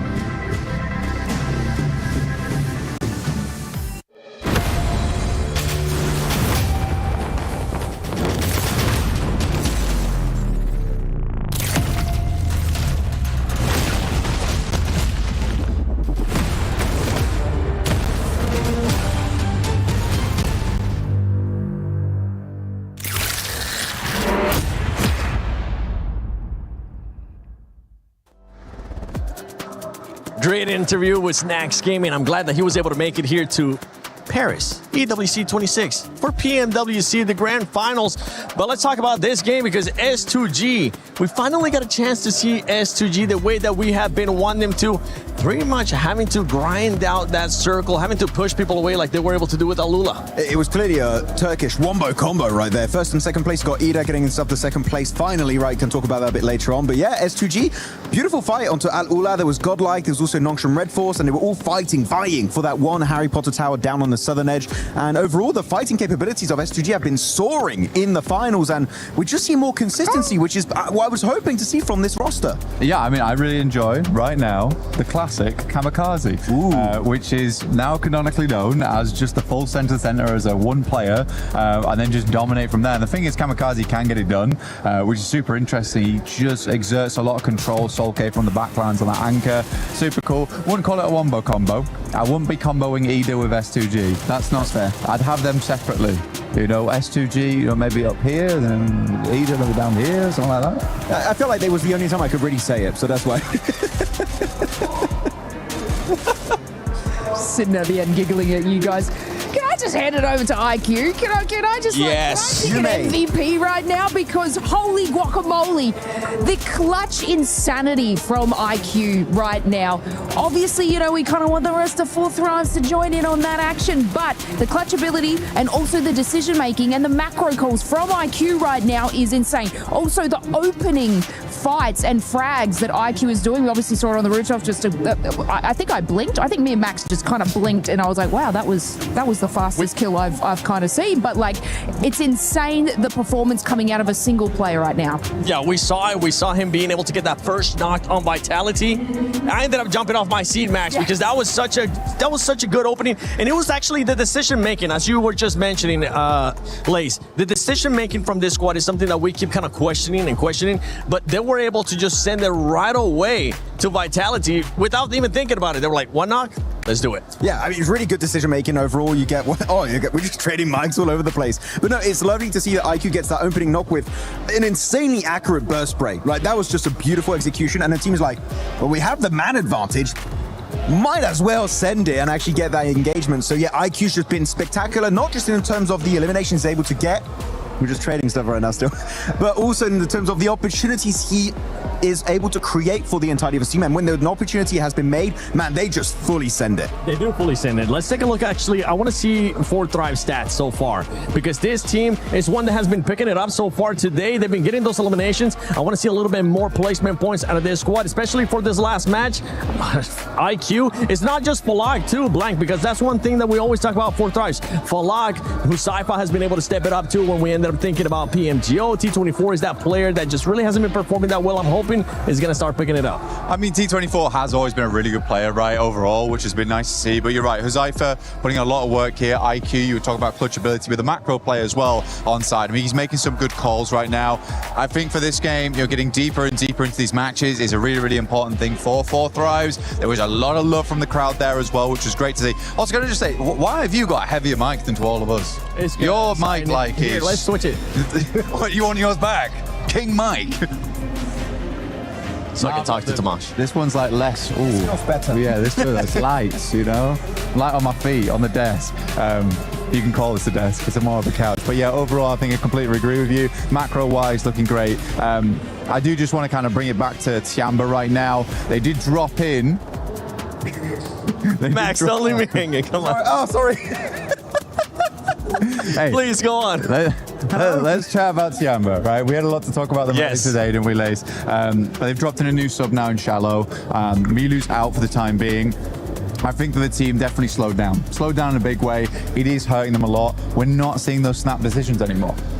Yeah, it's not even like that they're trying to do something a little bit different. It's now just their strategy is not working for it's insane to see. They're still making the same strategies, the rotates, but when going into a fight now, they seem to be losing it, which they're playing their same game, but it's not working out for them. So I'm seeing I'm picking up what you're putting down here.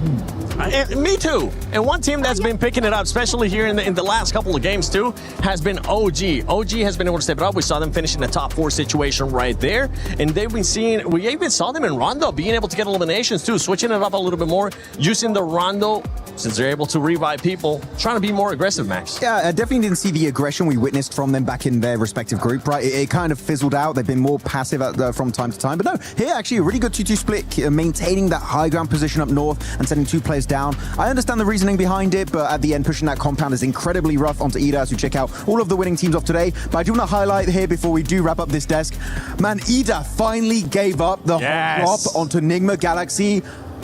Oh my goodness, thank you so much. It's good, right? Getting a second place off the back of that is cool. I was almost expecting them to clutch up there versus S2G, because that is very typical Ida, is just to get all the way to an end game and then just have a really silly win at the end of it. Yeah.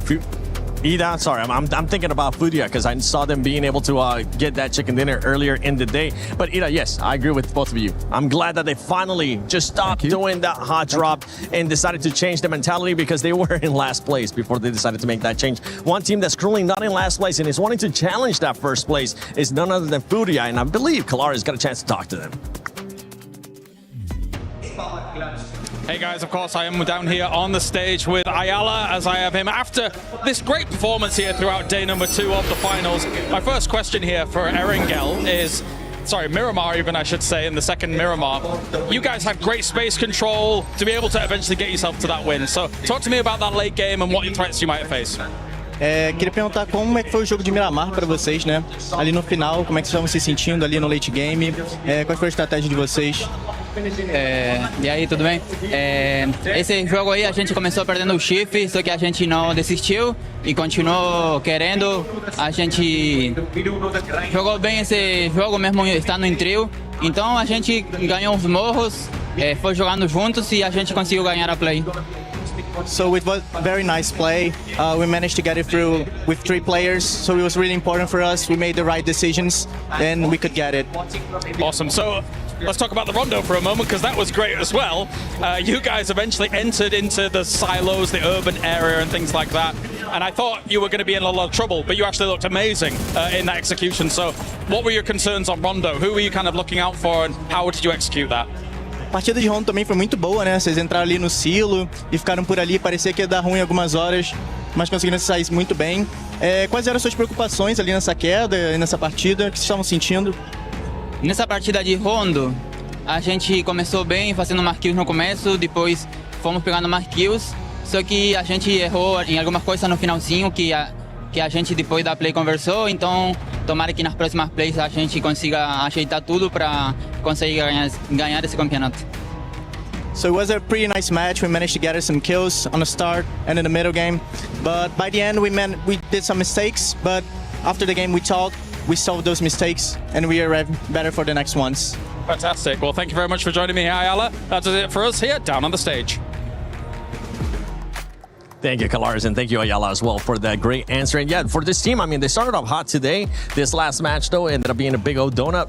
I think they'll be able to bounce back. Ayala, you may have your driver's license back. I will bestow it upon you once more, because now the decisions to use the vehicle are working for you and not just going in there and seeing what sticks. But no, look, the elimination consistency from Furia is, you know, we always speak about it. They are a sort of an aggressive, dominant team.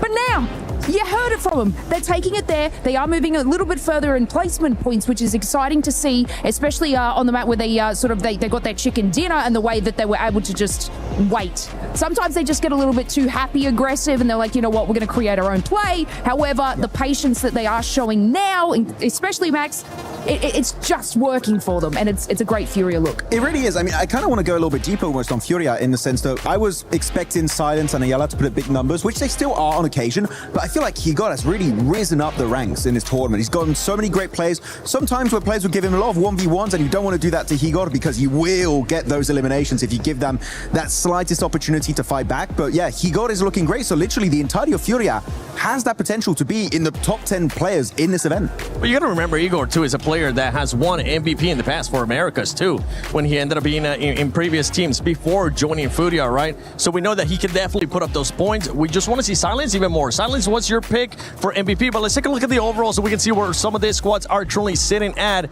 because I would love to see where Furia is currently at, with E-Arena still being in first place, the gap being there about 18 points from Ulf Esports. Well, I mean, for Ayala and Chief as well, like back in Liquid days, I think for, honestly, those boys, the big thing about their team play was that they locked down endgames massively. They massively locked down endgames. We're not quite getting there yet. We are slowing things down, like you say, Lace, which is a very, very good thing to get those placement points on board. But I think that as soon as we start seeing Fury in those endgames, we're looking really good. Enigma Galaxy's still up there. Ulf looking fantastic. I mean, it's more consistent than anything. They haven't really been a big driver in these matches, but sitting at 67 points right now, I think they can push that a little bit further. But Aurora slowly slipping down these rankings now. Yeah, Aurora is starting to be a bit of a red flag for me as well, Lace.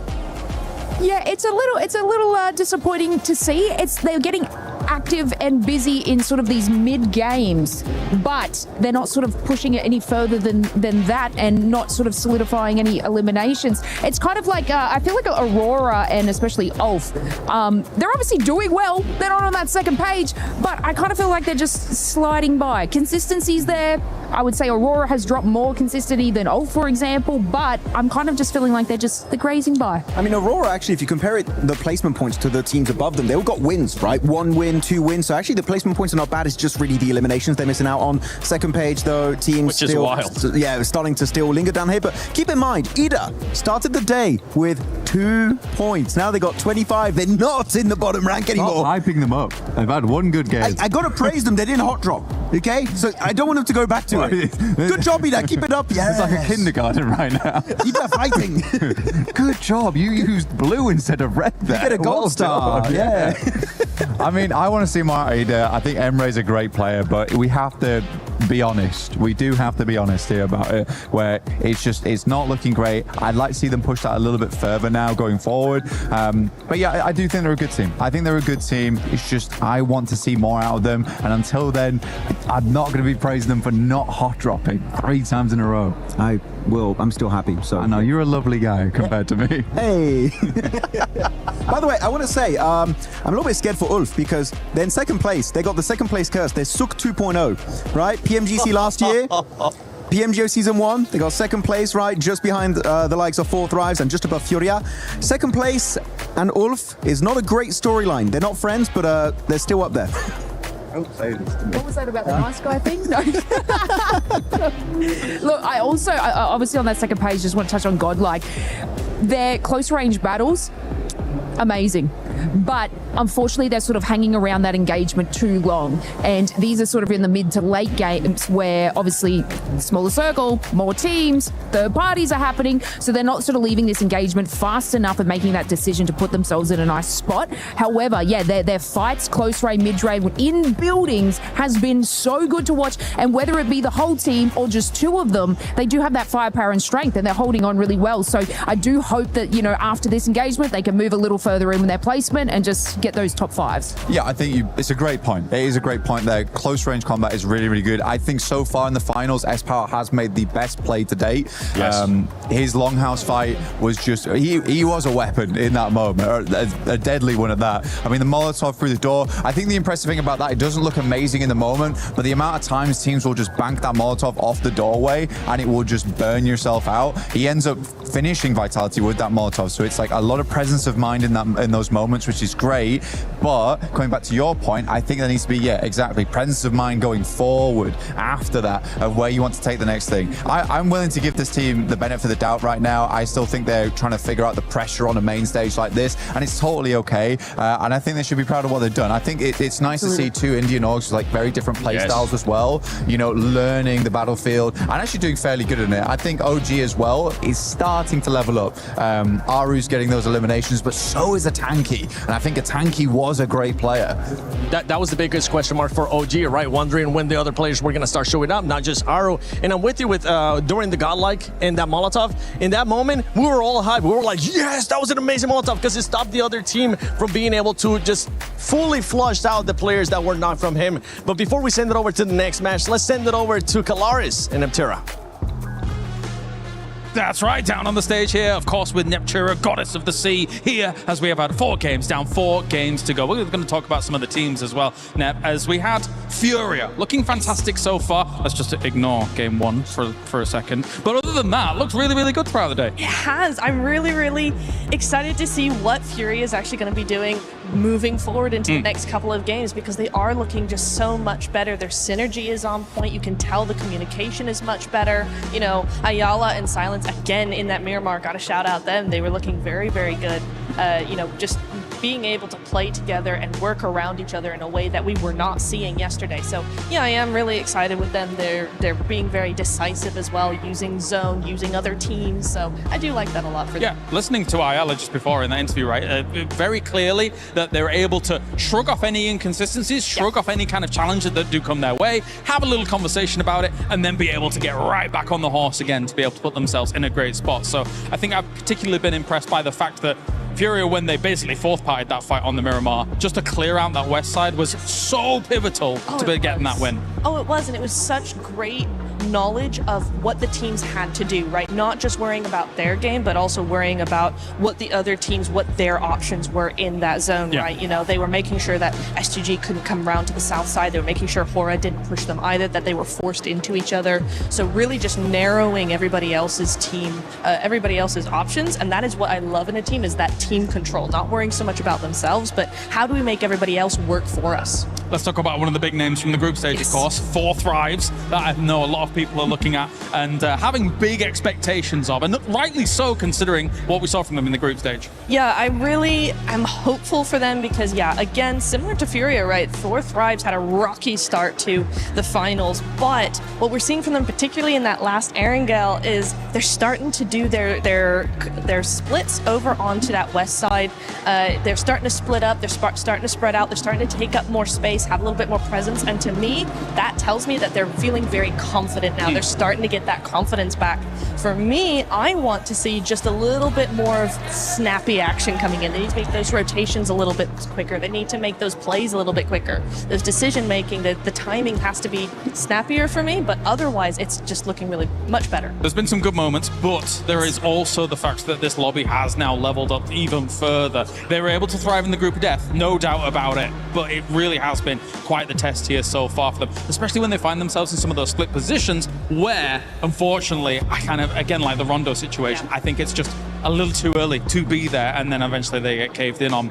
Finally, let's talk about Flash. Yes. A team that had like big expectations as well coming in to this tournament as a whole. Not quite got their footing underneath them, though. Do you agree or disagree? I agree. I think, I'm not sure what's happened, right? Because we did see them have, they never had a huge presence, I feel like, even in the group stage, right? They were never this massive frag team, but they always had this quiet dominance. They were always able to be in those end stages. They were always able to take home a few eliminations, even if it wasn't a podium win.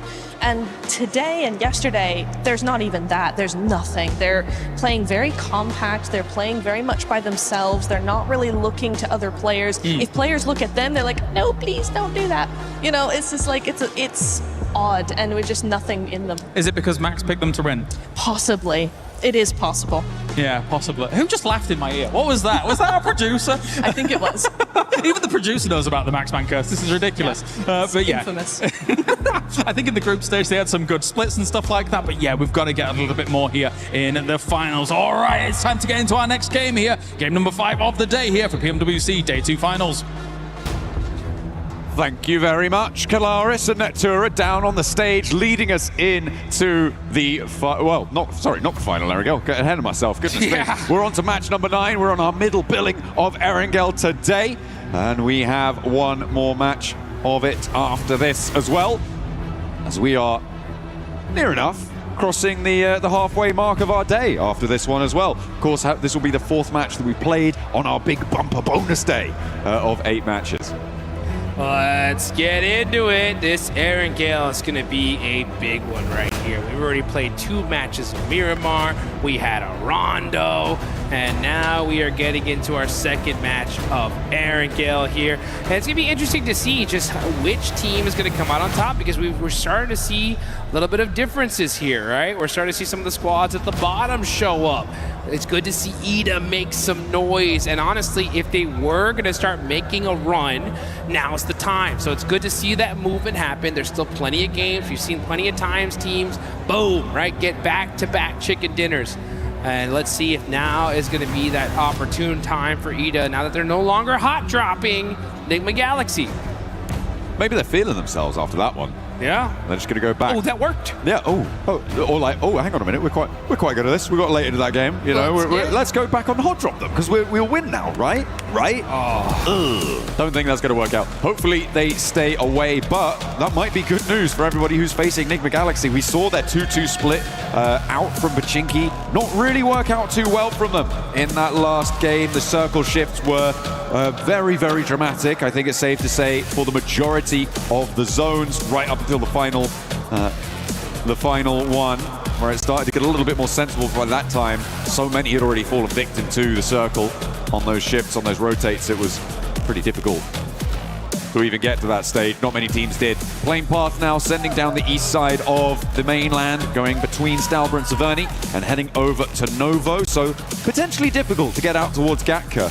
And you know, this is the sort of situation where I feel like Ida might just go back to Pachinko. Oh, that would be a sight to see, that is for sure. But the planes in the air, the islands down below, Erangel's officially open for business. And oh man, if we see them go back to they can't get to Gatka. I know they can't, but they gotta adapt. You gotta be able to make those changes. They're able to push themselves outside of last place. 25 points on the board. If they get a good performance here, they absolutely can make a run for it. But let's see what happens. You got Vitality already out, heading towards Stalber. You got Aura going up towards... Oh, Crisis averted. Yes, They're going east. They're going east. Good play. Ida making some adjustments. Oh, hang on a minute. One of them's going... Dark is going east. And, okay, they're doing it. Okay, they're going for the Milton Peninsula, it seems. Going for a little bit of a split drop, sending Darkin out, grabbing a vehicle to get on in and involved. Little Milton power action. Just because it's not Ida going to Pachinki doesn't mean anyone else can't go there, but I don't think anyone else has. So I was keeping track of that. There's a nasty circle for this sort of a plane path as well. Does a lot of work to push these teams close together. Sure, it has some of the military base in. It's just very, very unlikely. I would give it about maybe 10% likelihood that you're going over to that military base. Which is it's non-zero. It's not zero. It's non-zero, but yeah, I feel like teams are going to really start to pack in around Quarry in about 5 minutes. That's what I would do. Honestly, I'd probably make that timing a little bit shorter, especially if you're a team like Aurora, loot up military super fast, get moving across that bridge and secure those locations really early on, because with so much zone in the water, this is basically, this is essentially like a circle 3 at this point. There's not very many great spots available. You're going to have to get moving here pretty quickly. And you can also get moving inside the game and get yourself that Ninetales Fury Awe, guys. Go ahead and get in there quick. The Uzumaki Naruto event, by far one of the best collabs PUBG Mobile has ever done. Still around. Don't miss out. It's looking fresh. You saw, if you missed the show match earlier, make sure that once this stream is done, go back and check it out. Yeah. It was mighty fun, and of course we had to let Alpha 7 win something, even though they didn't make it to the finals. Sucks for them. They were able to take that title there. The Hokages over on their own. The Hokages. In their own right. The little intro video as well. Revel looked super cool with that shadow clone. Dude, that was the sickest I really like that intro I've ever seen. That was hot. That was hot. Put that on the highlight reel. Hell yeah, absolutely. Get it done. Enigma Galaxy going to be chasing down the truck, getting those supplies. Although, look like they're going to be doing so with very minimal weaponry there. Haven't been able to quite disable it before it leaves the city. Where's the weaponry? Come on. Shooting it as it leaves. They're dropping 1 or 2 more crates out. Finally, it's on fire. So a little bit slow to get this one dealt with. But finally, they find some weaponry they can use to pepper the back of the doors there. And they draw it to a close. So they'll be able to leverage that. Zones still looking very dramatic on the southwest side. Nobody quite on the road, but 4 Thrives went to Primorsk very, very early, Jukes, which means that they will have the pick of the litter when it comes to taking a position into this next zone. I like it. The question for me is where do you go at this point when you know that everybody's going to be flooding out this way? For me, I feel like potentially some of the compounds to the east mouth of Quarry could be quite good. Okay. Transitions away from there can be difficult as well. And the reason I'm going for that is because I feel like I would want something that's at least on the south side, just in case it goes to military. Yeah, I would take the hill above Ferry Pier. I think that's the strongest spot. Yeah. I mean, because you're right. That zone could, for some reason, I mean, it's been crazy today, right? It could yoink all the way back to Millie, and you have at least a decent spot to be able to get there pretty quickly. And then plus, if the zone does go in almost any other direction, you have that sight line of that field that's right above you. So you can get a lot of work done from that position. I wonder which team is going to decide to take it early. 4 Thrives heading into Primorsk so quickly, though, I think is an excellent decision, because if for some reason that zone does go to Millie, with Primorsk secured, they should be able to at least find some boats and make a crazy rotation on in. So it's not a bad idea. Enigma Galaxy getting out nice and quickly. Nongshim Red Force as well, moving in a little bit further south of this, and they will start to line the hills just north of Ferry Pier. It's like they are the first 2 teams to really make that break for it outside of their looting phase. And I'm expecting a response from 4 Thrives fairly soon, but so far hasn't really come on through. Ralph able to get a lot more scouting done than maybe he would have expected to. But they managed to sequester themselves nice and deep in towards this zone, which is, I think, going to play very well for them, taking the position just northwest of Ferry Pier. For sure. I mean, this is still a very, very close game. I mean, second place on down, one good game, we could definitely see a team even like all the way down 12th place jump up really quickly. E-Arena have started to create a little bit of a point differential, though, in between first and second. Actually, I wouldn't even say it's a little one. It's a pretty big one here. It's 18 points between first and second. So E-Arena are going to continue to want to press that on there. At a certain point, though, John, especially if we see E-Arena like pop off in this game, I think the lobby is going to have to start taking notice of it, right? If you want to be able to slow them down from setting that point threshold so high, I think if you realize it's E-Arena by getting at least one elimination on them, you may want to put a little extra urgency on trying to take them out. Maybe, but then again, if you do that, you could be sacrificing your own point scoring potential. True. And like if E-Arena are that far ahead already to be into the situation where it might be an idea to do that, I feel like you're already running into the situation where you're just trying to get up as many ladder points as you can, right? You're trying to just step up, get from 6th to 4th, something like that, go for those jumps. I feel like that's the sort of stuff you're looking to do. Maybe if you're at the bottom of the tables you could, but even then, laddering up is still very, very valuable. So I feel like, unless it's like first place is on 150, second place is on 120, third place is on like 90, even lower, that maybe then the second place team could try and hot drop and go for something like that if you have that sort of advantage with not too many more games left to play. But outside of that very specific scenario, I feel like targeting E-Arena, I mean, given the form that they're on, probably just generally a bad idea. Yeah, I don't think we're gonna. I think hot dropping in general of them is just terrible, no matter what the situation is. I just think that if you just somehow can see them, like for example in the feed, you hear the shots. Sure. Maybe you do a little bit extra to try and take them out. As Godlike starting to make some noise. There's S-Power with the run over.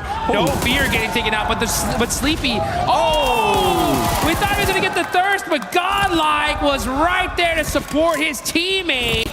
And a huge save there, right on time. E-Arena are looking to come in for the third party from the west side here. They've already got a scout close by, and they've seen the Elam feed lighting up as well. Manya looking to suppress with the nades. Good bounce. Finds Sky on the flush. Will E-Arena be here on time? And Tiamba are going to join in from the north side as well. They could have an impact as they roll on up towards this engagement. A lot of players down. And there go Horror. Taken out, knocked for 6, Godlike able to send them to the bleachers. Oh, but here comes Tiamba looking to make things difficult for the side of Godlike. Admino is stuck with QZZ right there. Godlike get that fight done pretty quickly, but they're gonna have to make a sacrifice. Oh, the tire busted out from Anya and taken out as well. So man, Godlike just not able to catch a break here. Tiamba able to rock in with a good third party there. Vitality a little bit late to get involved. E-Arena wanted to maybe think about it, but they were too spread out on the western side, and so couldn't get involved, but Tiamba were there nice and promptly. The circle, in the meantime, shifted back over towards the bridge. Very Pier is a hotbed right now. 4 thrives, maybe burying the brunt. That's just saw Coops in the elimination feed there. That's unhealthy. That's not a good engine noise. Here we go. Yeah, that does sound like that head gasket's in trouble here as Hozaifa is pushing up on closer to Furia. Oh, hops in the vehicle, hops back in. And now able to at least get a secure position. Ayala holding it down against 4 thrives. It's a party at the beach. Very Pier is jam-packed. Get your sunglasses out. Get your tanning oil on. It's going to get toasty very, very quickly as teams crunch on in. Maybe a little bit of calm, though, before this storm. Oh, I don't know. It's feeling pretty disturbed right now because everybody wants those central positions. But you're right. It does look like the teams are able to secure most of them for now. Nongshim trying to get an opening knock here on the OG. They got to be careful here. They're getting mighty close. Oh, and Hyunbin gets that opening knock. Nongshim, are they going to press this? Looks like they are. Hyunbin up close and personal. It's Nongshim Red Force versus OG, and OG are getting picked apart here. Aru's got to find a way to buy himself some time for his team. Okay, well, I mean, a good answer over towards Nongshim. That knock over there is going well. In the meantime, Ulf lost a player. I believe that went over to 4 thrives over in Ferry Pier as well. Zaru gets back in, looking for those reses. He's gonna get him. Oh, hang on a minute. Power. Godlike. Oh, S-Power with the double. Godlike? Godlike from the other side saying, we need some of these eliminations.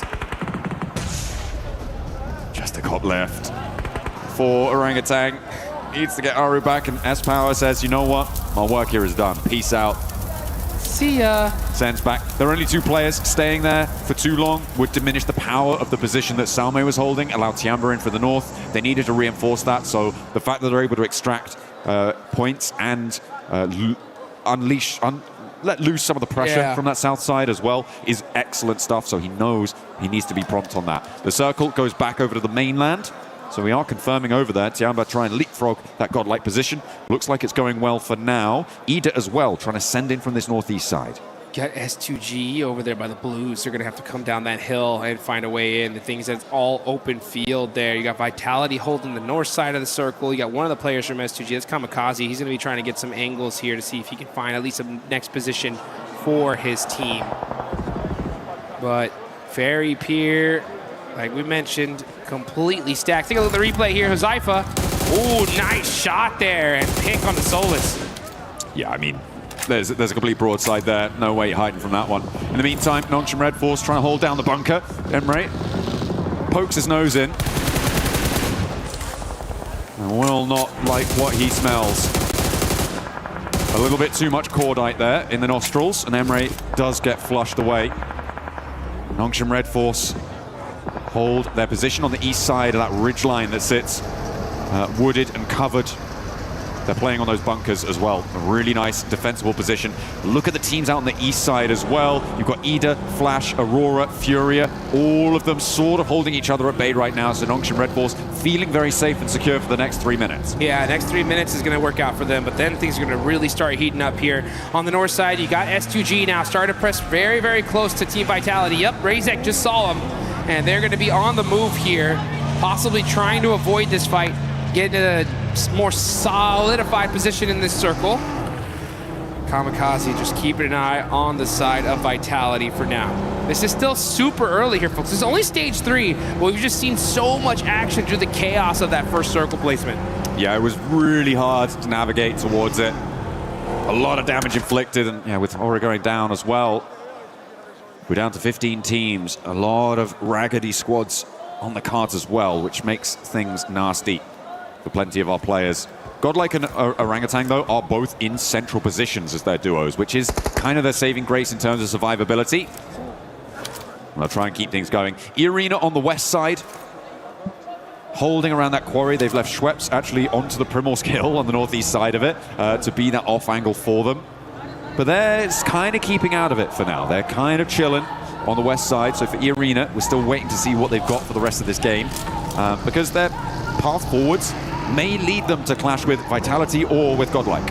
You can see Schweppes, though, from E-Arena. He's all the way down in Fairy Pier, just getting some sight lines, getting some intel for the rest of his squad. Got to be careful not to get too close, though, to the side of Nigma Galaxy. Now you see Aurora Gaming. Let's see where this next zone's going to go, though. That's when the fight's really going to get started here. Zeol is going to eat a little bit of blue damage. He's keeping an eye on Flash. Uh-oh, yeah, he's trying to play this quietly, hoping that he comes in this direction, but instead goes in the opposite. Next circle does pop on over, and it is heavily to the east side. I mean, this is good for Nongshim Red Force, right? On their position. We were talking about that before. The fights on the east side will need to conclude. Tiamba sending in a might challenge on Orangutan's position, but it's fairly open on those hills. Going to be very difficult to hold. Fortunately, there's not too many full squads around them. Nongshim spot a player from Flash as they try to move in. Aurora taking a chunk out too. Tiamba now looking to overwhelm, but they've lost a player on the roll-up. Orangutan try to hold it down, but will not be able to face the might of Tiamba, who are fielding Shallow now on their roster, leaving Milu out, and he is not, needing to get him back up. Down to a duo. Eagle trying to get that first aid off. He's going to be able to get that for sure. On over to Fairy Pier. Enigma Galaxy are set up. They're going to have to push into this next zone as well. Circle is closing. This is stage 4. The blue zone really starts to put in its damage here. Let's see what Enigma Galaxy decides to do. It looks like they're going to be most likely prioritizing the shoreline. That's why they're applying so much pressure to the side of Al-Ula. Quick ends up catching. Yeah, that's 4 thrives with Zaifa out. And Yeah, looks like Al Ula are going to be holding this very pure position. We've seen them do this before. S2G were able to bad beat them in that spot using those hovercrafts in a game not too long ago. So let's see if Al Ula can turn things around. Try and hold that west side. I mean, for 4 Thrives, a little bit of a lost opportunity there. Remember how early they were in Primorsk, Dukes, and they didn't manage to transition fast enough. Both Nigma Galaxy and Nongshim Red Force both got ahead of them in terms of getting to the positions in that area. It's a little bit unfortunate. I'm not super happy about it. And now they find themselves in the middle of a fight that may not go their way with 3 full 4 squads. Sorry, Ulf only have 3 players, so with 3 squads surrounding them. Luckily, they are in the zone, so they aren't super under the impetus to move, but they may want to. Yeah, now we're looking over at E-Arena, the top squad right now. So many points on the board. Nice point gap. Looking to make that and push it even further beyond. Team Vitality looking to make some noise on the north side. Everybody just trying to find their spot in this next circle because this next zone's most likely going to push north. And if it does, that is wide open field, which S2G have a decent position in. Tianba and Nongshim Red Force are pretty locked down. But these teams on the south side of Ferry Pier, honestly, should already trying to figure out what is the path they're going to take into this next circle. And the only way they're most likely going to get there is through some insane shots. I'm looking at the shaking and moving right now for E-Arena because now is the time that they need to transition into a pivotal point in this game. For the time being, for the longest time in this game, they've just been on this west side, waiting, playing that edge, assessing the situation. But now they need to start to move forwards, and that is not how you want to start it. Salme immediately goes for the flush, and he's gonna go unpunished for the moment. I don't think they've got an answer here. A nade up and into the top floor of the window for Tony K doesn't connect. Zest Power hiding somewhere else in the building there. Will not find that fight. So for E-Arena to lose a player here, I mean, that's great news for the teams chasing them. Yep, huge news. And Godlike now knows exactly who they're fighting and the importance of them taking this out. Next zone does go on over. Huge zone here for Tianba and Nongshim Red Force. That Ferry Pier heel is just so strong. I kind of like this for Ulf as well. I mean, it may be a struggle to fend off all the teams in Ferry Pier, but once they're there, they have a fairly isolated area. Survive quite deep into this match, but the transition over to the hills can be very, very difficult, especially with 2 teams lining you up side to side. Vitality gonna have to make a break for it now as they have to roll out from the north edge. And they're gonna have to cross a lot of open field here. This is what I was talking about. This zone is not very kind to those teams that were playing on the edge position. Yeah, Team Vitality, you're just kind of waiting to hopefully have these teams in the middle start fighting so they can, you know, get a free rotation onto this next circle without too many eyes looking at them. But it's going to be a tough rotation. Yeah, Ray Z is going to be driving right back. Say, guys, it's pretty jam-packed down there. No bueno. It is no bueno out in that open area. Nigma Galaxy finding the back tail of Al Ula and able to drag that one back. Claws does fall. As E-Arena is still trying to dislodge Godlike. S-Power with the shotgun tries to find one, steps into a nade, but not before getting a knock. Now it's all up to Salme. Has got a nade cooking. Still with the pin pull, drops it down, nearly finds it as Schweppes tries to move up to support Turney K and get that res. S-Power falls, and Salme has Mormon now to handle. Gets the first lick in with that shotgun, and Mormon has to back up. S-Power had that. It was such a fortunate nade there. Samway has the right-hand priority. That's what he needs. Catches it onto Mormon and gets the knock, but great teamwork there from Schweppes to get the nice 1v2. Nigma Galaxy could potentially roll out and try and third-party that, but in the meantime, Vitality crashing up on towards Tianba's position, playing beneath Nongshim Red Force out to the east as Vitality have taken a knock out to their western point. They are still 4 players alive, but E-Arena are rolling out now. They can turn their attention that way. Steps onto a landmine, blasts his leg sideways, and down goes another Vitality player. They are getting torn apart as E-Arena descend as well, sending a forward position. And I don't think they're going to last much longer. Ida trying to join the party, and Tianba are now suffering. Darkin and Swain both on in the fight, taking huge swipes at this hold. And Tianba may not have enough to hold everything off, but they will find the final blow towards Ida. It's an open field battle here as teams are starting to crowd on in. And this is looking like an absolute battlefield. Tons of nades going down, and down goes Vitality. S2G joining the battle. 2 eliminations to their name so far.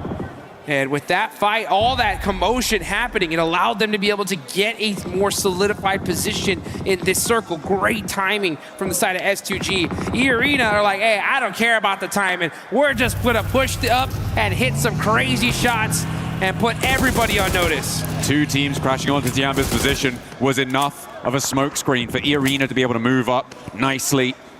Despite not having one of their players with them, they are now on 5 eliminations. They've pushed past the 90-point barrier now, Jukes. Wow. It is a great result so far. 10 teams remain, but they're on the outside of the circle, and Enigma Galaxy are going to cause problems. They've seen what's happened, and they think, no, no, no.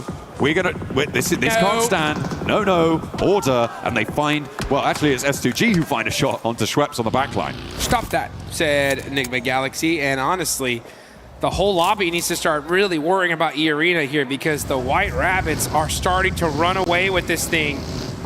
Remember, $500,000 for first place, $250,000 for second. That's a big difference here, folks. Now we're gonna see Enigma Galaxy. They got that knock.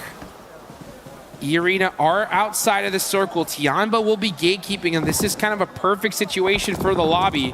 Nongshim Red Force, though, gets super blessed in the zone. They are dead center.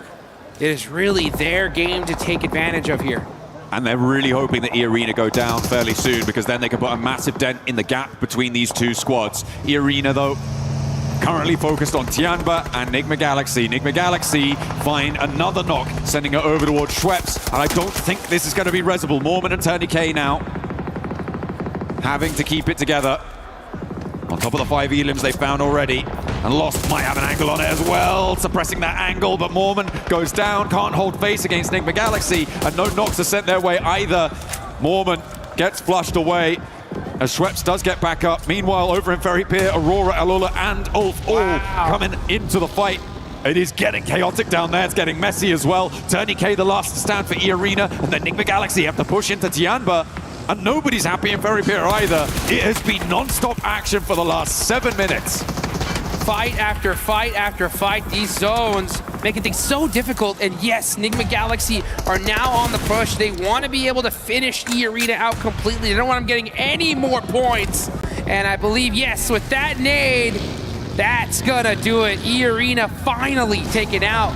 But they still put points on the boards here, John. So it's like no matter what the situation, they are constantly moving that needle further and further and further. Absolutely, but for Nongshim Red Force, this is a beautiful position. They were able to do a lot of damage to Furia, leaving them on 1 player alive. Flash are going to crunch in behind it. Potential to pick up points there. Aurora are going to have to leave into the sightlines of Nongshim Red Force. There is a big Elin potential gain here if they can close it down, because they are in the driver's seat here, and they need to keep control. All these teams need it. They all need this chicken dinner and all the eliminations. Nice. And that's Furia gone. Nongshim Red Force. Man, XZY with 5 eliminations all by himself. Gonna have to make a play here. He's got the shotgun, but the suppressive fire from too many angles, making things difficult. Nongshim Red Force are still here though, but here's Bose from Team Flash. This nade could be big. Can he thread the needle through the window? No. Oh, so close. Not quite on the first. Has another opportunity, S2G as well. Second Launches chance. another one. Don't think that went. Oh, no way. I didn't think that one went through, but it did. And down goes this Nongshim push. They flexed out from their position, Jukes. It felt like maybe it was the right time to do it, but they underestimated the chaos on the eastern side, and they've let slip the strongest spot in the circle, and they will leave it all up to So Easy. A real big opportunity for them to put a massive jump up on the tables. They can still do very well from this location, but they have really had the juice squeezed out of them. You're so right. I mean, they put some good, solid points on the board, but it could have been a whole lot more, that's for sure. Let's see who can take advantage of these missteps. Enigma Galaxy are still here, 4 eliminations. Aurora with 5. Big win here could put them all the way up to second place very, very easily. Tianba right there close as well. Team Flash, yeah, with that last player, Bose, just trying to soak up anything for his team at this point. Next circle does go, and up, and it is going to be down to that southwestern side.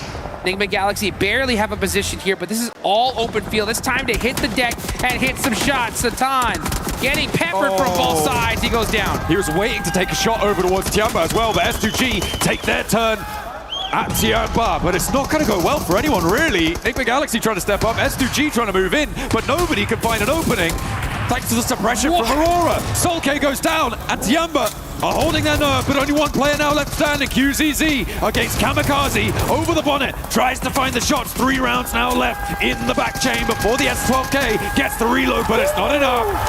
Kamikaze keeps S2G in there, and Solke may get back to his feet. They don't have a lot of time, though, because the zone is moving in. This area is looking like a dang blender. Shots happening all around in every single direction. You gotta find a way out, though, as Doc now on the push, looking to shut things down, getting up close and personal, but it's Coops. Coops on fire, literally now, as those nades, Molotovs, too strong. Oh, no. Coops by himself could not hang on. And now Aurora ramp up the heat, turning up the thermostat on the lobby. But in the meantime, S2G, they may just get themselves back up to 4 players alive here, Jukes, which is kind of crazy, given the chaos that just unfolded at their feet. Remember, Tiamba were there. They were taken down just about with the assist coming in. And Nongshim Red Force still alive, by the way, with their solo player up and into 3rd place guaranteed. It's a little bit less efficacious than they might like to be, given the position that they held, but they'll take it. Huge game, huge game. Honestly, if So Easy can play this quietly, he can disrupt this pretty big time. But you can see S2G, they get the full reset, and we get to see them bust out the welding gun as well. So they're going to have their vehicle all set up. As far as when it comes to zone control, though, it's all Aurora. They have this entire zone locked down. But the thing was, they had this advantage before against a team of Nongshim Red Force, and they lost that game. This is their chance to make up for it and secure this chicken dinner. S2G on the ferry, but lost, gets spotted. That is Nongshim Red Force's solo, striking out wide. The point gets taken away from him, but diminishes the power of S2G, maybe gives him a little route in, but already Aurora have flexed 2 players out. I think they're going to be able to deal with this. Ooh, unless a nade lands on Top's head.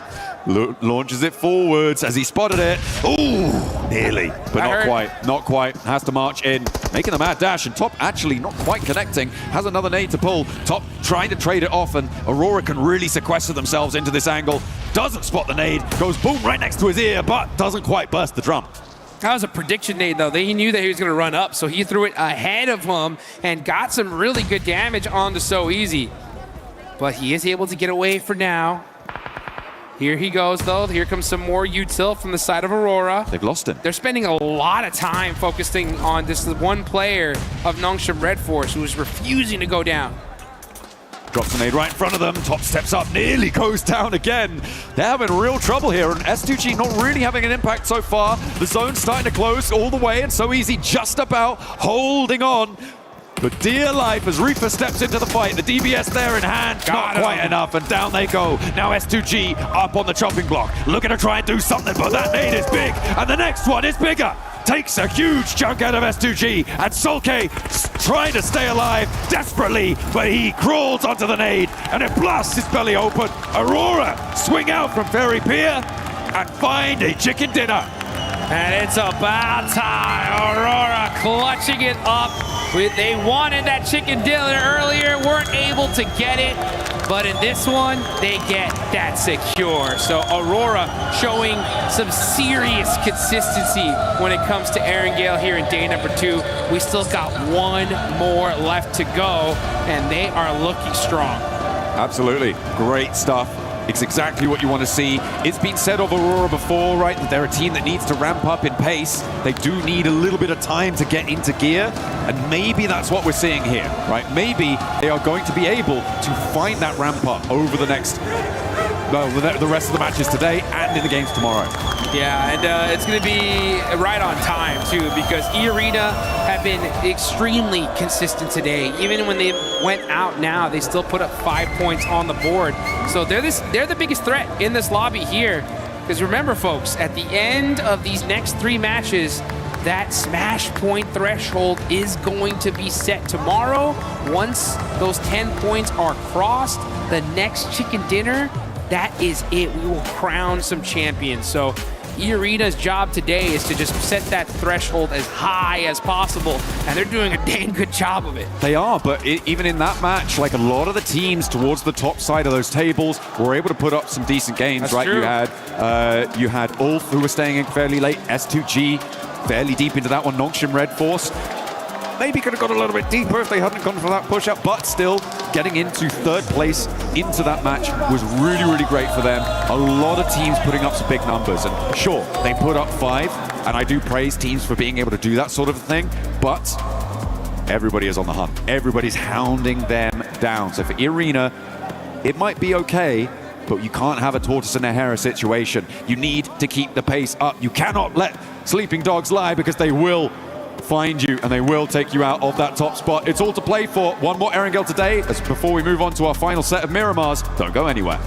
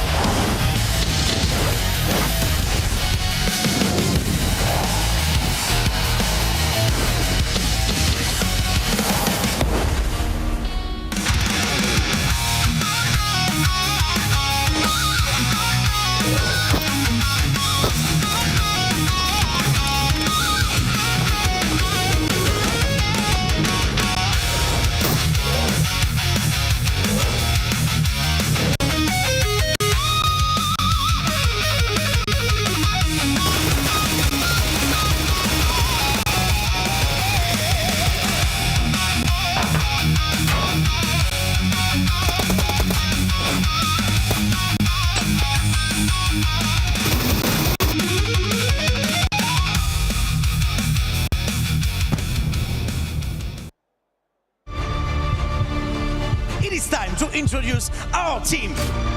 Obviously, I'm here to support Godlike Esports. This is one region that was, never considered to be very aggressive in general, but with Godlike Esports, the thinking has changed, and these guys have shown the character. Watching them perform on the biggest stage, I think it's a moment of pride and honor for us.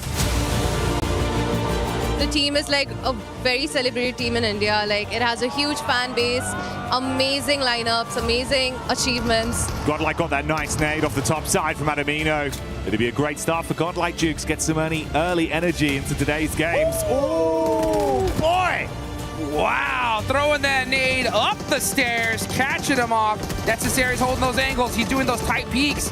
He's been throwing heat-seeking missiles all game long and opening the fight for his team. A full 4v4. S2G tried to catch a couple of their players off guard. You can't stop S-Power, and you cannot silence Godlike in this moment. Adamino for the closing play as Godlike take this chicken dinner with ease! The most memorable event has to be the map of Rondo, where Godlike came up with 30 points. As everyone, used to call our region as not so aggressive or passive, and a lot of things like that. But again, Godlike Esports proved with their firepower and with their composure that we do have that firepower. We can also go for, big games.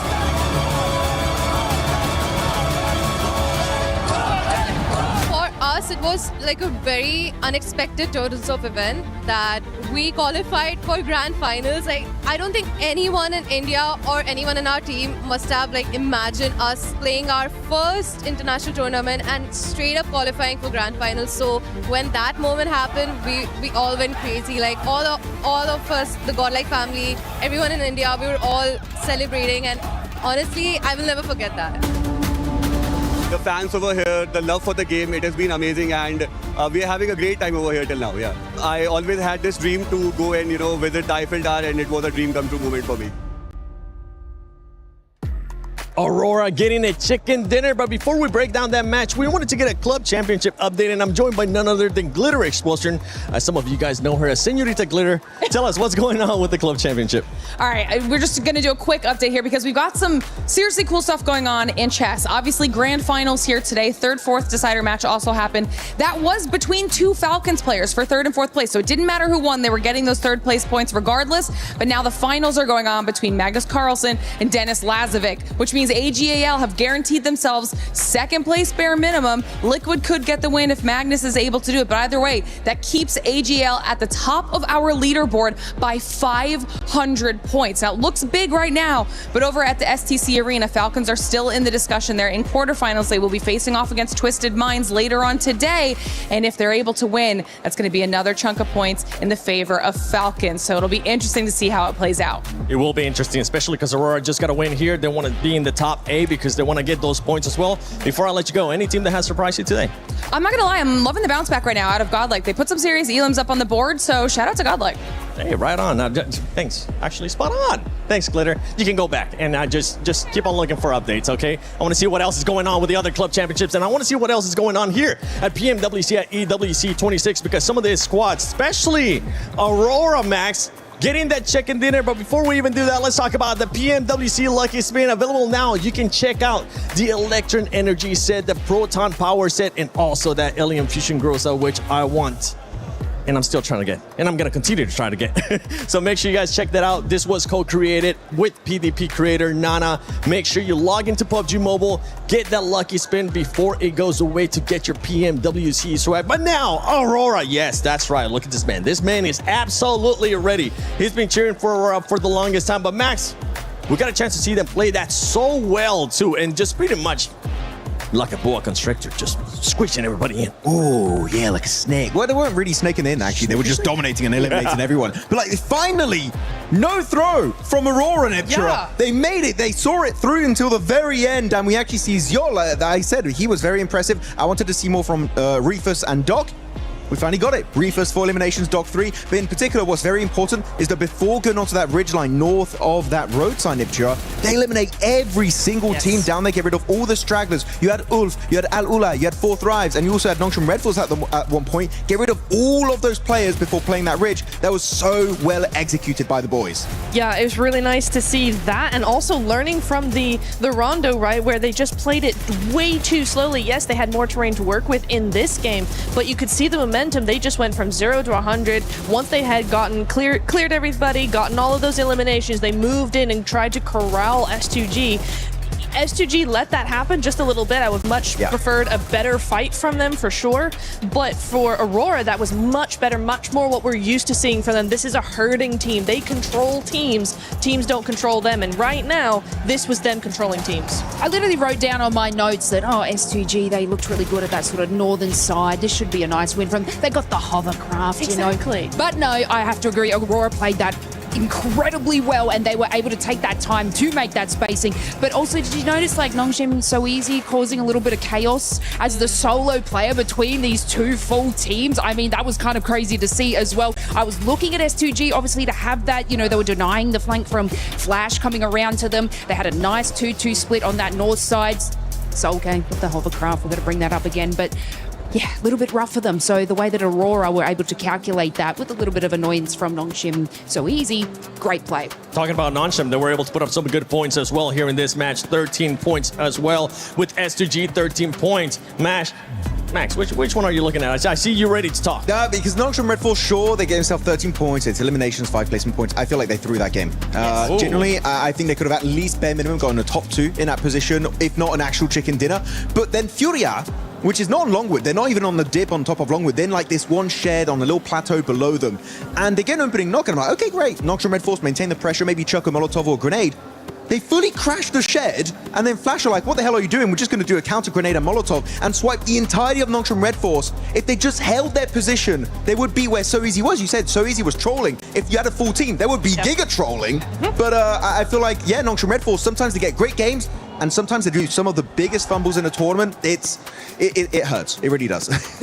I think it's it's a great example of something that happens at every level, as we're seeing here, right? Where you get you get tempted to actually full send into a position, but you got to really think about why that team that you're fighting fell down so easily. Generally, it's because the position is bad for one reason or another. It's very constricted there. There's a little ridge around that shack. It's very, very nadeable. Lots of areas to bounce that utility off. So if you're gonna push something like that, or if you're fighting against, hang on a second. If you're fighting against them, right, you don't push that, because then you yourself get naded as well. It's very nadeable for a reason. Yeah, and that match was a perfect example of what can happen whenever you end up just catching up even more to that first place. E-Arena ended up getting 5 points. You can see Aurora Gaming just jump up to that second place with 81 points. What was a 1 point and 18-point gap to that second place has just now closed up to 9 points. I'm so happy to see it, because we saw throughout the entirety of today, right, they were a podium team at the very start, slipping,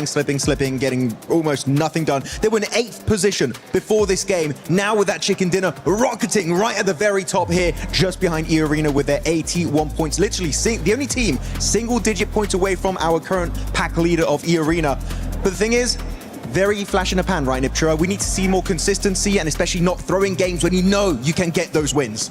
Yeah, it's gonna be interesting to see. We have one more Erangel and then 2 Miramars as well. Aurora tend to do quite well on Miramar typically, so we'll see how that goes. Again, yeah, they can be very hot, very cold, so it is just down to game by game what they're gonna do. But we're looking at the second page here. Flash and Hora, 48 points each. They are looking tied right now, but there's quite a bit of a gap between them and 4th Thrive, so even further down the leaderboard, we're starting to see those gaps emerge. Yeah, Lace, for some of these teams here in the second page, I'm going to be keeping a close eye on them, because at one point, we're going to have to start cutting them out, because that point gap is just too much. And keep in mind, going into tomorrow, that Smash roll is going to be up play, and it's going to be plus 10 points of whatever first place ends up with. Yeah, and it's strange because, like, I know me and Neptura were having a look at Godlike, right? And they're making such calculated and well played. And then I even sort of said, God damn, they're so strong as just a little duo. Why don't they just kind of like go in that little map and do their thing?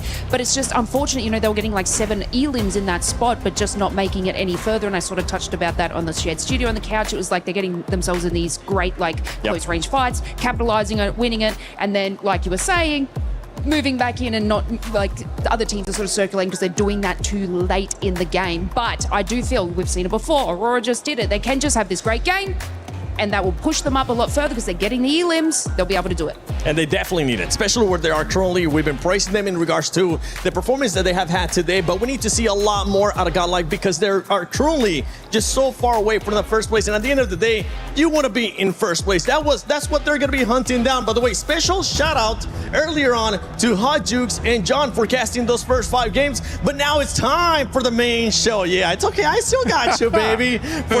For Blank and Jackie Blank, you got me. Come on, man. Oh, mate. All right, that's one hell of a setup. Thank you, Seven. We appreciate it. Some great points being raised there. Indeed. There's some good breakdown.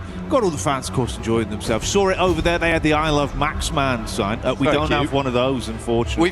We've got love for snacks right now, which is cool. We've also got OG and Godlike behind, which is always good to see too. The support is unreal inside the arena at the moment, as per usual. It has been awesome all the way throughout the tournament, but we do have a lot of people with us this time.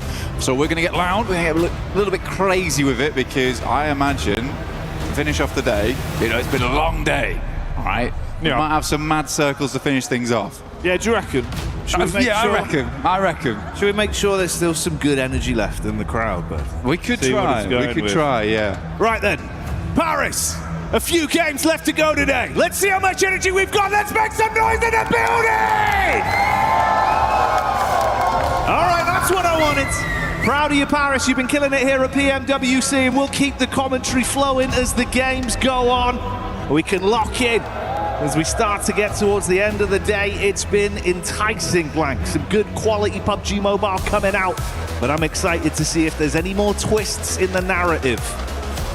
That's what we're looking for. We're looking for some twists, some turns at the end of the day, some mysteries yet unsolved. As we do get back into the thick of it, we're going to be going to Erangel one last time before we head towards our final 2 Miramars to close out this mega day of PUBG Mobile. Again, like we said, Paris has been fantastic. You guys have been fantastic. The fact that you've been with us this entire time, supporting the teams the entire time. We've heard the drums. We've heard the excitement. The drums better come back, though. I'll be sad if the drums aren't in the crowd. They're ramping, mate. They're ramping. They're getting ready to go. There would have been a couple of paradiddles here and there. We got Ralph on screen explaining to his team that they're definitely not getting hot dropped over towards Pachinki. It's not happening again. Ida's had a good game now. They're like, maybe we were the problem. Yeah, maybe we don't do that anymore. Which honestly, I think it's a fair shout. I think, you know what, 4 different members of the talent team spoke to Ralph about that yesterday. We were kind of making sure we can get that one across as many ways as possible. It seems like the message has been sent out. Yeah, it was like, it was coded through Ralph for Ida. Yeah. So, what do you think about that? Ralph was very pleasant about it. He was like, I don't think they should be doing it. Like, we keep getting points. Yeah, they were. I mean, I think they got about 12 elims off the back of it, which is kind of sick, honestly. It's a good amount of points. We do get our plane path down from the south side all the way to the north. You see there, Eren and Scarface currently topping the leaderboard in terms of damage, which is a surprising statistic for me. They've been very, very consistent throughout. I'm glad to see Eren there. Hasn't quite beaten out Scarface just yet, but I'm glad that Scarface has been the rock so far for Ulf. He has kept that team steady throughout. The suspension system for the Ulf vehicle, which will need to make a move down towards the south side of the map, but it gives a good game here for Aurora, who have been baiting us for multiple years for a massive win at an international, and they might just be giving us it here at PMWC, at EWC 2026. God, we keep getting these sort of circles, man. Once again, right, you hit the nail on the head. It's happened. Sosnovka, the military island in play. Like you say, maybe this is the blessing. Like perfect drop spot, perfect end game potentially for a team like Aurora, who do feel like they've kind of locked it in a bit. So we'll see. We'll stick with it. Potential for a lot of early fights. You got Flash taking on OG early as Aru's already down. Tiamba amongst it as well. A couple of squads looking to get stuck in instantly then. The revolver to the dome there. Well, unfortunate for guys over on OG. Flash seems okay though, get themselves back up on their feet. Like you say though, we got Aura on screen. Eagle. Explosive bow. Almost hit it as well. A little bit of pinpoint accuracy with the arrows. Jiggle. Dropping some ammo across. Everyone's a little bit low right now. Level 1 vest, a little bit difficult. It might have been actually just dropping some of the bandies over. Well, Sleepy is having a troublesome time getting towards them. I think he's in an awkward spot. Sky, though, is coming in from the other side of things. He's over towards the north side of Severny, so this is a long exit for both squads. I don't think any team wants to be here. Tiamba, as well as Aura, stuck in this awkward engagement. Eagle with a Honey Badger at distance on the sidelines. E-Arena also swinging by, but they should get gone.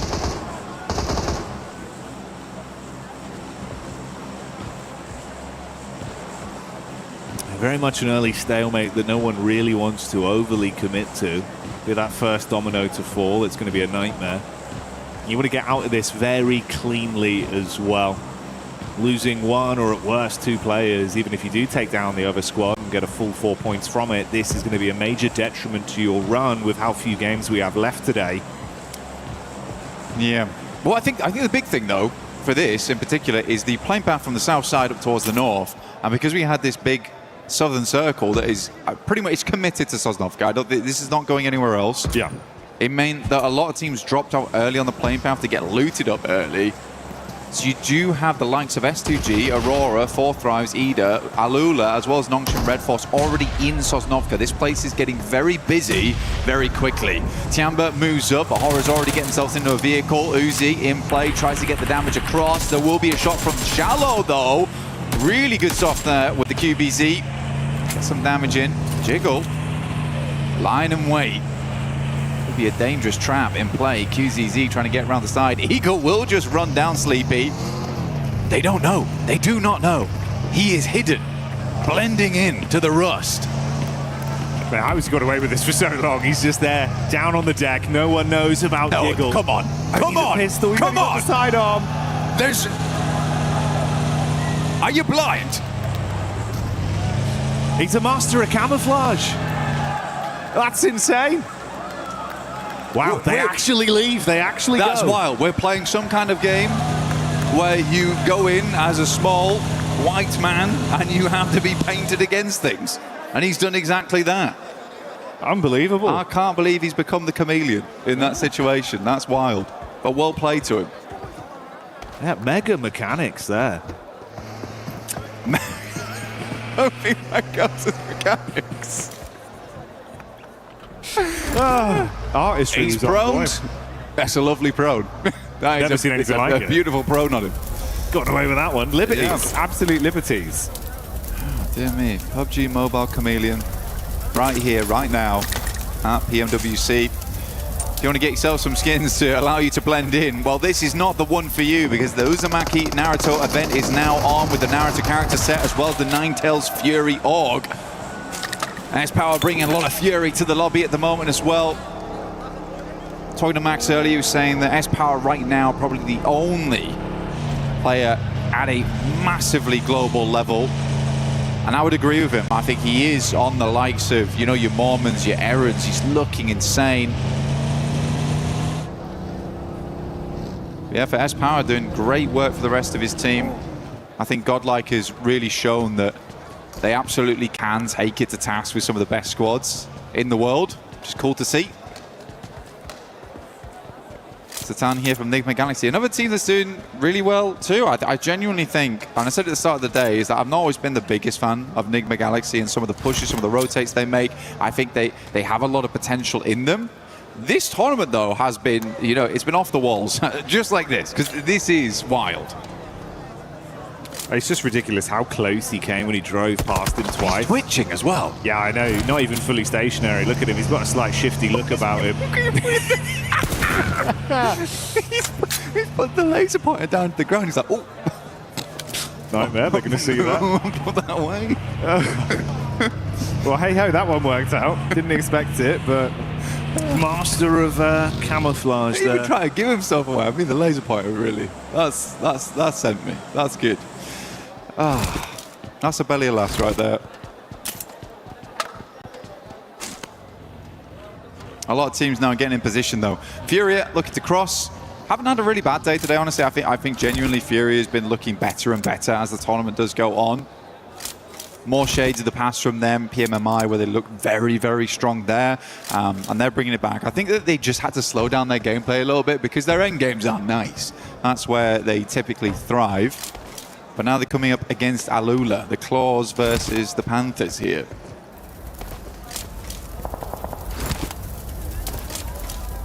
Giving us the proverbial question of which set of claws are sharper. Are they both depicting Panthers, though? Because that would be...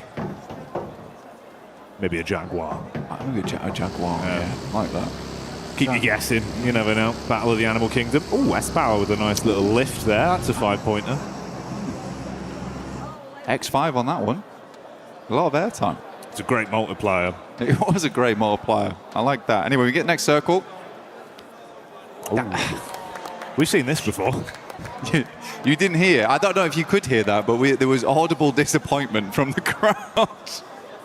Everyone was oohing and ahhing at that one. Does head out far towards that west side. Really uncomfortable. Very, very uncomfortable. Ida's already good spot, though. The rest of the team, I would probably say to try and regroup soon, though. Nongshim Red Force has played a similar position to this in the past on this exact spot that Tizzy is currently actually located on with XZY. So I think they'll just try and secure that going forward. They might even try and take the compound of Vitality one on during this map before as well. We'll see what they do. Can't be too greedy, though, because, again, like I said earlier, it's very busy in Sosnovka at the moment. A lot of teams here. It's going to get pretty aggressive down there where things do kick off, especially with how this zone shifted, man. Cutting out a lot of that play space once again. So you're fighting around the bridge, you're fighting on the island. Like you touched on, even just a couple minutes into this game, with how close they were off the playing path, a lot of squads did already make their mass migration down and start to try and dig their heels in a little bit. You've got a few squads that are still outside in the mainland towards the blue, having a bit of a slower rotate. A lot of traffic as well on the bridge over to Sosnovka. Fury there, as we saw that establishing shot with Alula just ahead, guarding the entrance. It's then Vitality behind them, and similarly Flash behind them as well. Yeah, Fury's getting squeezed like a fruit right now. It's not looking good for them. As they're getting pushed down by Vitality and Flash behind that as well. So this is a awkward approach. They would like to get across, but I don't think Alula's going to let them across so easily. Igor's is far up though, so he just needs an opener. And Alula looks to be leaving. I think that's the correct decision at this time, just because the circle did push so far over towards the western side. You don't want to get left behind. E-Arena still being here is somewhat of a question mark, but if they knew they could hold out a team over towards Box Compound, sure, why not? It is quite cruel towards Tiamba, but this is the name of the game. You pick up the points where you can, and right now E-Arena's doing a good job of it. And Tourniquet there. Up on the top side of the rock face, spamming down into Aking, and will leave him wounded off the back of that. QZZ already knocked, rest of the squad following in their footsteps. This is a brutal start for Tiamba, and one by one they fall. So E-Arena find them outside and dispatch them with ease there. Another 4 points on top. That's a 94-point total over the course of today's games. It's a strange one, right? Because they both started up over towards Severny, Didora, as well as Tiamba. Tiamba swings wide over towards North George. Flash does take a knock there, and probably a flush too. This is over towards the fight on the bridge side, so we'll come back to Tiamba in just a second. Axel low, Razy on bended knee. P90 in play at this early in the game as well. Good to see. Trying to run back through, but Razak just goes straight into the crosshairs, and one by one this is looking a bit more uncomfortable. Nice backstab though from Axel. Quick switch over to the shotgun through the window. Throws the first man down on the deck. Still has some firepower to play with. Zone nipping at their heels. Razy out of the running. Razak knocked. Axel looking to defend. Throws the nade deep. Thankfully for Bowles, he was able to reposition. That one isn't going to hit him just yet. Ooh, he's closing the distance though. Wants to really get in there. Oh my God. Response back from Axel's quick. And he can get the meds in as well, Blank. Vexy should just about hit this. It's close, but it's still back up again. We'll go for the res over towards Razak. This is a good recovery right now from Vitality. Sadly for them, Aura has made an incredible run down from that northern side. They are fast in position. Bozy is down. Nigma Galaxy currently holding out Ulf. Got Lord up on high. Ketch has no idea. Caught in the broadside. Will get taken down, but a lovely refrag coming through from Eren. Ulf likely will now play on as 3. Look worse and worse as time goes down.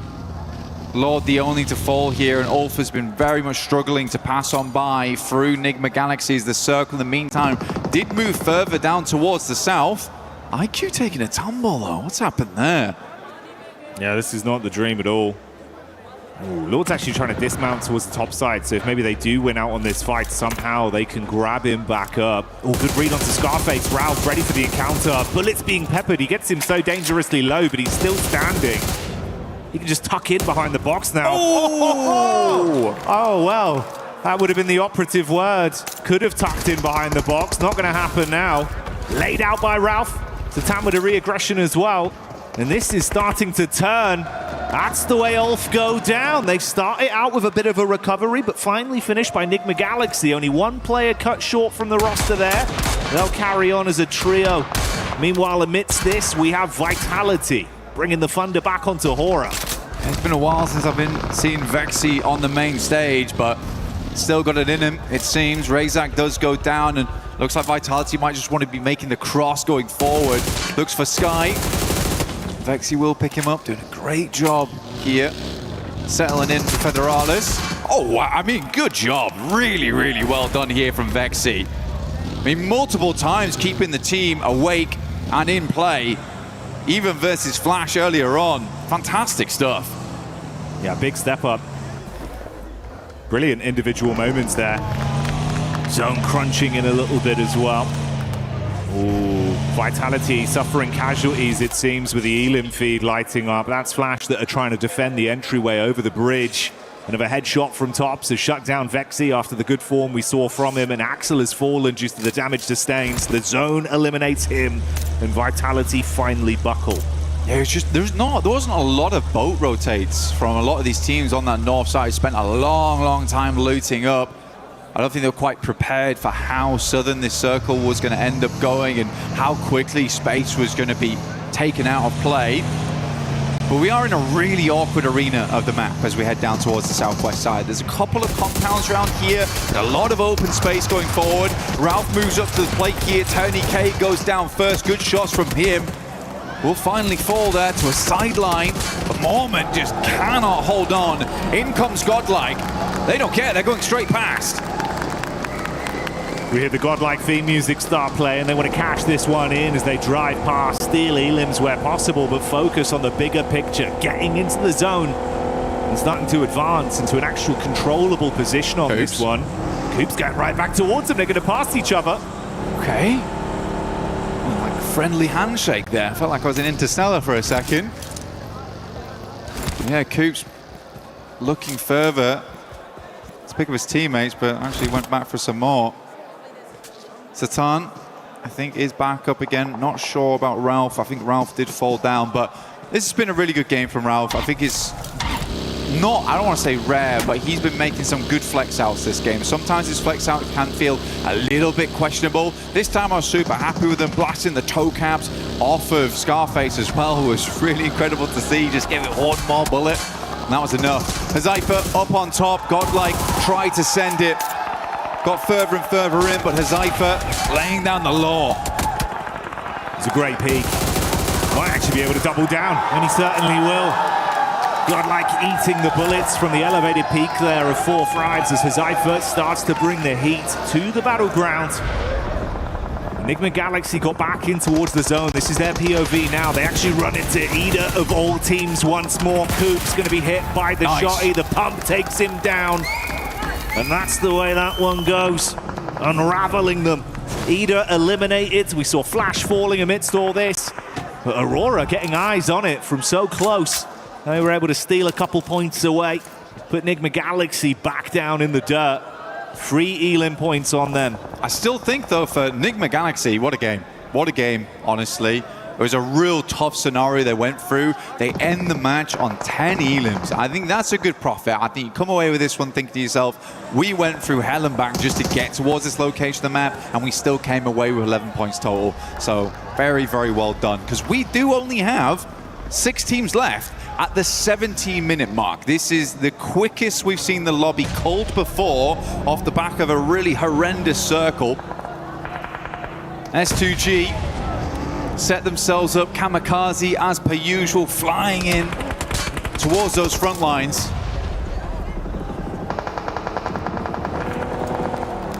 S2G just cleaning house on Alula.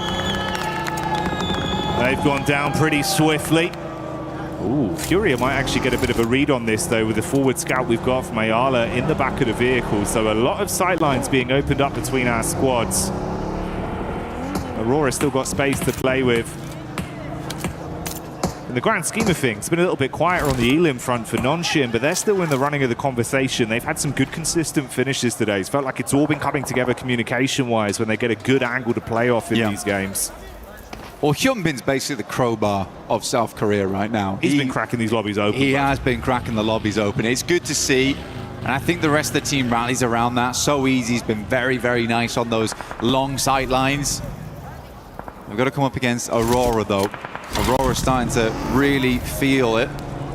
And despite having a lot of weird finishes where second places, where they should have won, especially versus Nongshim Red Force earlier today, they would have been far and away at the top of the leaderboard. Some moments where Aurora just can't quite finish the job. Even then, the consistency has been good. So it's an impressive showing from them. But we have that rivalry back up to bat once again here between Nongshim Red Force and Aurora. But shots coming from the sidelines does make things awkward. Oh, nade right over the top. That's Doc that looks to hit them heavy. And if Doc's fired up, mate, Aurora might keep the pace on pretty swift on this one. Fury just off in the distance, haven't overcommitted to anything just yet. Hyunbin still up and kicking. They got height on it. Just can't really afford to overextend too far, get caught sleeping. This could be a big unraveling for that side. Tizzy's got to bandage himself back up to stay pretty in the situation he's been left in. Aurora are aware of that angle from Furia, at least. 3 smokes for Tizzy being the difference between a raw face from Refus potentially coming their way. I think the problem right now is absolutely that angle you're talking about between Furia over towards Aurora. You've got Top off in the distance there, currently holding on alongside with Zhol. They look to make the move out, but Furia had that angle on. One player very low in the back of the vehicle. I believe that is Zhol at the moment. Can't quite find the next shots, and Isle is playing it very safe. The angle over towards this way, but Tizzy with nasty nade goes straight through the side mirror window. Oh.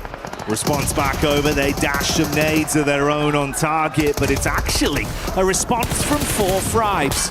Pulling up to the party, looking to third party on this one. Aurora trying to withstand. Nonshin going down as the last man, and So Easy will collapse from it. Doc already piecing out. Ooh, mate, that's the rotate straight into the camp of Furia. That is very on point for Doc. He's got that Doc in him. Yeah, that's the brand right there. Moved instantly over towards Furia, held that angle, made them feel a little bit afraid, right? S2G still got Kamikaze swinging, layering in the vehicles. Circle moves over towards Kamikaze. You can hear Turkish fans for S2G a little bit loud themselves. Hamzi finds a shot over towards Hazaifa. That's on the roadside, and a horrible time for it to happen. But it's all popping off now. Refus up first, nade in hand, looking over towards Isla, very low. Chief pulled the pin, but a little late. Solke runs through the both of them. Oh, mate, the car's done enough just with the bonnet. He's dived out with the shotgun in his hand, vehicle burning behind him. Squad mates falling around as the shots are being spammed. Quick turn, finds that one, throws Furia out of the running. This is the best Solke's looked in quite a while, actually. I think that he's getting a little bit more of that aggression on board. I think a lot of times he was relegated to being this anchor player. So it's nice to see him, you know, channeling a bit of that Silas going forward as S2G gets the ambulance out, pulls out the rest of their team, gets them res and back up into a position to fight. Not taking any chances on this one. Went out for the first aid kit. A necessary first aid kit in the moment. The med kit taking him to full. Requires Doc to put a little bit of extra work in. I'm shocked he survived that long. Refus had the peak up at first, left him sweating bullets, like you say. The clutch heal barely buying him enough time to stay along for a few extra seconds. Now knocked behind the vehicle. It's a bold maneuver from Solke, but does drag him from the rest of the team. Likely leaving S2G as a 3-man, but they have the compound central. See where the next circle heads over towards. They can play off the back of that, but it's going to be Aurora. 4 Thrives, ping-ponging between one another. Taking some pot shots at S2G in the meantime. Hard confirm with the nades thrown over, so much so that Doc nearly went down from the danger close of his team. Luckily does have the meds to fix himself with no one nearby to convert from the lower HP he had. But you're spot on, mate. We heard the excitement from the fans. You can see why. S2G, they were playing with some confidence and aggression. Previously, it's been Kamikaze that reps himself in those situations. This time around, he plays close to the squad. They control the compound, but you're going to be pushed from 2 sides. Difficulty with this compound as well. There's a lot of space to control here. There's a lot of space to control. There's some flat walls to work off the back of. So teams could send in over towards one side, and having a 3-man inside there means they cannot control every building effectively. So these 2 on the side here, this is over towards the eastern edge. Sat on Aurora's angle. Possibility to move in. Oh, S2G's just got to be very quick with this, but you know as soon as someone makes a move for that compound, the other team is going to fly on in. They're likely just going to wait this out until the circle confirms this is a definite compound finish. Don't invest your eggs into one basket until you know. A few seconds out from that zone crunching, we'll see if it's going to favor S2G once again. Shifts slightly off it, Blank pulls away. It's nasty. Up towards that north side. Aurora looking to get a chicken under the belt here. Would likely slingshot them up towards first on the rankings. Despite what has been honestly a hairy day for them, it really has. There's been some moments where the question marks have been flung out left, right and center for this squad, but still, they've been keeping themselves looking pretty, bandaging up between the matches.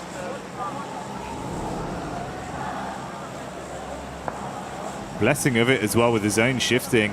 That crate that came in, you can see that Top & Co were able to push over, get an early duo onto that, grab some extra bits and bobs to armor themselves for what could be quite an intense final fight once they now get attention from 4 Fives and S2G.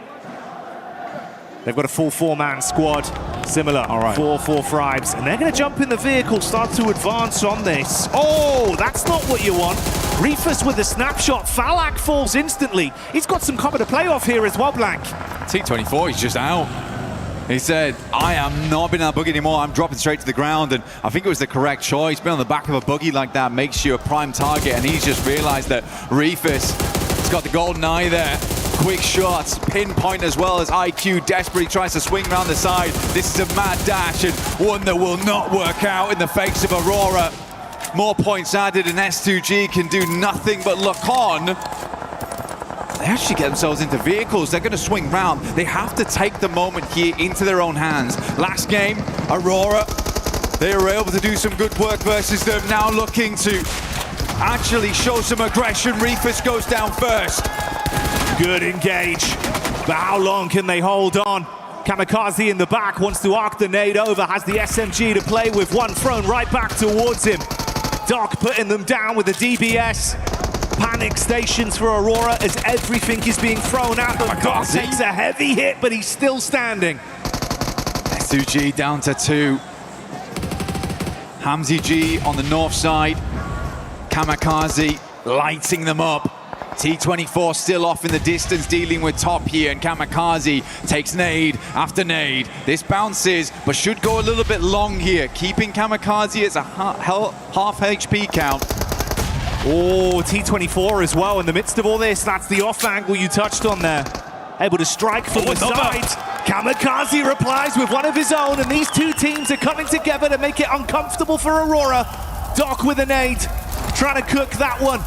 Meanwhile, they respond back onto 4 Fives as they throw that in. T24 behind the tree. Doc now worried.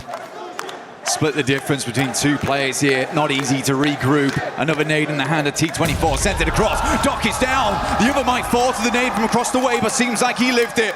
S2G playing the game of their lives right now. S2G, such a quick swing, Jackie, as well. Love to see it. This is huge from them. Complete different play style. The confidence out in full force. Right time, right place, and the back door has worked out well.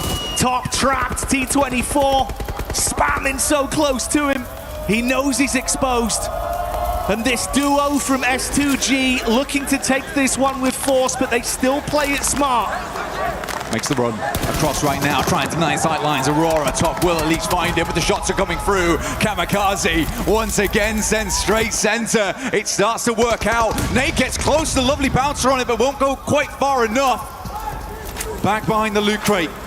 A little bit of cover to work with, but S2G, they've got 2 angles. Top is going to have to play out of his mind to make this one work here. 1 first aid kit ready to go. Hamzy G looks to send an arc over the top here to finish off the game. Goes wide to the side.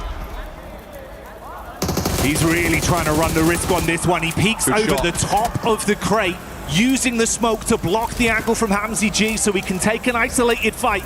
He's reading it as well. This 1v2, like you say, it's got to be impeccable from him. He cannot afford to miss a single shot. The reactions are going to be there. Kamikaze on the road. Slight height advantage.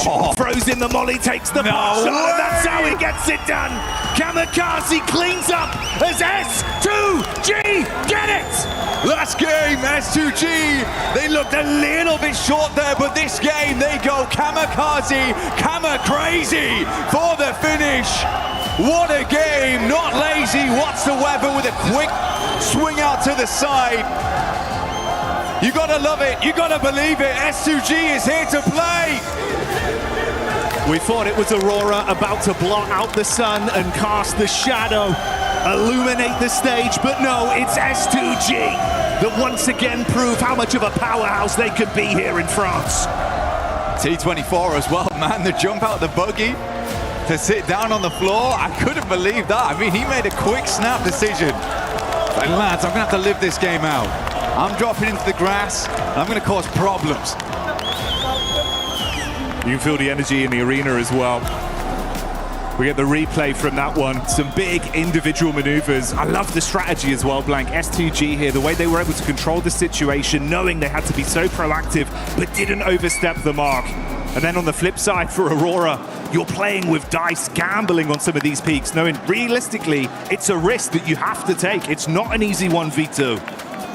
It was actually a very difficult circle. And yes, it pulled away, but they were unsure where they wanted to fight out towards, and maybe they had to full commit over towards 4th Thrives, clear that angle sooner to deal with S2G. But again, for S2G as a 3-man there, they make the only decision they can. It's been something they've been saying all tournament, is we just don't care. We will just push those angles. We will try and get something done in those end games. And it was lovely to see them prove that immediately after that last game where they sort of just laid down over on Arundel. Didn't quite let that game fall into their hands. This time around, they leave nothing up to chance. I think that does summarize the play style realistically. This point in the competition, after so many play days, so close towards the real big picture. That prize pool looming over you, you can't afford to have any doubts in your mind. Leave it to another team and your dream could be snatched away. Whereas for S2G, they've been rising to the occasion, and that oomph, that killer instinct, that's what's giving them these leg ups. Absolutely, and in the end, for S2G, this isn't even their best map, man. They live it on Miramar. This is where they usually thrive. So to have some good moments here over on Erangel is lovely to see. Again, a couple of our teams really making their mark right now. 4th Thrive still playing really well. Honestly, for them, I think even that early game where we saw Hazaifa playing the big Lions Rock, where he could just have that oversight, knew exactly what they had to do. As teams flowed in, just deny them. But we do have Kalaris over on the stage for a little hit with the players.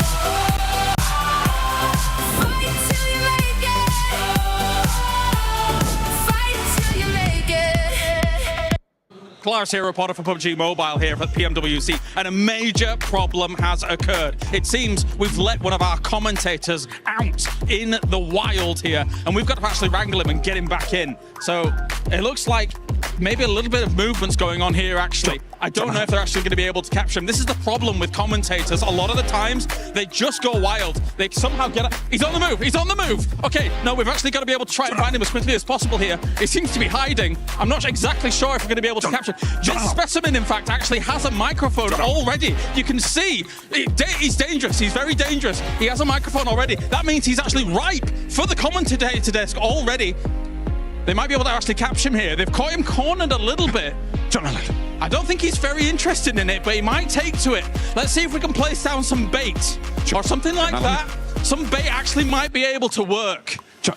Usually chicken dinners are the prime meal of a commentator here for PUBG Mobile.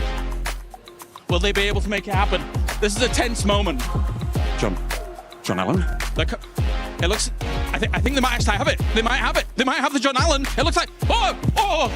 Did you see that? Get a close up of that. Get a close up of that. I think they've got him. Unbelievable scenes here at PMWC. Oh, that was close.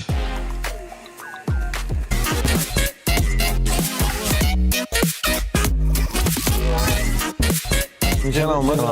Dürbün. Adam vurma. Araba sürüyor. Araba sürüyor. Araba patlatmak. Araba tarıyoruz. Araba sprey atmak.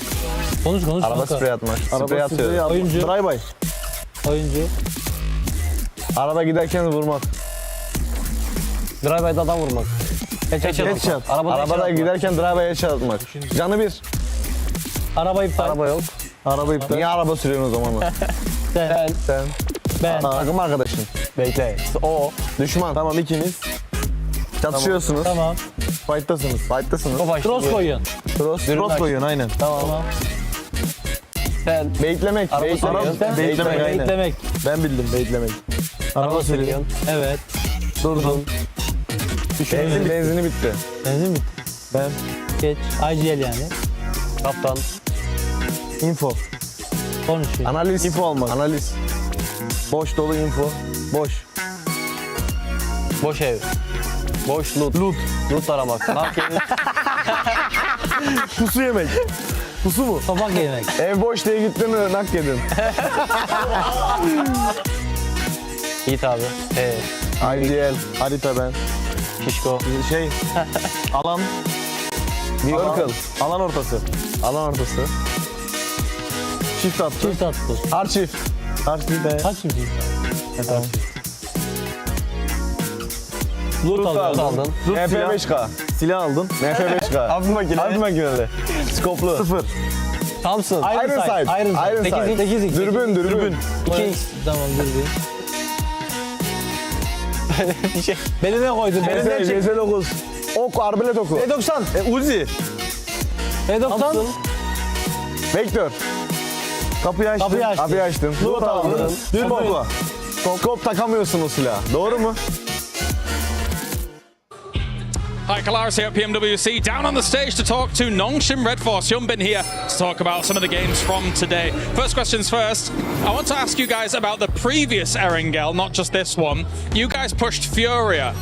Talk to me about that decision and if you'd have maybe done it differently in another scenario.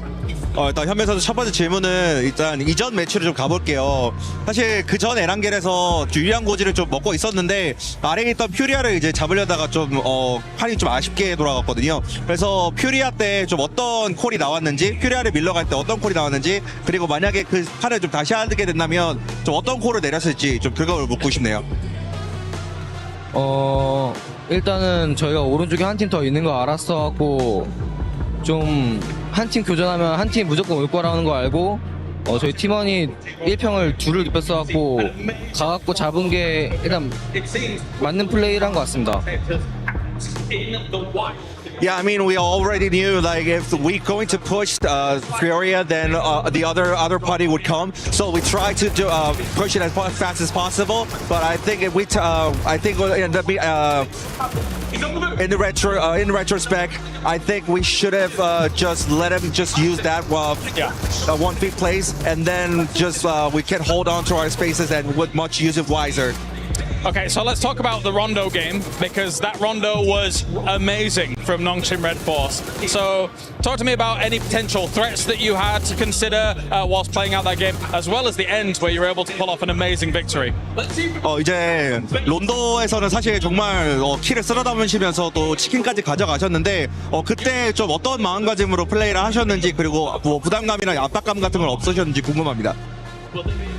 부담감이나 압박감 같은 거는 없었고 일단 교전 부분에서는 저희 팀이 가장 자신 있었기 때문에 쫄지 않고 자신감 있게 했던 것 같습니다.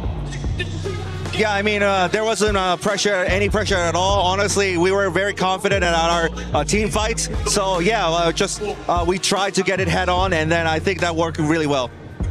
Thank you very much for joining me, Hyunbin. Thank you very much, Maddox. That does it for us down on the stage. Thank you, Kalaris, for that interview. A marathon of a day that we're having here, as 6 matches have already been played, and S2G has been able to go now back to back with those chicken dinners. We still have 2 more matches to go here, but honestly, S2G, this bounce back Niptura out of them. Quite literally a bounce back. All these nades coming in clutch here for S2G. Very, very good sign for them. They're climbing up those ranks. That should put them theoretically in that first place, but we'll wait for the overalls to confirm that. But it's looking very, very good for them. With just 2 more Miramars to go, S2G, they are a Miramar team. It looks like, hey, maybe we'll have another. Oh, we already do. Well, no, that's the match ranking. No, that's the match ranking. Whoa, hold up. I'll give you a chance before or after this to do some prediction. But yeah, S2G putting up those 19 points. Aurora Gaming, though. Aurora Gaming, I can probably end up guaranteeing it that after this match, when we do end up seeing the overall, they'll probably end up being in first place, Max. They go from 8th position, then of course they get that huge game earlier on their angle. They gave themselves 2nd place, and now maybe the jump into number 1, which maybe it's the most Aurora thing we have seen, right? Yes, it is the most Aurora thing. And you know what's also Aurora thing to do? After that, dropping down to like outside of top 5. Maybe wow.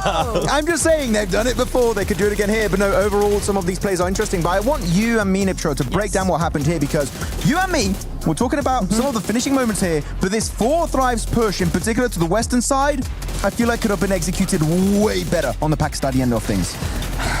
Listen, I was on the edge of my seat screaming at the television because I was like, okay, guys, they just need to hold. They just need to hold. They go up around onto a third-party position. They're playing this very, very well. The zone just goes complete opposite. And they're like, absolutely not. You're not getting this win. I'm like, okay, this is tough, right? But they could still make this work.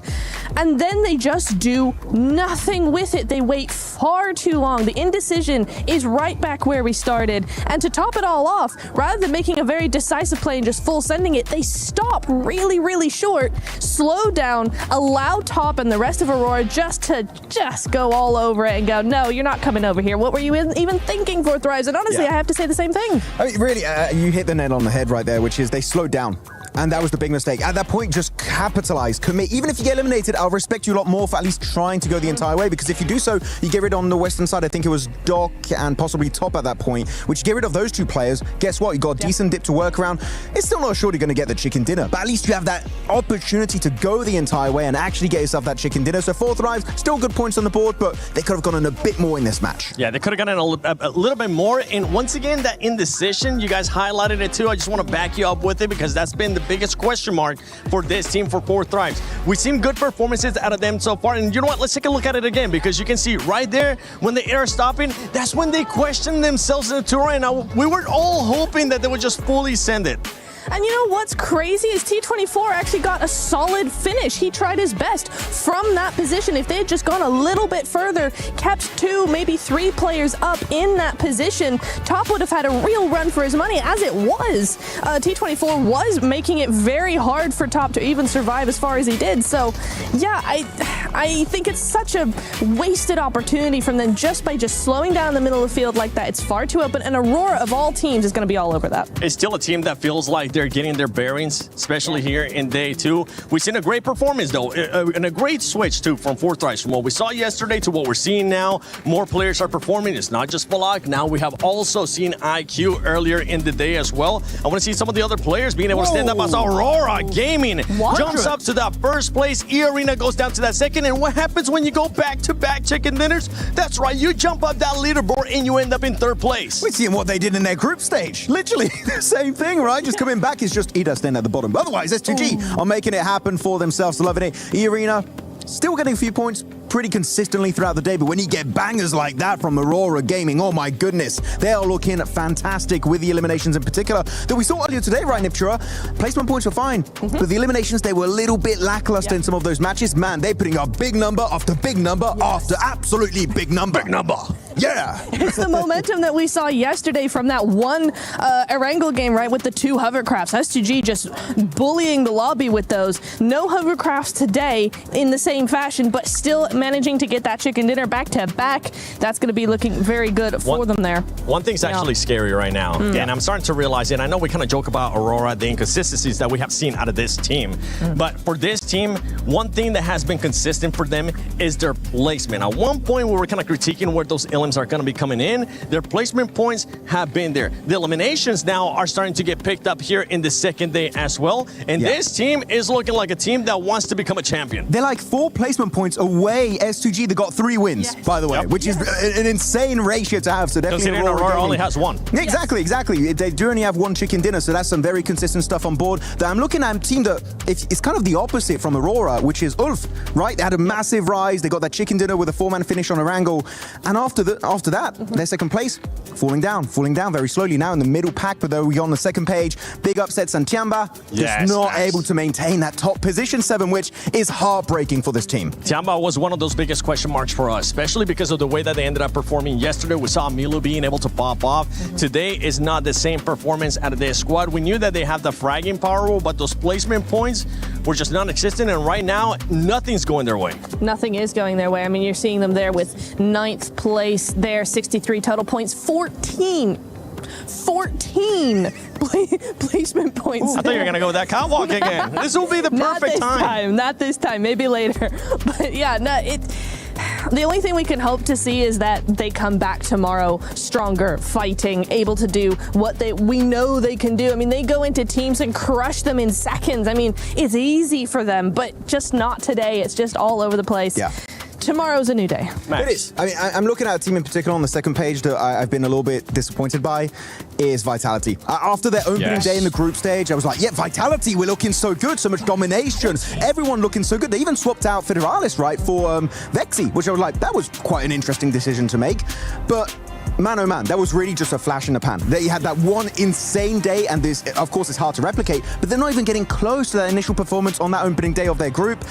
I would love to see a comeback from my boys, Razak, but so far it's been a bit of a non-performance in the finals. Another team along those lines as well is Team Flash. Team Flash has currently been non-existent for this squad. In the last game, though, I do want to highlight something for one team that was able to perform well, that was able to put up those points, and it was none other than Enigma Galaxy. If I'm not mistaken, Enigma Galaxy ended up with 10 eliminations, and that's good because that's a squad that has been consistent now 2 days in a row.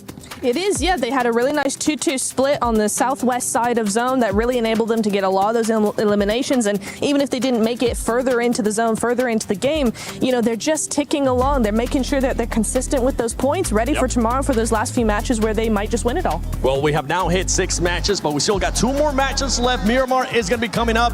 Are these players going to start crumbling, or are they going to start shining, as we have seen some of the other players start shining as well? Let's send it over to 2 men that are definitely shining, none other than Blank and Jackie. Thank you, Seven. That's right, we've had to tone it down slightly because we're blinding the crowd, so don't worry. The spotlight, of course, will be on the incredible plays that are being made by teams much like S2G. Huge show up into that previous game, displaying an unfathomable level of aggression that is really doing wonders for them. But this lobby doesn't get any easier, Blank. We've got a ton of talent here. It's been ramping throughout the whole competition. We're coming close now to the end of day 2 of finals. And this is where I feel like if another squad's going to step up and try and challenge, it'd be right here when we change the scenery and move into Miramar. And move it towards the dusty desert, and you're right.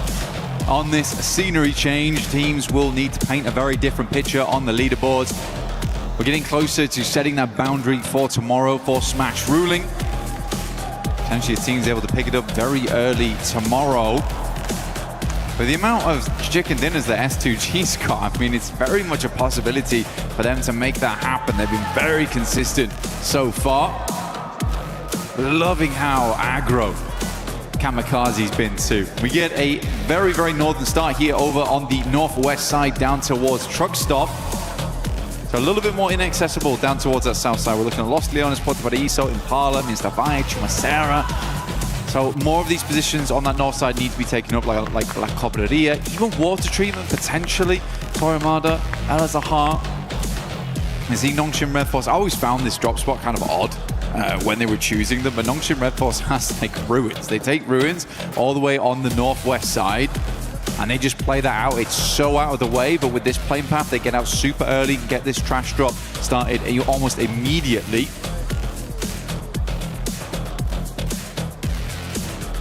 Sarah bodes for them on this one. Some other big plays that were coming out, you know, not realistically into the late game there in terms of placement, but for the raw elims and handling themselves under pressure, you got to give that shout out over to Enigma Galaxy. That was very nice to see, right? A lot of early carnage, uncomfortable situations with how they were fighting, but they looked good in the clutch, having to pull out points where they could. Ended that one with what, 10 elims? Yeah, it was 10 elims, 11 points total, because they got towards that top 8 side of things, which is, I think, genuinely a really, really good result for Enigma Galaxy.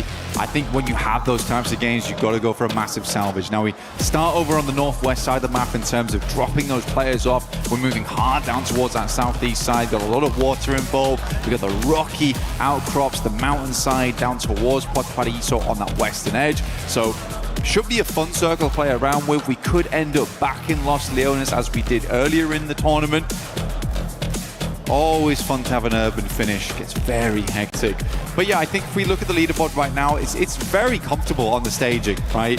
We drop off slowly. It's very much an even stairway to the top, where a 20-point game can be a big difference maker. For Enigma Galaxy, they get a 20-point match. Suddenly they're tied with Aurora, who have currently managed to settle themselves in first. The first team to break the 3-digit mark as well and hit the century here in the finals.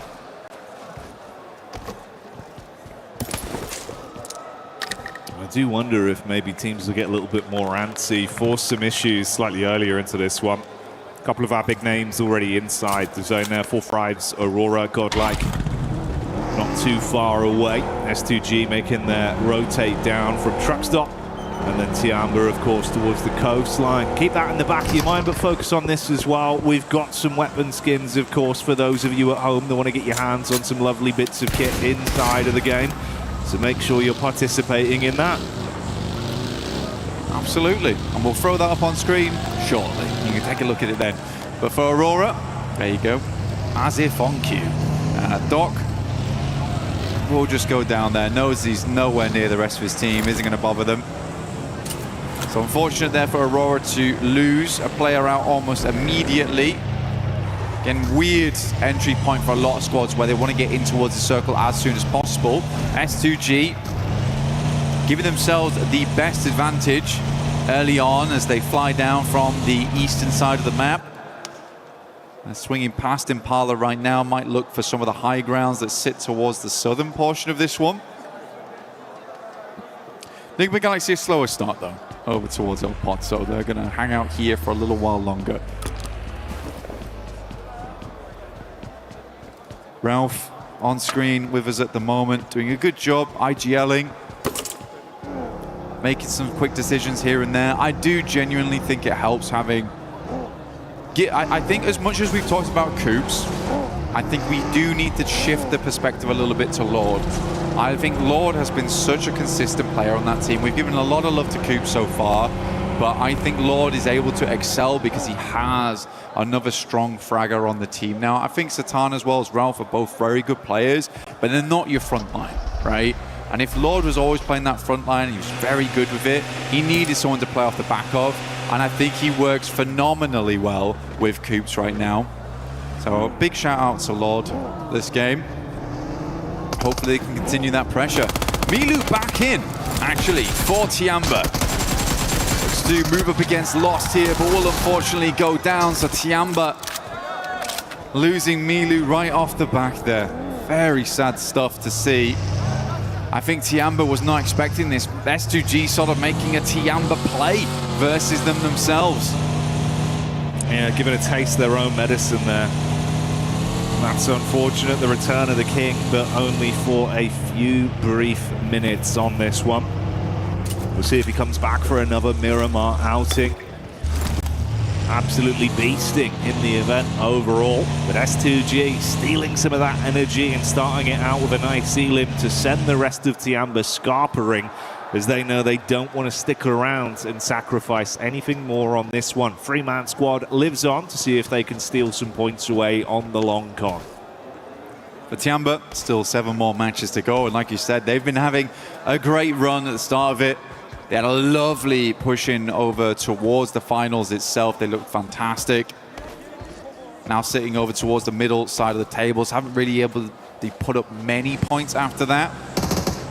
But they still have a whole additional day, and that can change a lot of things. Remember, you just need to get past that smash ruling point system and then hit the chicken dinner. So they just need to get themselves in range. That's it. They've got one more game to do it. They've got this game here to try and get some consistent points on board.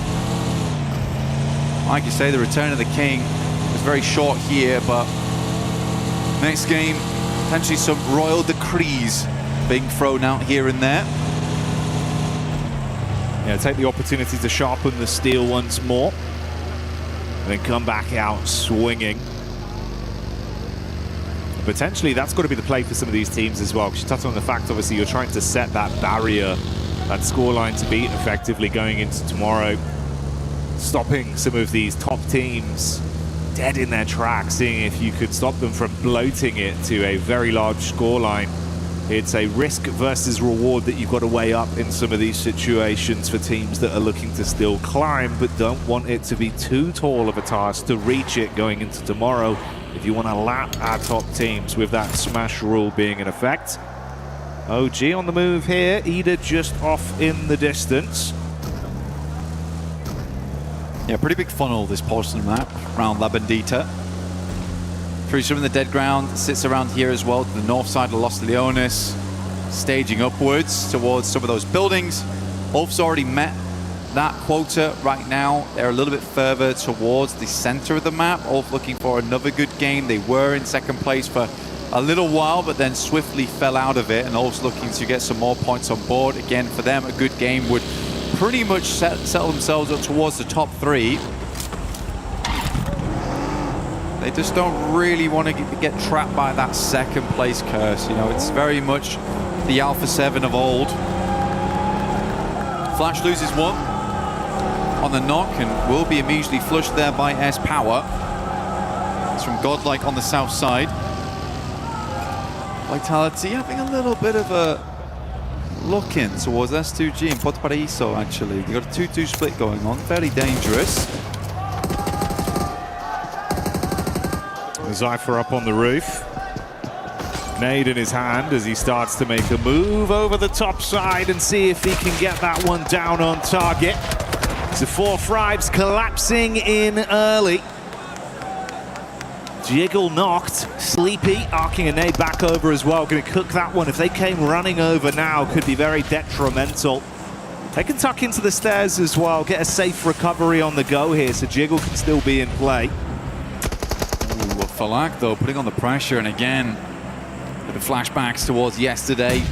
4th rise up against Aura. No Fear able to clutch it out towards the end. IQ, though, finds Sky, and No Fear is nowhere nearby. Starting to fly on in, but I think it might be too little too late here. T24 did hit the floor. For the rest of 4th rise, holding on fairly decently. A tanky, though, from the sidelines on OG.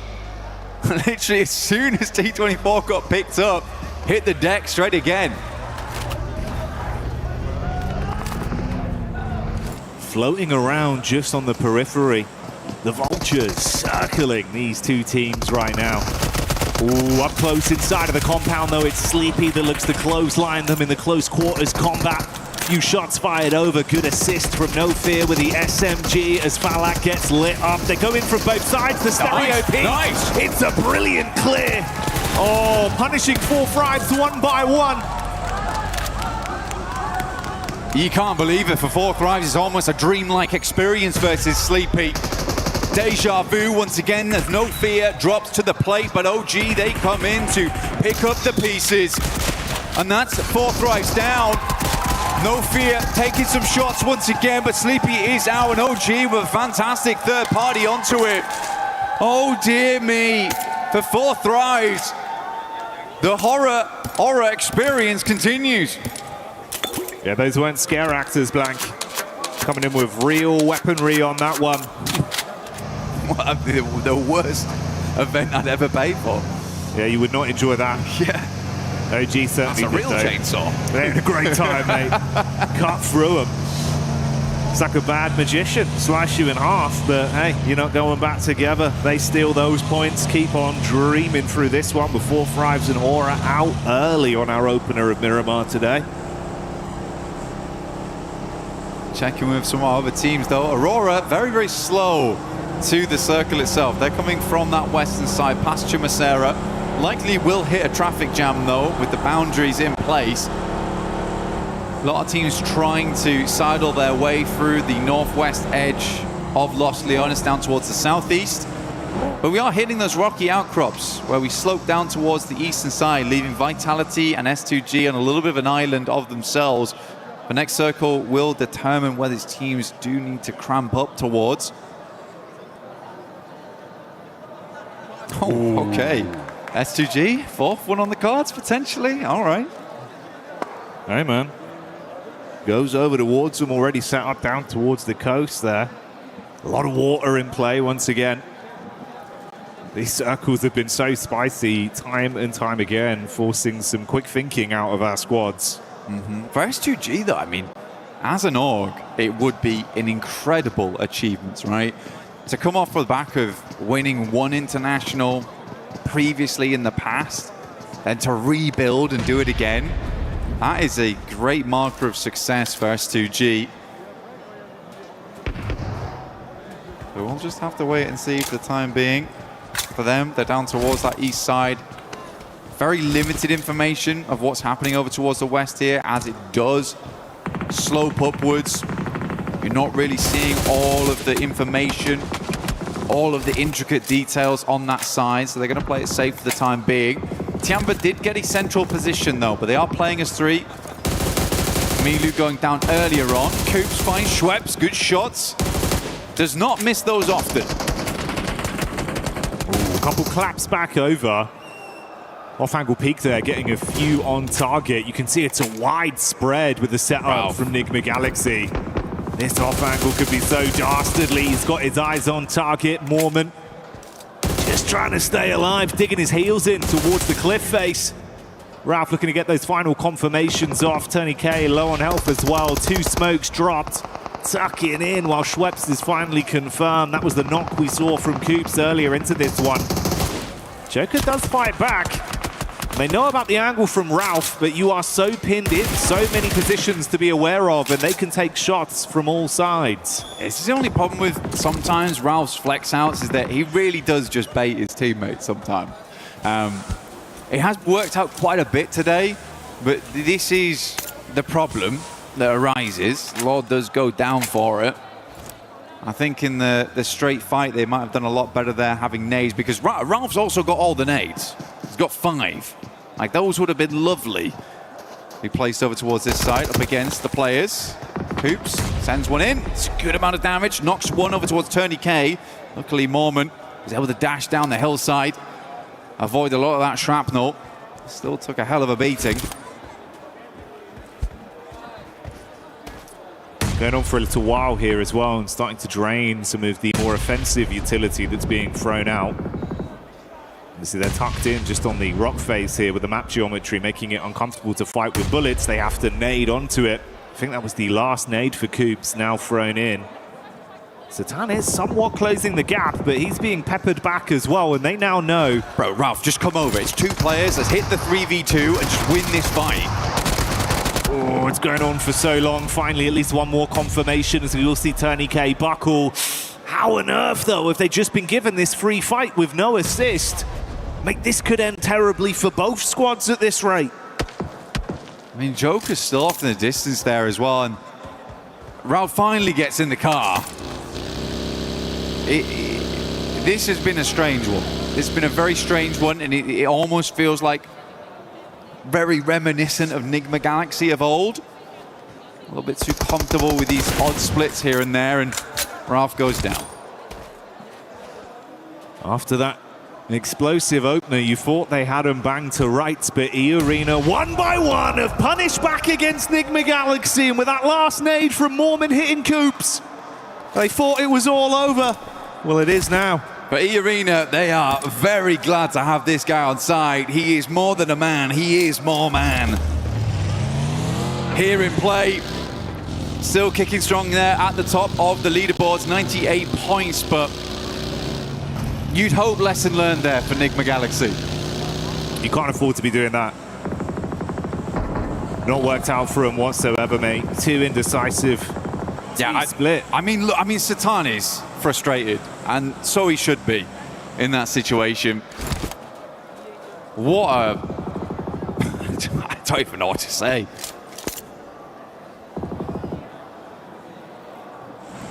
And for E-Arena, I mean, counting their blessings, they get away with that as a duo. 4 elims picked up, putting them on 98 points total right now, still alive in the game. If they can coast this one out long term, maybe there's still more to be said for them on a bit of a big score on this one. But they've made out with a brilliant heist. Got in there, made out like bandits. A watcher. Ralph. Observing. Noticing. I've noticed you in a 2v2 with my team. Yeah, brutal way to go.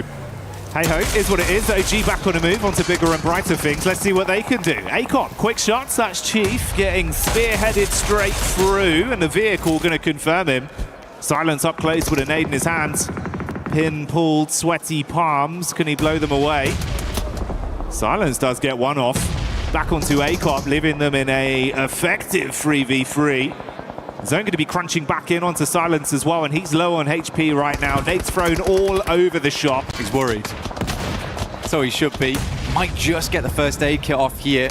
Pulls it off in time. A tanky though, going low, gets the heal. Silence is down and out. We got Night Cam on board.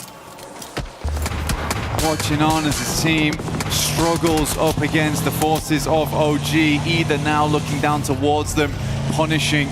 Only Ayala left for the squad to move forward. Vitality found themselves in a decent position, and somehow Nongshim Red Force have been able to swing down towards the southern side of the map. But again, I feel where Tiamba's playing, completely workable from this spot. But you'd hope for Ulf this is a good game. And I think this is where they need a good game to stay in contention for the top side. Yeah, if they want to be in that conversation, you've got to get the boots moving. As we gave you this establisher here of the map crunching in, we did see Ayala, I believe, there on Furia falling. So Furia do go out with the on-watching from the coach, main man Knight. So OG get away with one player still in the contest here. See, Widgock's going to have to play a very, very slow game from this point as just a solo. Does cut away some of that effective close line early setup we saw from S2G. They're going to have to move over. This is why you were highlighting Ulf there. Very central. Tiamba, similar sort of story. And Aurora with just the duo. Yeah. That could try and get involved in the conversation as well. And if we look over towards Ulf as well, when we pan past them, they're on some really nice high ground. Looking down on a lot of these teams, like it's a very, very good spot, not only to gather information from, but to springboard the rest of your game. It could be thrown a curveball and get a hard shift over towards the northwest side or down towards the southeast, in which case you need to push down there. But yeah, I think for Ulf, they should have a good lay of the land going forward. Flash still as a 4-man though, over towards that northern edge. E-Arena off towards that eastern side. Living actually, despite everything. They were stuck in the blue for quite a while.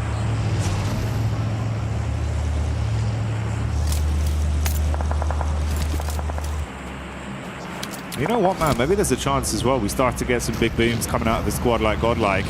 Man like S-Power, supply crate come down near them. He's a bit of a cheeky chappy. He's got that good energy about him. If they can get armed, he does, yeah. Potentially get a good bit of a shift on this one as well that favors them positionally. I think they'd be a team to show back up. This is the kind of environment they can certainly deal some damage.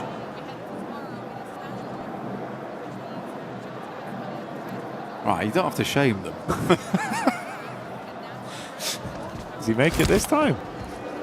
No, it's just a shame, Cam. Okay, all right, cool. Fair enough. God, you've been done. Not a single thing gets past our observers. No, all the shots on that one. They notice. Look, that's the thing about ladders. They can be a bit hard to climb. They can be. They can be. Especially when they're off the ground level. But a good attempt. See if Flash makes it later on. We'll have a little peek back in there. Probably not now though. They've been embarrassed on the big screen. Nongshim Red Force looking over towards S2G. Important fight here for the eastern side. Trying to play off that edge. Kamikaze looks over the top immediately. Pulls off from that angle. Gives them space on this one. Lost on a real long back angle there. I do like where Lost is playing. He's done this a few times before where he's this really cheeky position. Luckily, Tizzy immediately notices him.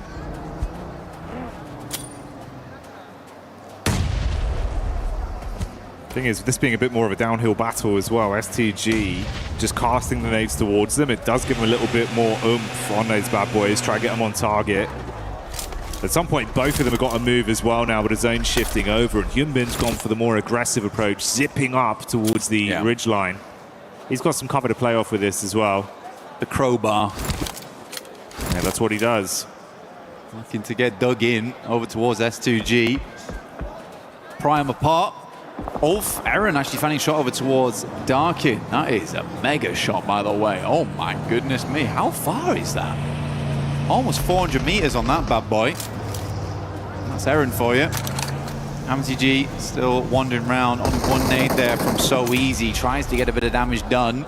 Lost still in the back lines, but he's been effectively harassed. Vitality yet to move, and Nongshim Red Force just trying to dominate the high ground off the back of this. I think with Hyunbin's original push out, that swing was very good, gave them a huge amount of advantage playing forward, but we are just playing in tandem at the moment, slowly stepping up this hillside. Yeah, climbing up bit by bit. For the Mafia, it looks like there's a little bit of posturing from Godlike back down towards this fight that's occurring in the Elim feed with Alula taking on Ida. So Godlike might try and siphon some points out from that one, whilst you do still have this elongated uphill battle between Nongshim and S2G. Ooh, the duo of Aurora as well, even getting a good distant connection off onto Godlike to at least knock one of the players. Alpha pushing a bit further down as well. They were debating going for it. Oh, but that's actually Top getting the knock onto Soulless. Yeah, that's awkward there. Kamikaze though, E-Arena. It's Mormon once again at distance. M4 taking the shots in. Kamikaze immediately has to rebuff that position. Nongshim Red Force takes advantage of it. So Easy peeking. Good shots from Joker, goodness me. Lucky to still have his hat on. Aaron knocks over towards Razak. Aaron has been hitting some nasty shots, by the way. Yeah, he's been super slick with it. Great gun skill on display. From range as well, gets a little bit more awkward from some of these long-range fights, but doesn't bother him. He's been consistent.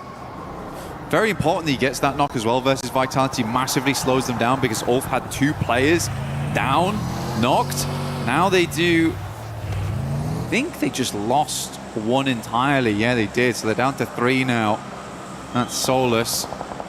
No longer in with us. It's all from a really, really good position. I don't really know how they lost a player there.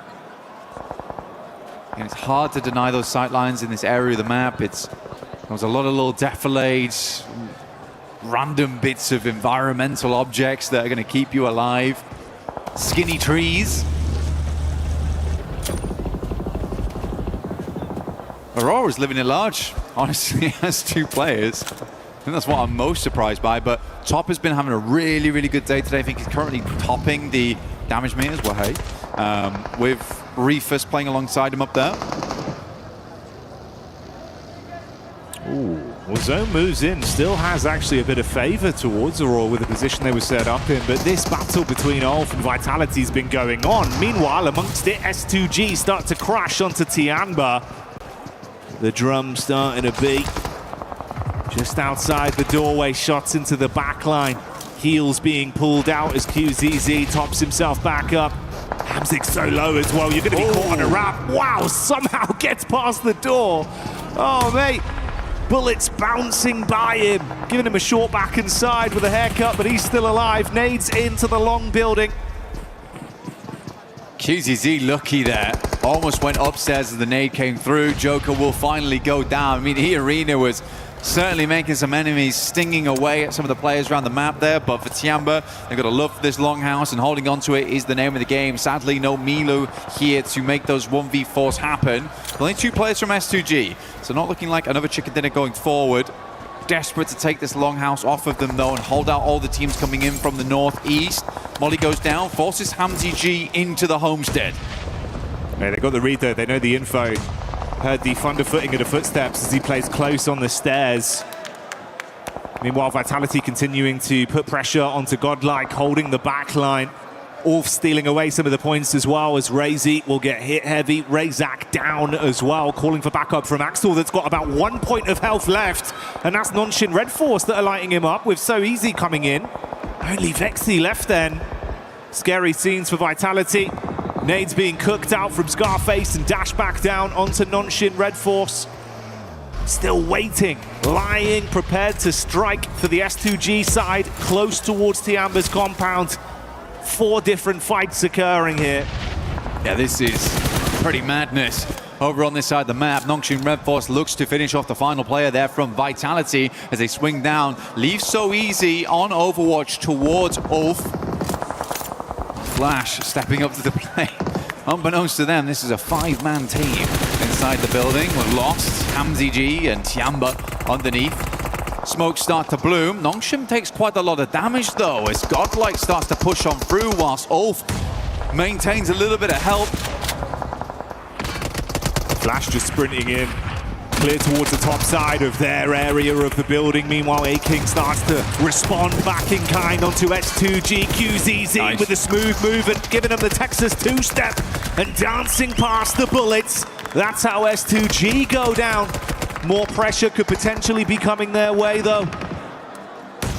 Has to play the outside now. Love that from A-King though. Just decided to push up. Sadly, Wynn's already on the rooftop. Gets the good shots in. Will flush out the player. QZZ gets in the building with the S12K underneath. There's Eagle lurking as per usual. Gets the first aid kit off. Greeds for it. Zeus low. Bozy's down and Tiamba is making the hold here. 1 player left remaining. He moves out. It is just Eagle, I believe, left here for the team. Oh, he tried to bait him back on the double step into the building. Thankfully for Flash, Wynn finds that one on the reply. He can't pull a fast one on him, but that's a quick way to go down for the last member of Aurora. They fall as well, and the numbers get fewer and fewer as we go down to our last 4 squads. Flash, Godlike, Ida, and Ulf remain. Ulf have been battling Godlike after Vitality were removed. This was the next squad they had to keep the intense action going with. And they've not had a moment of respite in a few minutes. I mean, Godlike's playing a split right now. They've got Salme over on the western side, keeping tabs over towards Ida, trying not let them push, whilst Admino and S-Power essentially bully Ulf. Ketch is going to try and crawl over towards them as Wynn makes this swing. What's over the moment, S-Power and Admino just not giving up though. They're going to send in good shots from Eren, tries to take down Wynn quickly, but Godlike's in through the back lines. 1 player left alive here. Scarface tries to hold it down, but cannot keep the hope alive here for Ulf as S-Power takes advantage of the momentary distraction. And that's just with 2 players here. Now they look to take the task versus Ida. It is Godlike, Ida. A 3 versus 3. Nades forward, it's good. Straight to the vehicle. Opens up the boot, looks for more. They thought they found the weakness. The isolated off-angle play from Salme. They run him down with the vehicles, but he blows away the first line of defense with a nade and leaves them in dire straits now. 2v3, trying to pull back while still fighting. Last bit of offensive utility thrown out by Salme. He's got to get his head down. Off-angle split between the 2 Ida players. S-Power from range, putting shots on target. Darkin waiting for the peak. Throws the nade over. Could be good to at least force S-Power back out into the open. Good damage over towards S-Power there, like you say. Doesn't force him out though, he just holds his ground. Nade bounces off the rooftop, but Salme's not bothered. Darkin now swinging side to side, just about gets to cover, but not before S-Power hits the shot. Now just Rita all alone. The rest of Godlike pushing down into him. The terrifying trio of Godlike being fired up. The ferocious crowd here in France giving them their energy. Chant after chant, screaming the name Godlike, but can they do the arena proud as Rita makes a move? Bullets on target, gonna hit the deck. He's low, he's trapped, and Godlike know that they are inches away from grabbing the chicken dinner. Salme with the elevated peak, they're looking for the shots. Rita, gotta make the move. Peeks back up, fires the warnings over. That's one knocked as Rita looks to hold on. Can he somehow clutch this? Ooh. No! Cut short in the final moment as Godlike find it. There's power right at the end. Looked dire, looked bad, but he brought it back into full, clear picture. Godlike grabbed themselves a chicken here. They've been getting closer and closer to that meal, and it's here right at the end of the day. But if you're fortunate enough to be here at EWC 26 for PMWC, you'll hear that organization's name echoing through the hall as the fans cheer on their squad. That chicken dinner locked in. A clutch play at the end denied, and Godlike securing the dinner to give themselves a fighting chance, setting their sights at climbing up the rankings.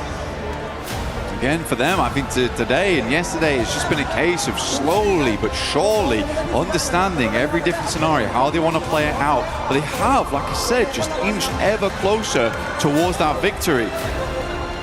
It's a nice set of adaptations coming through from this team. It was clear at the start they had a little bit of a slow burn to them, but the fire's definitely starting to roar a little bit now here for Godlike, and a good ending over on Miramar on what was quite a difficult circle to play. Yeah, played it to the best of their ability as well, right? So many back-to-back fights where they were just thrown into the blender. Yeah. And no one got any just time. crept out every time. Yeah, that's the crazy thing. Is like so many of those teams could have been in a position to keep this one going, but you just never had any respite. They were running low on ammo, using up all their meds. You barely scraped through one fight. Next team's right in behind you. Intense, like sort of, 5 to 7 minutes there of action. This S-Power guy though. Oh, he's giving it. He's bossing it. He is giving it. And they love him. He is giving it. I mean, to be honest with you, I think I was more, as much as S-Power is kind of ruling the lobby at the moment, it was cool to see Salme play that out. I think Salme has some really good off angles for the team, and he's a reliable player. It's quite rare to find that in a team where you can just rely on that one guy to do his job, picture perfect, and not go down in the meantime, because they were fighting 2 different fights at the same time. Mate, well done. That's the difference of it as well, right? That off-angle setup, when they crunched in with the vehicles, they've seen that as like, oh, this is a weaker knee. If we get that one pick here, we can actually try and steamroll and play off the back of this. The fact that he didn't panic, didn't overstep, cooks the nade, gets it off, and buys the team time to win that one. Incredible play from Salme. Big chicken dinner, but so much more to come. We'll see you in a sec.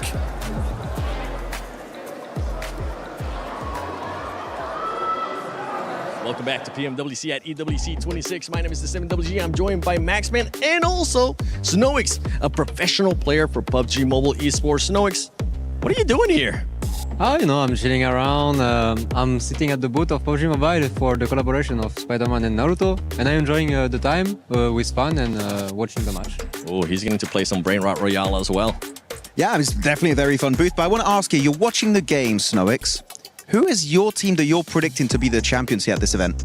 At the start, I predicted E-Arena and Nigma, but the way Nigma and S2G playing right now are really amazing, and I guess it's going to be between one of these two.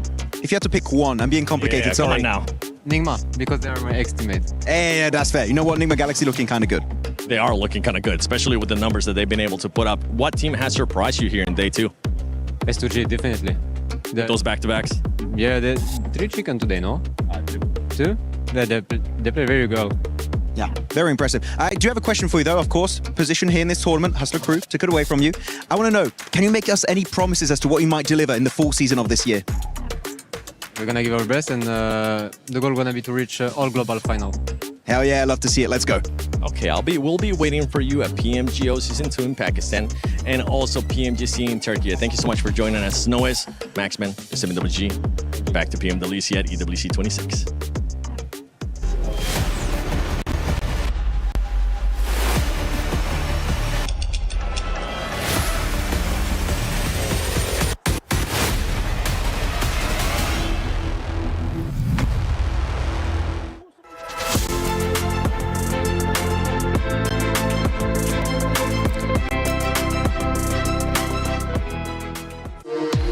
We were there. For every click, every clutch, every respawn. We were there for the years of grind. And we're here. Now. The proud founding partner of EWC. Powering the biggest event in gaming. Shoulder to shoulder with the world's best. Making history. Greatness deserves a stage. Lenovo Legion. Reach your impossible.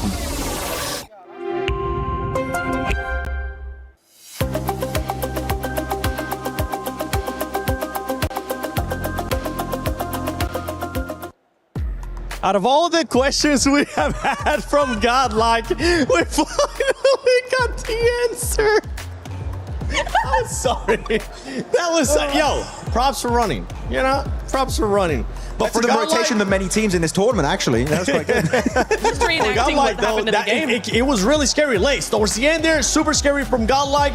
I thought they were about to choke. Sorry. It was scary. Thought you meant scary from Neptura in that rotation. But look, absolutely impeccable. It was a little bit scary, but of course we believe in the clutch ability from his power and the way that they were able to fully swing on Nongshim, right? And then you think, oh, okay, Ulf might come and contend that. No, they're going to absolutely obliterate them too, putting themselves in that nice position. Obviously, they had such great support as well, but to have that front line and to be able to come from that rotation that they did and to calculate, I mean, it is tough because you don't know what other teams are going to be doing, but to calculate that sort of swing on the southern side, heck yeah. Heck yeah, indeed. And for Godlike, a team that definitely needs the points, this puts them in contention, Max. If they get another win or if they have a strong finish here, they could end up challenging for that top 5. Yeah, it's definitely a possibility right now. But I love in particular this game when you're looking at Godlike, they just put down the hammer and said, this is our position on the western side, forcing teams not ready to crash onto them, but forcing teams to avoid the fight, right? Especially in Ida, forcing them to go for a wider northern rotation. Al-Ula eventually just crashing and completely failing in their attempt to actually get control of that western side. This is a very oppressive Godlike we saw this game. Yes. We don't see it very often, but this is, in terms of oppression in the tournament, this is one of their best games so far. It is. And the thing, Natura, is that this team, just to remind everybody, it is their first international event, first international finals for all these players. And they're being able to put up the numbers. Hey. And boy, that makes me happy seeing S-Power. Not only the great hair, the great gameplay from him, but you could kind of see the inexperience there towards the end of the match. And that's one thing that I'm kind of happy they're going through this and they're gaining this experience, because next time they're going to be ready, they're going to be more prepared, and they will be able to just finish off that match a lot easier. No, absolutely. They will be able to finish the next win they get, because I doubt this is their last. They will be able to finish it off much better, just with a bigger bang. I totally agree. I think overall they did play that final fight very, very well. They held off when they needed to. They were aggressive when they needed to. They didn't go full aggro without enough information onto Ida because they didn't know where they were. Very, very well played. That's a mature style of gameplay, but they just did take it a little too far in those final moments. They almost got 1v3'd there because they didn't wait. They didn't push when they should have. I mean, this third party, by the way, over to the eastern side, what a great push-up. The timing of Godlike was literally on point. There's no way Ulf can even fight back. They're just cornered. They were getting rid of one player of Flash just to make sure they get the extra elimination and placement point. And then Some hits that. Of course, it was not like a top speed vehicle coming in his way, but still Some, his utility is some of the best I've seen from this team so far. Of course, Rita, I was believing this might be the Ida win, but S-Power put down the hammer and make sure they got that chicken dinner. Never doubting S-Power, especially with the way that he has been able to put up numbers. We're looking at the top damage dealer so far. Godlike up there, obviously, with that performance that they have. But we got to talk about some of the other players, because Ida has continued on a strong performance here, bouncing back from those hot drops yesterday. And it's not just those hot drops that they stopped doing. They actually been fragging out. They've been moving up that leaderboard. Another team that has been able to put up good points, especially in this last match, has been Ulf Esports. Yeah, Ulf actually, really good fight they had on the side of Tiamba. At one point, they were getting a little bit involved on a third-party distance, a bit of a distance away, and then getting rid of Flash. Good stuff overall from Ulf. I feel like they're still not on the level I would be expecting from them, right? Because Ulf is a team that I know has the potential to be a global champion, right? We've seen it back, PMGC second place, PMJ Season 1 second place. They have that potential. They're not delivering on that initial promise, but Ulf is a team that I know they're going to be willing to iterate and make changes if needed. But yeah, right now, a bit shaky. Bit shaky. Another team that has been shaky and has been very, very shaky is Furia, because Furia LAs, they started off strong, but if we look at Furia's past 4 performances, it has been 0 eliminations, 0 eliminations and 2 eliminations. Not what we were expecting here out of Furia. What was that? Sorry again, 7? 0 eliminations, 0 eliminations, 0 eliminations, and 2 eliminations. Oh, they got back in the car, didn't they? Yeah. That's your fault. You gave them the license. Yeah, I gave them license, but I'm SMH revoking it license. for the second time. No, look, it just becomes to this sort of point. Like, they are a team that, yes, capitalize on eliminations, but it does get to them on these longer stages, on these longer types of tournaments, because their play style is just getting completely shut down now that everyone is forcing and playing those placement points. So they do need to sort of adapt and move back into what I want to say yesterday, they were doing yesterday, where they were actually prioritizing placement. What I did like from them on this map particularly, they did get into that place, rotation a lot earlier than they traditionally do, but it fell incredibly short because they are tunnel visioning on trying to get those eliminations. So it's like it's a hit and miss for Furia, but like once they get that ball rolling with the elims, they're making the plays. Yeah, they want those positions, but if they're standing still, getting caught out, they just pull their pants down. Well, if they want to be challenging for that first place, you don't want to be caught with your pants down. You don't want to be caught doing those drive-bys that you've been doing, Furia. You want to see what you were able to do earlier in the day as well, which was getting those chicken dinners. But I want to take a look at the overall, because right now I want to see what the standings are going to be looking like.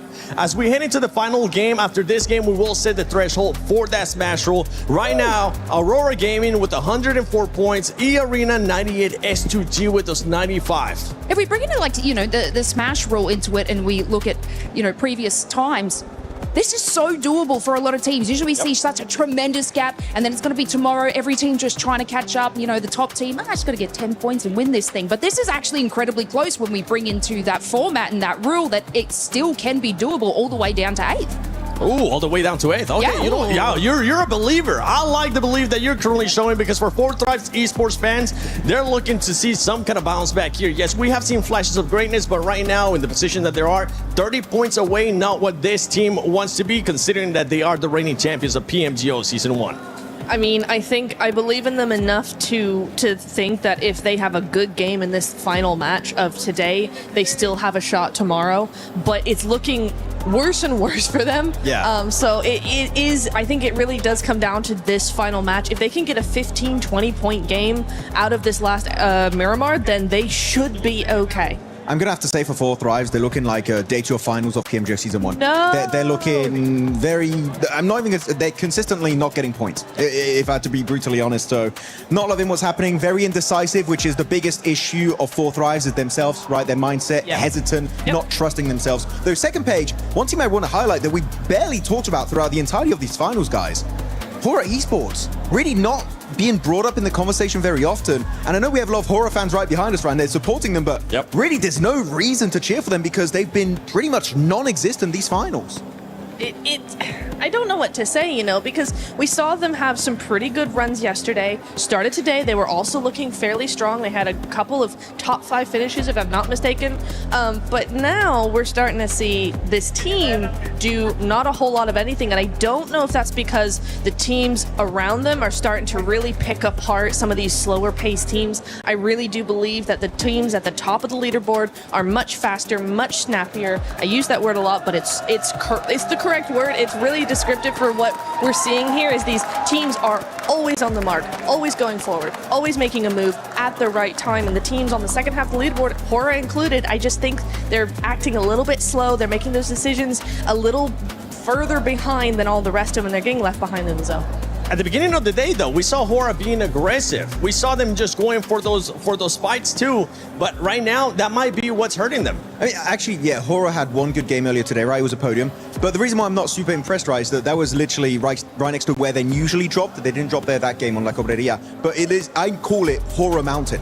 And they didn't do anything off the back of that, Lace. So I'm really hoping we see something on a circle that they're not used to playing, because right now it's been a nothing tournament for them. I even backed that up and I was like, oh, they've got that placement, they've got this mountain, it's easy win. Obviously, Furia took that win in that moment. But look, yeah, it's strange and I guess confusing because they're not doing anything remotely terrible in these final matches that should be putting them here. It's more or less like you're saying that all these other teams are just we're calculating that. Yep. We're going to do a little bit better. So it's like they could have one game to pick this up, though. I do believe, obviously, it's their last game today, guys. I keep thinking in the future, though, I'm like, yeah, good games tomorrow, but there is still that opportunity. Like I'm saying, this leaderboard is so close that these major games can turn it around. We've seen it. Aurora did it. Now they're on top. You know, it's truly possible. If there was any other team right now in first place, I'd be like, yeah, there's a high chance that we'll play those 6 matches. But right now, with Aurora being in first place, we know what they've been capable of. They've been looking great, honestly. It's a team that's been looking really good, really consistent here in this PMWC at EWC 26, and they're looking to take that trophy home because that's what Top's missing. That's what Doc's missing. Sheol already has one global championship, and Refits, he wants to win that MVP and also get that trophy home. But let's send it over to Barney, which I don't even know where he's at. Where is that, Barney over there? That is Barney over there. Ladies and gentlemen, talk to me. Okay, listen up. So now, today has been a true test of focus and endurance for all of our players. They've left it all on the Gadir City grid, but we want more. We're 7 maps deep right now in day 2, and we've got 1 more map to go. And so, earlier on today, we checked in with the fans to see how everyone was feeling, but we want to do that one more time to get everyone energized on the Gadir City grid before our final map of day 2. And so, I'm going to send it over to Luti. Who you got over there, buddy? Oh yeah, Bonnie, I am here with my vitality suits because we are French and we never surrender. We are believers. So ready, guys? Make some noise! Let's see how it's going. Hojux, up to you. I know who's hype after that one, baby! Godlike with the 20 points! The domination starts now! So let's make some noise! Ah, let's go! Yeah! Good to see the excitement from all the fans. Different nations, different representations of our organizations that are bringing the heat here in Paris. But you know what, France? Together, I'm sure we can blow the roof off this building. Let's hear it one last time. Let's absolutely go ballistic. Last game of the day. Let's get into it. Miramar on the cards. We're going to set our smash ruling going forward right now. Teams looking very, very good. Ida getting deeper and deeper into these matches.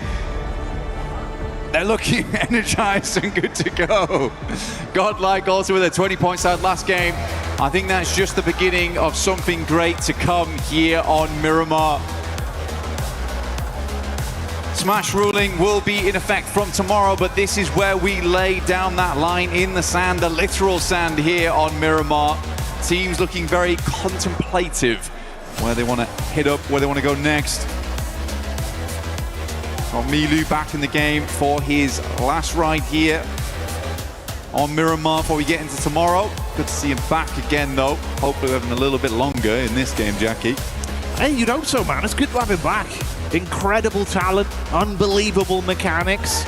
And this could be the reset, right? Little bit more time, he's back in. He's got his fingers on the sticks once more. You deploy him into the lobby once again. And if there was a chance for Tiamba to start to assert some of that dominance that we know they're very capable of, hey man, go big, last game.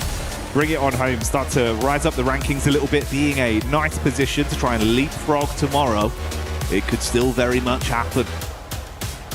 Southern side playing path, a little bit difficult to deal with. Some of these teams getting up towards that northern edge, at least on that eastern side, but Valparaiso, Impala very much in play there.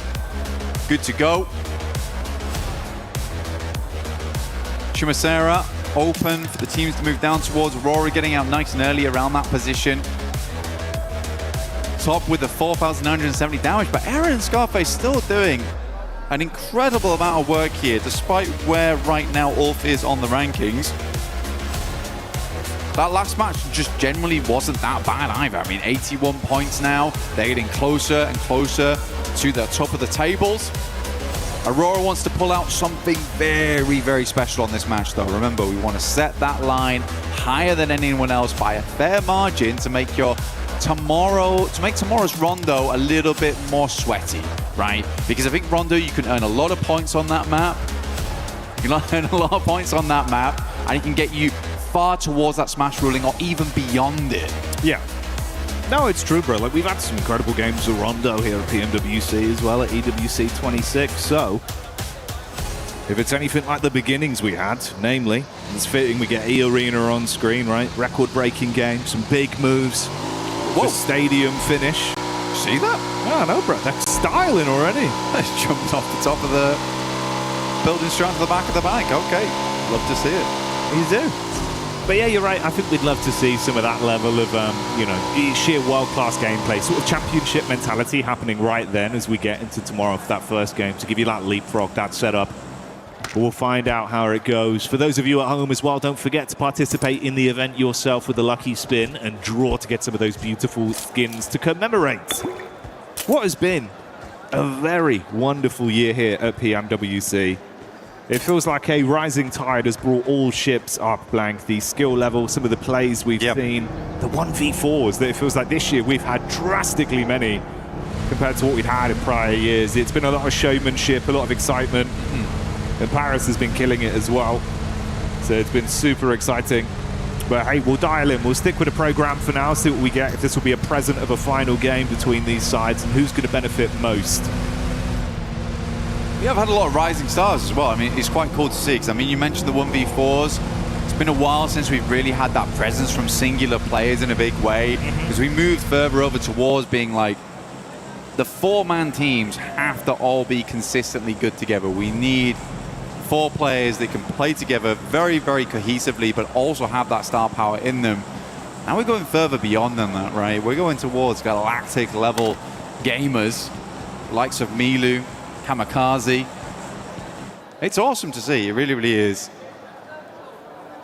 Feels like we're getting some of those superstar players where, like you say, man, superstars. It can make the difference, right? Bigger than just the normal stuff. Exactly. Yeah. Larger in stature or potentially gravitational pull. Yeah. I suppose that's true in Milu's case, right? He does just seem to absorb everyone in the lobby. They come near him. Yep. You're gone. He's a beast. We did move over towards that western side on the circle, though, so that opens up a decent start here from Aurora, moving in from Chumacera early on. Got Picardo, positions around there, some of the trash drops, some of those compounds in play. Like, this is a very compound-heavy area of the map to start things off, like individual areas, not POIs. That does always make for a fun endgame.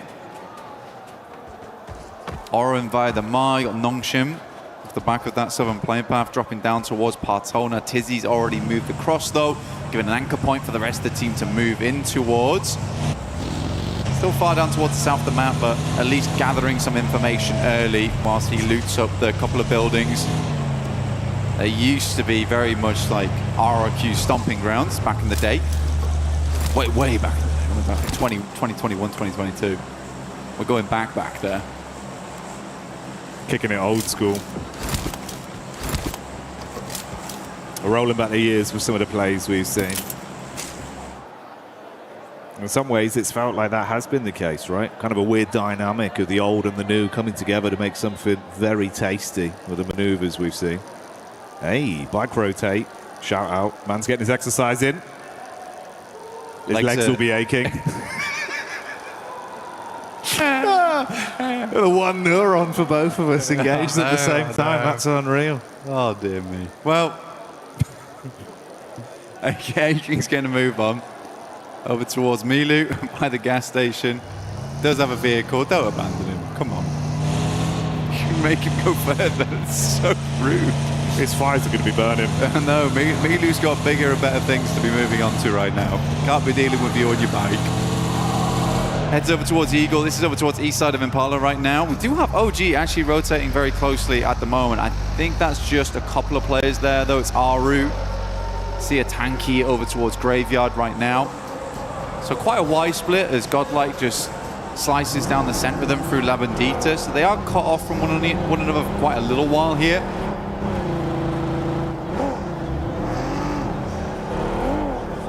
It'll be quite a slow start because, again, this is always funny. I mean, for an end of game circle, end of day circle, this is really, really cash. This is super casual. Nothing super scary to worry about. We're not down towards that southeast side where we're playing uphill the entire time, up towards the plateau by the hay bales. It's just back to normality. which I bet a lot of players are quite fond of. It's going to make a lot of the early game a little bit more slow, a little bit more simple in your rotates. A lot of your daisy chains are going to be easy too.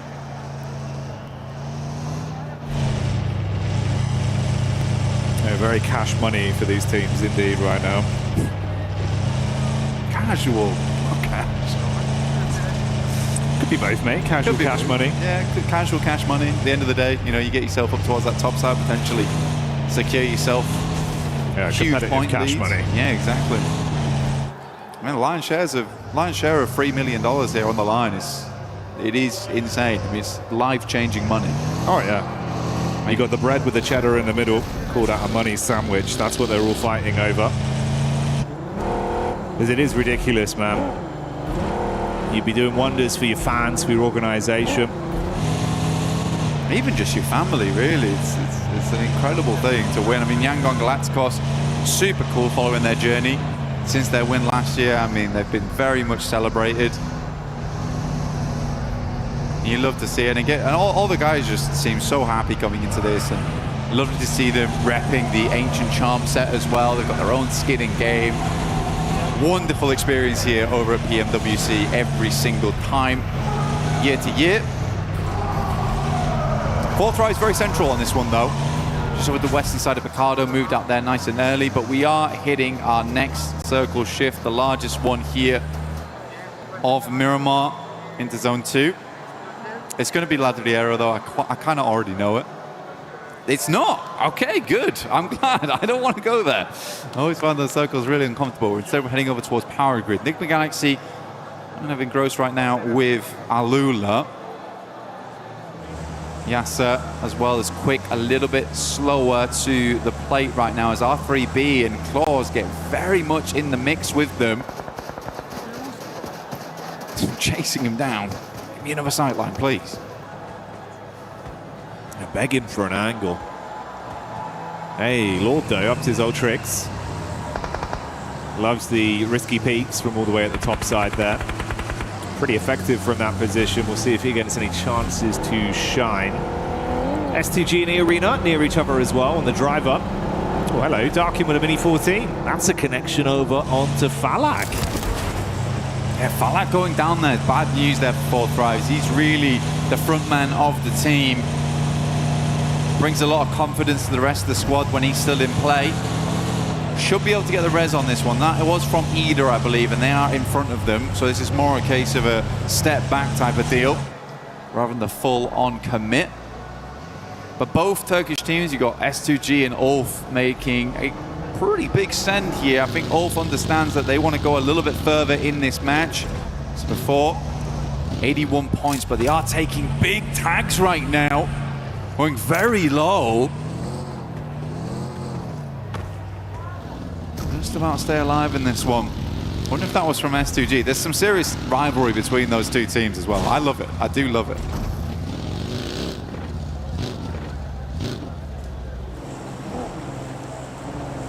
Feels like even over the course of this one event, we've had so many narratives of like little rivalries that have been popping up.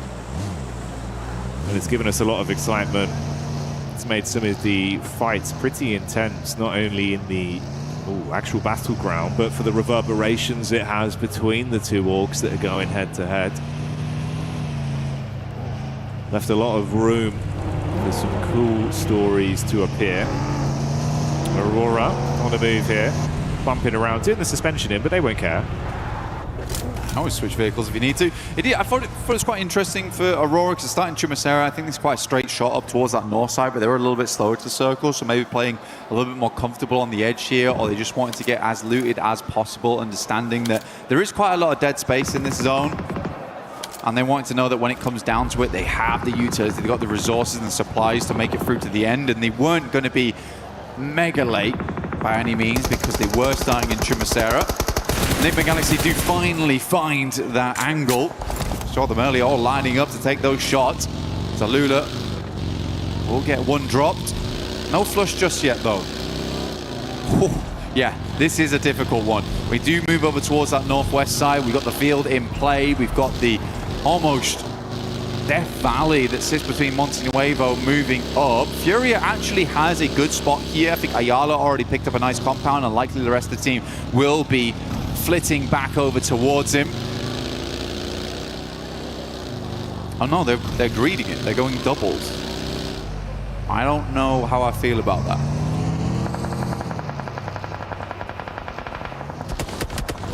Trying to make a quick getaway, with Lord taking a couple shots towards the back of the vehicle there. A few stray bullets to connect, but he's still on the move, so won't be dropped out of the car by Hora.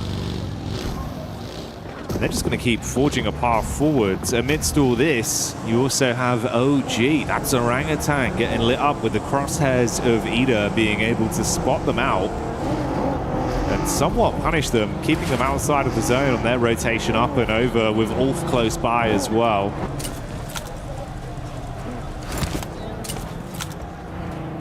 Furia right now, they're playing a 2-2 split. Yeah, I mean, they've got compound that sits over towards the western side and then one that sits a little bit further east. They do have a lot of confirmation. I wonder if they're doing this just because they knew the playing path went from west to east, so a lot of players dropped out on that eastern side because there's more playable space over there in the first place. So they're assuming that there is going to be a big traffic jam on that eastern side, so they can afford to go for a 2-2 split right now. I would expect them to regroup on the next one, but this does give them opportunities and options going forward. And no one's challenged them. I thought S2G might try and plummet down there, but they've stopped short over towards some of the rockier areas of the map where they can settle in. Aru, though, finding good damage over towards Aurora, our current lobby leaders. And one's already down. Doc's very low. Nade goes long. It's quite good. I thought it was going to roll over the top there. Oh dear. Oh dear me. Scarface once again. Those taps were deadly accurate too. Yeah, punishing quick jabs to the ribs there. Gonna leave them bruised. Orangutan rocking up. Oh, doing the classic strat. Ain't got time to stop. Cruising through one by one. Aurora eating the shrapnel, and that's Orangutan taking the heat straight to Aurora. So 104 points is where their day of big earners ends. I love that from Orangutan, honestly. There's been so many times where they have had struggles on these roll-ups where they'll just roll through and try and get the drive-bys. There they just stop short. AKOP gets out and just hits the shots immediately. Then they can move on because they need to get further in. So big hats off there to Orangutan. Shots from behind there from Ulf, but they're moving directly into occupied territory with 4 thrives. Hazaifa's down the backlines there, though. No one's really safe. I think Ulf is right now just trying to profit off a lot of the teams coming in from that eastern edge. Tiamba sending it directly over towards S2G. Oh. This is a hell of a push. Nice shot from Razy, though, over towards 1. But T24 will shut him down. Mate, punishing reactions with DBS up close there. Blows them away and loaded slugs into that one. But here's the re-aggression. Oh, mate. Vitality on the reply. Whoa, they're going to crumble under it, so 4 thrives keep on fighting. Amidst this as well, S2G were clashing against Tiamba, and the nade has knocked another man, leaving them with only a solo right now that's alive and kicking. And his aching. I mean, Ulf quickly moved on this mark as well. They heard the fighting. They realized that there was an opportunity to open some space in the circle on the eastern side. They left behind that fight between 4 thrives, hearing it go on for quite a while. And they're going to be coming in late after this. OG even setting up in front of them, dropping down the barbed wire there for them to wander straight into. Tiamba, it is aching, making them move outwards. Understanding today the peloton won't be moving much further for Tiamba. Try and get some placement points to finish things off. Junction Red Force playing down towards that south side. In the meantime, E-Arena took the eastern compound after that shift, and Furia regrouped over towards the western side. So, happened as expected. But Furia does get the better off angle because of that, so well done. Ida as well. With Emre there getting line of sight back over. It's IQ that suffers from this one. Damn, well done again. Yeah, bro. Ida start it off, all finish it. So 4 thrives removed from the equation here. 7th place, 77 points at the end of the day for them. OG were close by to all this as well. They pulled back when they saw weakened 4-5s, didn't overcommit, but they're still amongst basically a bit of a rough sandwich with Ulf and Ida potentially pushing down. Jiggle eaten by the blue as well on Hora's late rotate. That's not ideal. What's happened there then? I don't know, but it's an interesting kind of events for Hora. They love that position, but doesn't seem like it loves it. It loves them right now. Sadly, Hora's going to move down, try and swing over towards OG. And GG, what a shot over towards Lord on Nigma Galaxy. Sleepy will find OG on that one, and Ulf might want to push a little bit further in, clear out even more space over towards this eastern side. AKOP just trying to swing on down, will immediately get shut down for that. That was a bold maneuver. The rest of Hora moving up. Last player alive is Aru, and he is down and out. two very quick pumps there from the shotty in their face, and that's going to finish them.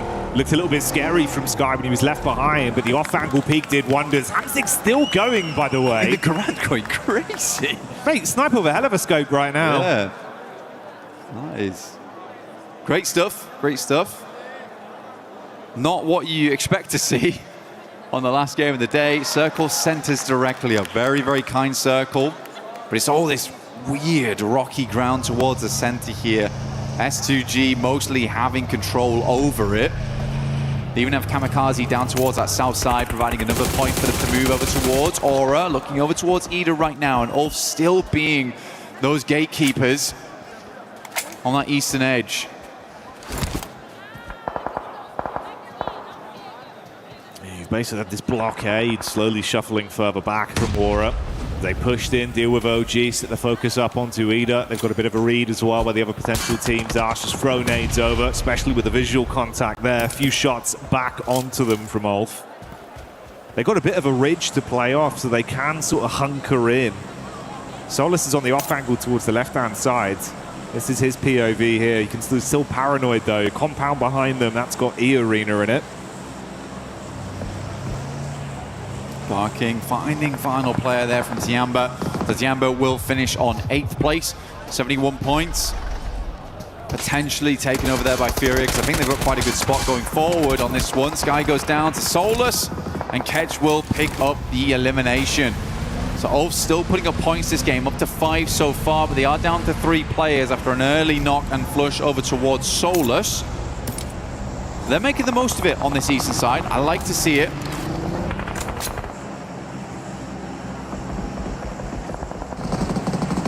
E-Arena.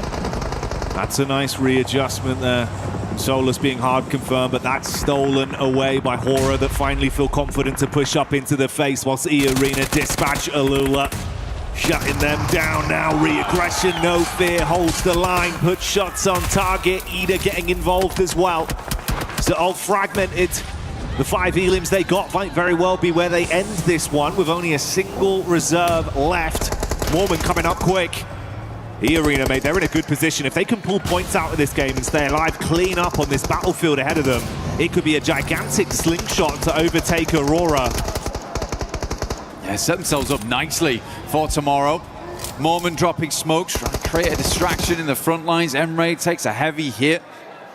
E-Arena been quick with it so far. Mormon being a massively big player for the team. What a nade off the top. That is a long toss on that one. Sends another for the airburst.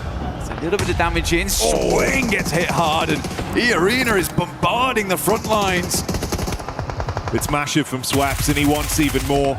Sleepy just trying to steal points where possible, and this is now the response play. It's a backstab right now, actually. Oh my goodness me. And they do catch E-Arena sleeping. Nade goes out, Sleepy very low. One last nade in the chamber, goes too far. Airburst might have been needed to be a little bit cleaner on that one, but Schweppes not quite out. And Ida floundering in the background. Mormon back to his old tricks. Headshot there onto Darkin to finally finish him off. We see Nonshin Red Force showing up in the Elim feed as well, with Nigma Galaxy similarly taking the hit over towards Godlike, and Furia have smelt this weakness. They're coming in for a close collapse behind the vehicles, putting the pedal down to the metal. With S-Power gone, goodbye Godlike, but now they've got another team to worry about. This is the fight established by Furia. Pins pulled. All the nades sent over the top right now, looking for Nigma Galaxy. And stitch them up on this side of the map at the moment. Good push out from Fury as well. Love to see it. They knew that they cleared the majority of the space. They get rid of Nigma Galaxy. They're playing essentially straight in towards that eastern side. No worries, the 180 behind them. Nigma Galaxy, though, quick, a very, very quick rotate out, understanding that it's better to regroup, reassess from that location on that north side with cover before they make their next maneuver. They might actually just have to make a full send, full rotate towards the eastern side, despite not knowing what's there, because both S2G and Fury is going to have nasty sightlines over towards if they try and play in from that northern edge. Nonchip being able to hit perfectly up against Flash, resulting in only Tops barely limping away there. Got back behind the vehicle and pieced out in the driving seat. They've got that 2-2 split with focus still turned onto Rita. It's the angle of Coops in play right here though. Close quarters connection, spam it with the SMG in the face. Yasser trapped, no escape plan there, and Alula fall off the back of it. Amidst this, we also wave bye-bye to Ida as the last man is dispatched. The arena taking shots over towards the setup from Nigma Galaxy. Hamzig looking so damn sick with this snipe. Ready for a little bit more. You peek out and your block could be knocked off. CG, you still got the Garan as well. It's very, very cool. Playing to the end here. Hamzy G looking good so far on the long-range peaks. Nigma Galaxy opt not to go for that swing over towards the eastern side. I do feel like this is a bit of a death sentence for them though. I'm not sure how they're going to extricate themselves from this. S2G looking for another chicken dinner here though. They have been so consistent with it. They have been so bold in these games and really taking advantage of that fact. And Fury is struggling to make their way out from this western side. Pushing into open ground. Lord explodes one vehicle. In comes the rest, and Schweppes is setting up for the big spray. Schweppes could steal so much from this. The eye in the sky taking pot shots when they're weakest. The nades thrown from either side, detonating all around as silence finally falls over Furia with him being dropped. Ayala cooking the last nade back, dashes it into Nigma. Doesn't go far enough though. The grass kind of obscuring his vision just a little bit. Still over towards the edge, assuming they're going to jump out towards the side as the nade comes in, but both baits unsuccessful. Switching out the JS9. Need that long range to feel fine versus Furia. Ayala sits on the other side. Blue's going to be a bit of a nightmare here. Chief just stayed behind. We got the night cam on board. Not the best time for him either. Watching his team in a real sticky scenario. Like you said though, E-Arena looking to put up more points, but it's Nongshim Red Force actually who might have a good chance here to really set themselves up the rankings. It'd be great to see those rankings, so we can set up for tomorrow where that smash ruling placement would be. For Nongshim, you're spot on though. They do thrive in these kind of situations, so let's see if the teams forget about them and they can step back up. Here you go, this is the lay of the land as well, what we wanted to see. E-Arena on top right now. They just lapped Aurora. 105 points with a 7 elimination game and showing no signs of running out of fuel just yet. They've been keeping the intense action on. Tops was the last man from Flash. He had to hightail it, went fought from Nongshim a few moments ago, and he's still running away. Looking for a setup center zone to stay alive for a little bit longer, but might be food fed over to S2G. Tops goes, MCG, man, what is this? This is actually insane behavior. But he's making it work. Bayonet on the front, and he is slicing and dicing through the opposition. Pure stabs to the enemy teams. Lobby getting perforated by S2G. Nongshim Red Force might have to move forward with the Kevlar in play at this rate. Damage done again. What is he doing? Shot after shot. The bolt action sending reverberations through the lobby, but now they're going to try and turn this one to an up-close and personal encounter. Nongshim to put the pedal to the metal. They drop in close. The nade blows the car away. Hyunbin buckles under the pressure as So Easy hits the deck. Kamikaze. 3 nades in the back pocket. 1 thrown towards him. Split the difference. That's the reply back. So Easy trying to keep himself alive. In the midst of all this, we say bye-bye to Furia. And Kamikaze knows that E-Arena are collapsing as well. Nonshin up close. Good play done.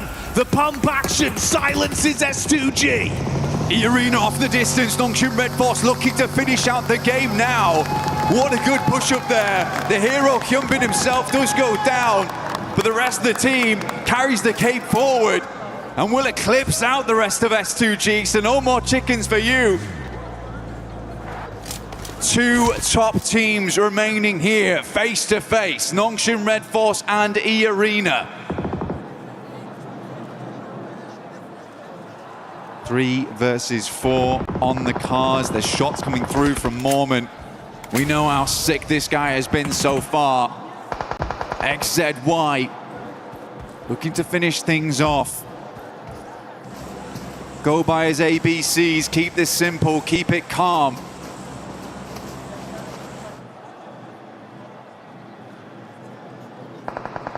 But is school in session though? Can E-Arena teach Nonshin Red Force a lesson on this one? If they can find a knock, find a pick, they could collapse off the back of it, and we know they've been so damn good in thriving in the chaos today. That could be their outlier, that could be their way to close this with a huge game. Not only take first place, but absolutely skyrocket up to a nice point barrier going into the Smash Rule tomorrow. A lot riding on this for either team. And like you touched on, that one bit of benefit is the manpower advantage for Nonshin. They can play off each other in a slower approach. E-Arena still have vehicles in play, but Nongshim Red Force, they're on foot right now. Feel the sand between the toes, but it looks rougher right now for E-Arena. Smoke's been sent out, and a big old lineup here from Nongshim Red Force. Still using Tizzy as well as Hyunbin, playing off one another on this little ridge line. Buggy towards the center. Joker pulls out the initial nade. Wait for an opportunity to use it. So easy. Masked by the smoke, gets up towards the hard cover first. Hyunbin, always the first to charge. Crowbar in hand. Can he smash his way through the defense? No! Mormon asking them to feed him more as he just wants opportunities to show how good he is. The nade is primed. Nonshin lose their edge down to a 3v3, and the nades keep landing on top of their heads. So easy on the wrap back around. He's going for the off-angle adjustment. Hyunbin crawling in to try and be saved. XZY committing to the medic play, but Schweppes, an off-angle reposition. The nade barely bounces over. Chip damage done. So easy behind the tree. They did get the res off Hyunbin's back up again. E-Arena wasn't able to push forward because the backline support coming through from Nongshim Red Force. Mormon round the side. Molotov prevents the push, but So Easy sidesteps it. Gets into this one. Hot beat on the card. S12K goes crazy. He's firing off shots, but these aren't warnings. It's him coming in to show how much damage he can do. So Easy wants to live up to his name as the punishing play arrives. And it's Nongshim Red Force with the chicken dinner. Showing some force right at the end of the day, and they do force themselves past everyone else on the leaderboard. This will be a nice points barrier going into tomorrow. Nongshim Red Force. Hyunbin has been amazing so far. That aggression that the rest of the team can follow up on is absolutely contagious. Yes, he goes down, but what a follow-up from his team today, right at these finishing moments, and a long day to say the least. In a moment of panic, a team that's proved that communication and teamwork has been what's put them in the conversation with championship mentality is what will get them over the line. They dig their heels in deep, they play off each other, save their mate, and then show us that aggression that we know they have inside them. Unsheath the sword blank and chop straight through E-Arena, standing strong in that gladiatorial combat for the final chicken dinner of the day. And this was a crazy finish from So Easy. Just did not stop moving. essentially charged over the top of that ridge side and just shut E-Arena down. What a wonderful play there to finish things off. I mean, definitely showing up Hyunbin a little bit there, I would say. And I mean, it's good to see. And I think for Hyunbin, it's almost a good thing that his aggression is contagious, because for South Korea, for a long, long time in the past, it used to be that they were the team that would dominate from the center. And then we slowly got more and more of these teams, these players, D+ Kia, for instance, who started to bring that aggression. And it's awesome. It is awesome. I feel like I'm getting flashbacks to that right now. I think this team has a real chance. They have been slowly but surely eking their way up the rankings, but that could be said for a lot of teams. I mean, Ulf, E-Arena, Aurora today, S2G, all looking fantastic. It's hard, man, because there were even teams from survival stage that I was sad not to see in the finals. I was sad to lose teams in the group stage, even when it was only 3 at a time. This has been such a competitive arena right now here at EWC, at PMWC. Just so cool stuff. Can't wait to see more tomorrow. And I can't wait to see how that scoreline adds up at the end of the day when we throw it back over to the desk. You're spot on there, man. This is the sort of LAN event that goes down in the history books, not only because we'll crown another champion once again, but the fact that it feels like the skill level has risen so far across the board, teams being able to adapt and homogenize not only that slow, smart play style, but like you say, turning it on, hitting heavy, playing confident when they need to.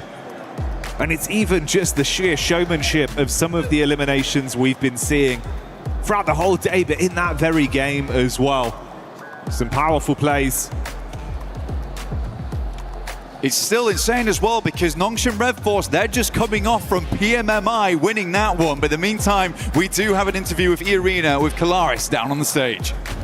Yes, we do, and with a legend of PMWI, PMWC, it's Shreps, of course, here, 2-time champion. Let's talk to E-Arena about some of these games. First things first, off the back of this last Miramar, were you surprised by Nongshim Red Force not going around the eastern side? And talk to me about those last moments in that game, of course. Despite Nongshim Red Force getting the win, E-Arena still looks fantastic today.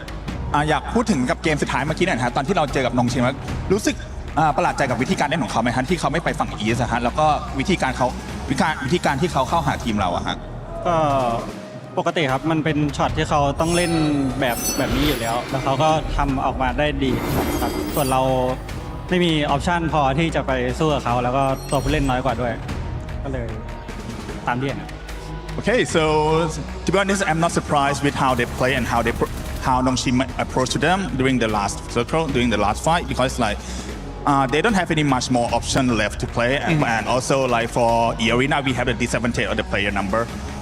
But yeah, congratulations to them. Absolutely. So now you're in first place. Obviously, you're going to be setting the smash points threshold going into tomorrow. E-Arena has looked brilliant throughout the day. Is there any extra added pressure? How are you feeling about going into the next day, of course, with the potential of you're even personally becoming basically a 3-time champion on this stage? ก็ตอนนี้นะฮะเราอยู่ที่1ของตารางแล้วนะฮะแล้วก็ด้วยกฎของ Smash Point เนี่ยในวันพรุ่งนี้เนี่ยรู้สึกว่ามันมีความกดดันอะไรบ้างไหมฮะแล้วก็รู้สึกไงบ้างครับที่ตอนนี้เนี่ยเราเหลืออีกแค่9เดียวที่เราจะได้เป็นแชมป์3 สมัยแล้วครับก็ไม่รู้สึกอะไรครับแค่โฟกัสไปเกมต่อเกมไม่คาดหวังครับก็เล่นไปเรื่อยๆตามเกมตามสเต็ปไปเรื่อยๆ So actually we got no pressure at all. We're gonna play game by game, round by round, like step by step, like, and hopefully we're gonna get like chicken dinner tomorrow, and like good luck to everyone too. I'll finish it off with one last question. With you setting that threshold now, which team would you be most concerned about on your heels, catching you up, considering the lineup of teams that are here? คำถามต่อไปนะฮะก็คืออยากถามว่าในตอนนี้เนี่ยเราอยู่ในฐานะที่เราเป็นอยู่หัวตารางนะฮะอยากถามว่ามีทีมไหนที่ทำให้เรารู้สึกว่าเป็นกังวลมากที่สุดไหมฮะที่ว่าเขาจะไล่ตามเราขึ้นมาได้ฮะก็ทุกทีมเลยครับมันก็ยังมีโอกาสที่เขาจะแซงเรากลับขึ้นมาได้แต่ว่าสุดท้ายแล้วก็อยู่ที่ตัวเรา Well, to be honest, like every single team could be like catching up to them for tomorrow. Like who know what's gonna happen? Like everyone can become the champion at this point. So hopefully, like everyone can play and perform like as best as they can. All right, thank you very much, Reps. Best of luck tomorrow. That does it down here on the stage. Let's head over for more PMWC. with none other than E-Arena. But right now, we have something major going on with the club championship as Magnus Carlsen, he's been able to defend his title. That's right. All right, let's talk about this, okay? Because it was an insane finals over in chess. It means a lot, too, for the club championship side of things. Magnus Carlsen, back-to-back champ, defends the title, does an absolutely fantastic job, too, does not drop a game in the process. Yeah, I mean, honestly, insane work out of Magnus Carlsen. But it's also the story of Denis Lazovic, right? Because second place finish for AGAL not only was massive for the club, but massive for GM Denis as an individual. Magnus was saying that he's really looking to have someone that can kind of be his set rivalry. He wants a rival to look forward to going up against every single tournament. The question is the new up-and-comer, the 19-year-old GM Denis, gonna be that person? Is he going to be? I mean, he did end up getting 2-0. We'll see what's going to be happening later on in upcoming years. But in regards to right now, their rankings, AGL being able to secure that second place does put them up in the rankings. It does. I mean, so that now puts them 500 points above Falcons after Falcons got the third place amount of points in chess. See that reflected here. Team Falcons still in second. However, that's now all the points AGAL can get this championship weekend. Falcons, though, are still in the discussion. There's an insane matchup happening as we speak at the STC Arena between Team Falcons and Twisted Minds. A little bit of a Mina battle going on. And if Falcons are able to come on top, move their way into the semifinals, they get even more points on the board.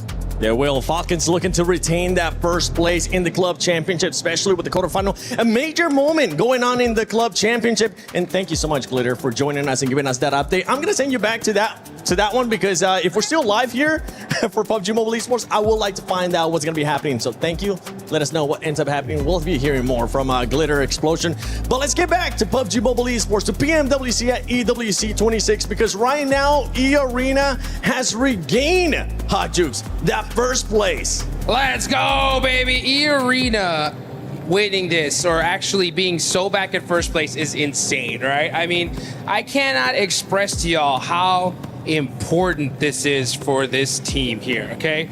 They're coming out from Thailand, performing so well, especially the fact that they just barely made it here into the finals. It's so wild to see. It actually is, but I do want to say, for a team that's currently in first place, these average elims are actually quite low. We don't have anyone standing out. They're all around like that one average elimination per game, but it's all about especially that survival time. Survival time equals placement point. Do we see what actually right chicken dinners, also podium finishes? That is really the main reason why they're currently contending at the very top and currently should be right number one above the likes of Aurora. So yeah, the eliminations way lower than I expected. As we look at the overall ranking, E-Arena finishes off the day with 112 points. So what does that mean for tomorrow? The Smash rule is set, and it's going to be at 122 points if they want to win via Smash rule. Just remember, for everybody watching, if you're not familiar with the Smash rule format, E-Arena or whoever ends up reaching 122 points tomorrow, after that, they are eligible to win via Smash rule. Yes, they are. And to get Smash, what do you have to do? Just win a game. So it's just as simple as that, which in this lobby is no simple matter at all. But I tell you what, man, Nongshim, Aurora, S2G, Nigma, Ulf, all of those teams can actually make it. They're coming for them. They're coming for them hot, and they're going to have to really perform because E-Arena have so much to gain here. Like I was mentioning, they're coming from Thailand. Average monthly salary in Thailand is 500 USD a month, right? To win something like this would be absolutely massive for them. So they're going to be coming in, bringing everything they absolutely got. Nongshim Red Force, though, today, Hyunbin has been hitting those shots like crazy. Yeah, he's been crazy. Really happy about Nongshim Red Force. But you know what? We know that here the top teams on the rankings are going to be in contention for the trophy. But for Thrives, Furia, the lowest teams on this first page, they need to start off hot tomorrow, right? That Ronda in particular, Niptura, if we don't see, I'm talking like a top 5 with a bunch of eliminations, especially after the hot drop, man, that race for number 1 is going to be done and dusted. 29 elims again? Is that what we want to see? Because that's what I want to see, especially from 7th place, 8th place, and any of these other teams that want to be challenging. Honestly, I want to just go back to 4 Thrives very quickly as we look at the second page here. For 4 Thrives, for me, this is best case scenario. For me, right? For them to be in 7th place, just behind, just within Smash Point, still slightly, But this is best case scenario. We know that this is a team that works on mentality, and if they have a lot of pressure, they do not perform. They are just far enough away where they might not have that pressure on them, but they are close enough that if they are able to play very well, they could go ahead and still win the whole thing. I'm sorry, Ned, but I'm gonna have to disagree with you because this team are the reigning champions of PMGO Season 1. If they weren't the champions of PMGO, I feel like what you said is correct. But the fact that they have been champions in the past and they're looking to go for the back-to-back here at a global event, I think they are gonna be feeling the pressure, and I think they're definitely gonna be feeling the pressure from the fans that are here. Yeah, especially when you are, as you said, right, the technically reigning champions of a global event, not including PMMI, as they couldn't participate. I feel like there's definitely going to be a lot of expectations for them to do that comeback. But though, looking at the second page of the rankings, we saw Tiamba at the very top. I feel like everyone below Tiamba. Currently, I have very low hopes, if not actually no hope whatsoever, for them to actually be competing for the title of PMWC 2026 Grand Champion. So outside of that, if they do an exceptional kickoff, like maybe we're talking back-to-back wins, but outside of that, game over in my opinion. That rondo is going to be so important tomorrow, right? For so many of these squads, they're going to have to really do their homework, dial in and lock in, because if they can get a crazy 30-point game, anything can happen. We still got 6 matches left to go, so no matter who it is, where you're at on the leaderboards, root for your squad, give them the hype they need to pull off a miracle. We want to see it here in Paris. Come on, guys. Second page to first. You can do it. Make it happen. Do we have 6 matches, though? Hey. Do we? Hey. Because right now, those teams that are challenging for that Smash rule, hear me out. We haven't gotten a chance to see it yet, but I think we might end up seeing it. But take some guesses. Quick predictions. Who's going to be the MVP? Juice. MVP? Yeah, quick. Mormon. Hey, I was on the right squad. My man, hey, so easy. 14 eliminations, 2,000 damage. He went off. Hey, they popped off. And Nongshim Red Force, this was a great day for them. It was. I mean, So Easy is the one that initiated the insane, and might I say, not insane in a good way, insane in an absolutely crazy way, the push onto EA. Luckily, it worked out, but we were all yelling at the TV going, what are you doing? So Easy, he's been kind of going wild, okay? But it did make it look easy from time to time. Of course, I feel like Nongshim Red Force, sometimes they don't look confident, sometimes they look too confident. But you know what? The one consistent throughout today has been So Easy, putting up big numbers alongside Hyunbin. Very happy. Of course, I like Hyunbin, but I got to respect the entirety of the roster. So Easy looking incredible and actually saving Hyunbin in a lot of these scenarios. And right now, looking at their position in the rankings, can they be the champions? Because, you know, last time we saw a South Korean team become the champions, it was D+ in London with that insane island finish. Right. Can Nongshim Red Force be the ones to do it next? And honestly, if they're within the Smash point, they are very, very scary. We saw in PMMI, they won by Smash. They're one of the only teams, if not the only team, to win by Smash rule in a global. They can absolutely do it. They're there. They're in 3rd place. They're looking very good. Can they do it again? I would be very worried if I was any other team right now. And for everybody that's a Nongshim Red Force fans, I feel like we got a major answer today. Yes, that's why I started looking exactly and directly at you, Max. Because the biggest question mark from them, especially in the first day, in those 4 matches that we ended up playing, was can this team end up performing better in regards to placement points? Can they end up winning, since we do have this Smash rule at play here? Today, we ended up playing 8 matches and they ended up winning 2 out of those matches. So we did get the answer that we wanted to, and they're currently challenging, and this is what I'm saying. I don't know if we're gonna have those 6 matches tomorrow. You got Aurora up there, you got E-Arena that has the experience. They're looking like they got the nerves under control. It's gonna come down, Jukes, to those teams that are following them, that are currently chasing them, that are actually far away from that Smash zone. And the perfect example happened to be what you talked about, Neptura, PMMI. Nobody thought Nongshim Red Force was going to win it until the last match. Everyone thought Tianba had it in the bag. They had a massive lead, but then last game, match number 6, Nongshim Red Force take it away. Even though Fury had more points, they won it and they become the champions. So it's still anybody's game for sure. You know what? I'm going to slow down the Nongshim Red Force hype right now because I don't want to curse them too much. But I want to pivot real quick on S2G, a team that got 3 wins, right? They got 3 I like that. chicken dinners, and we know that with their Smash ruling in play, chicken dinners kind of really important. You know, kind of really important. So S2G right now, if they do get in like a top 5, top 6 scenario and actually have a decent position in the zone, and they are indeed in the Smash zone, I feel like S2G could be snatching away that trophy from the hands of E-Arena. I got a question. How many teams do you think you're going to end? Yeah, I was about to say. We're back I'm near the desk now, right? Hi, Jukes. You may speak. Yeah, how many teams do you think you're going to be in the Smash zone at the end of this? I'll tell you. Hold on. let's do something. Before we end the show here, Tomasz, can you actually pull up that overall once again for Bring us? it up. Just so we can set the tone here for what's going to be happening tomorrow, because it's going to be...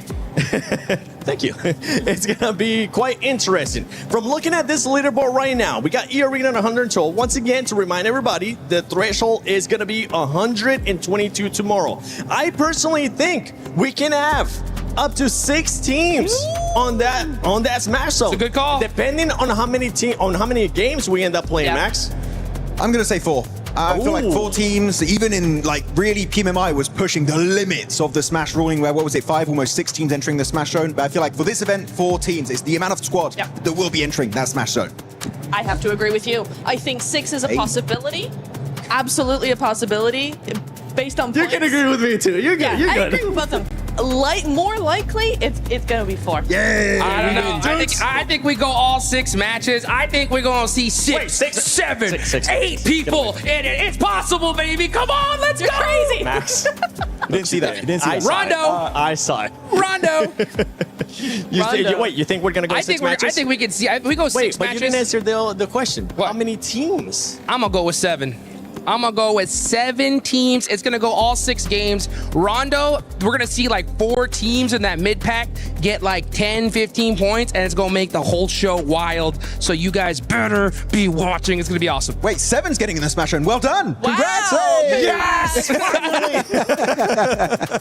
But yeah, for these teams, I can't wait to see what we're going to be seeing tomorrow. We saw many teams being able to step up here today on day 2 of PMWC at EWC 26. Thank you so much for joining us, Hot Jukes, Maxman, Neptura, the 7WG, Lays, the amazing interviews, and also Kalaris was able to join us today here in the studio, and all the casters with John Allen, Jackie, and Blanket, everybody in production. It has been a pleasure to bring you this day to 8 matches. What a marathon. Tomorrow, we could have 2 matches, 3, 4, 5, Possible. or 6, like Jukes is predicting here. Let us know on social media what many matches you think we're going to be getting. Use the hashtag EWC, hashtag EWC26. We'll be seeing you tomorrow for the final day of PMWC at EWC 26.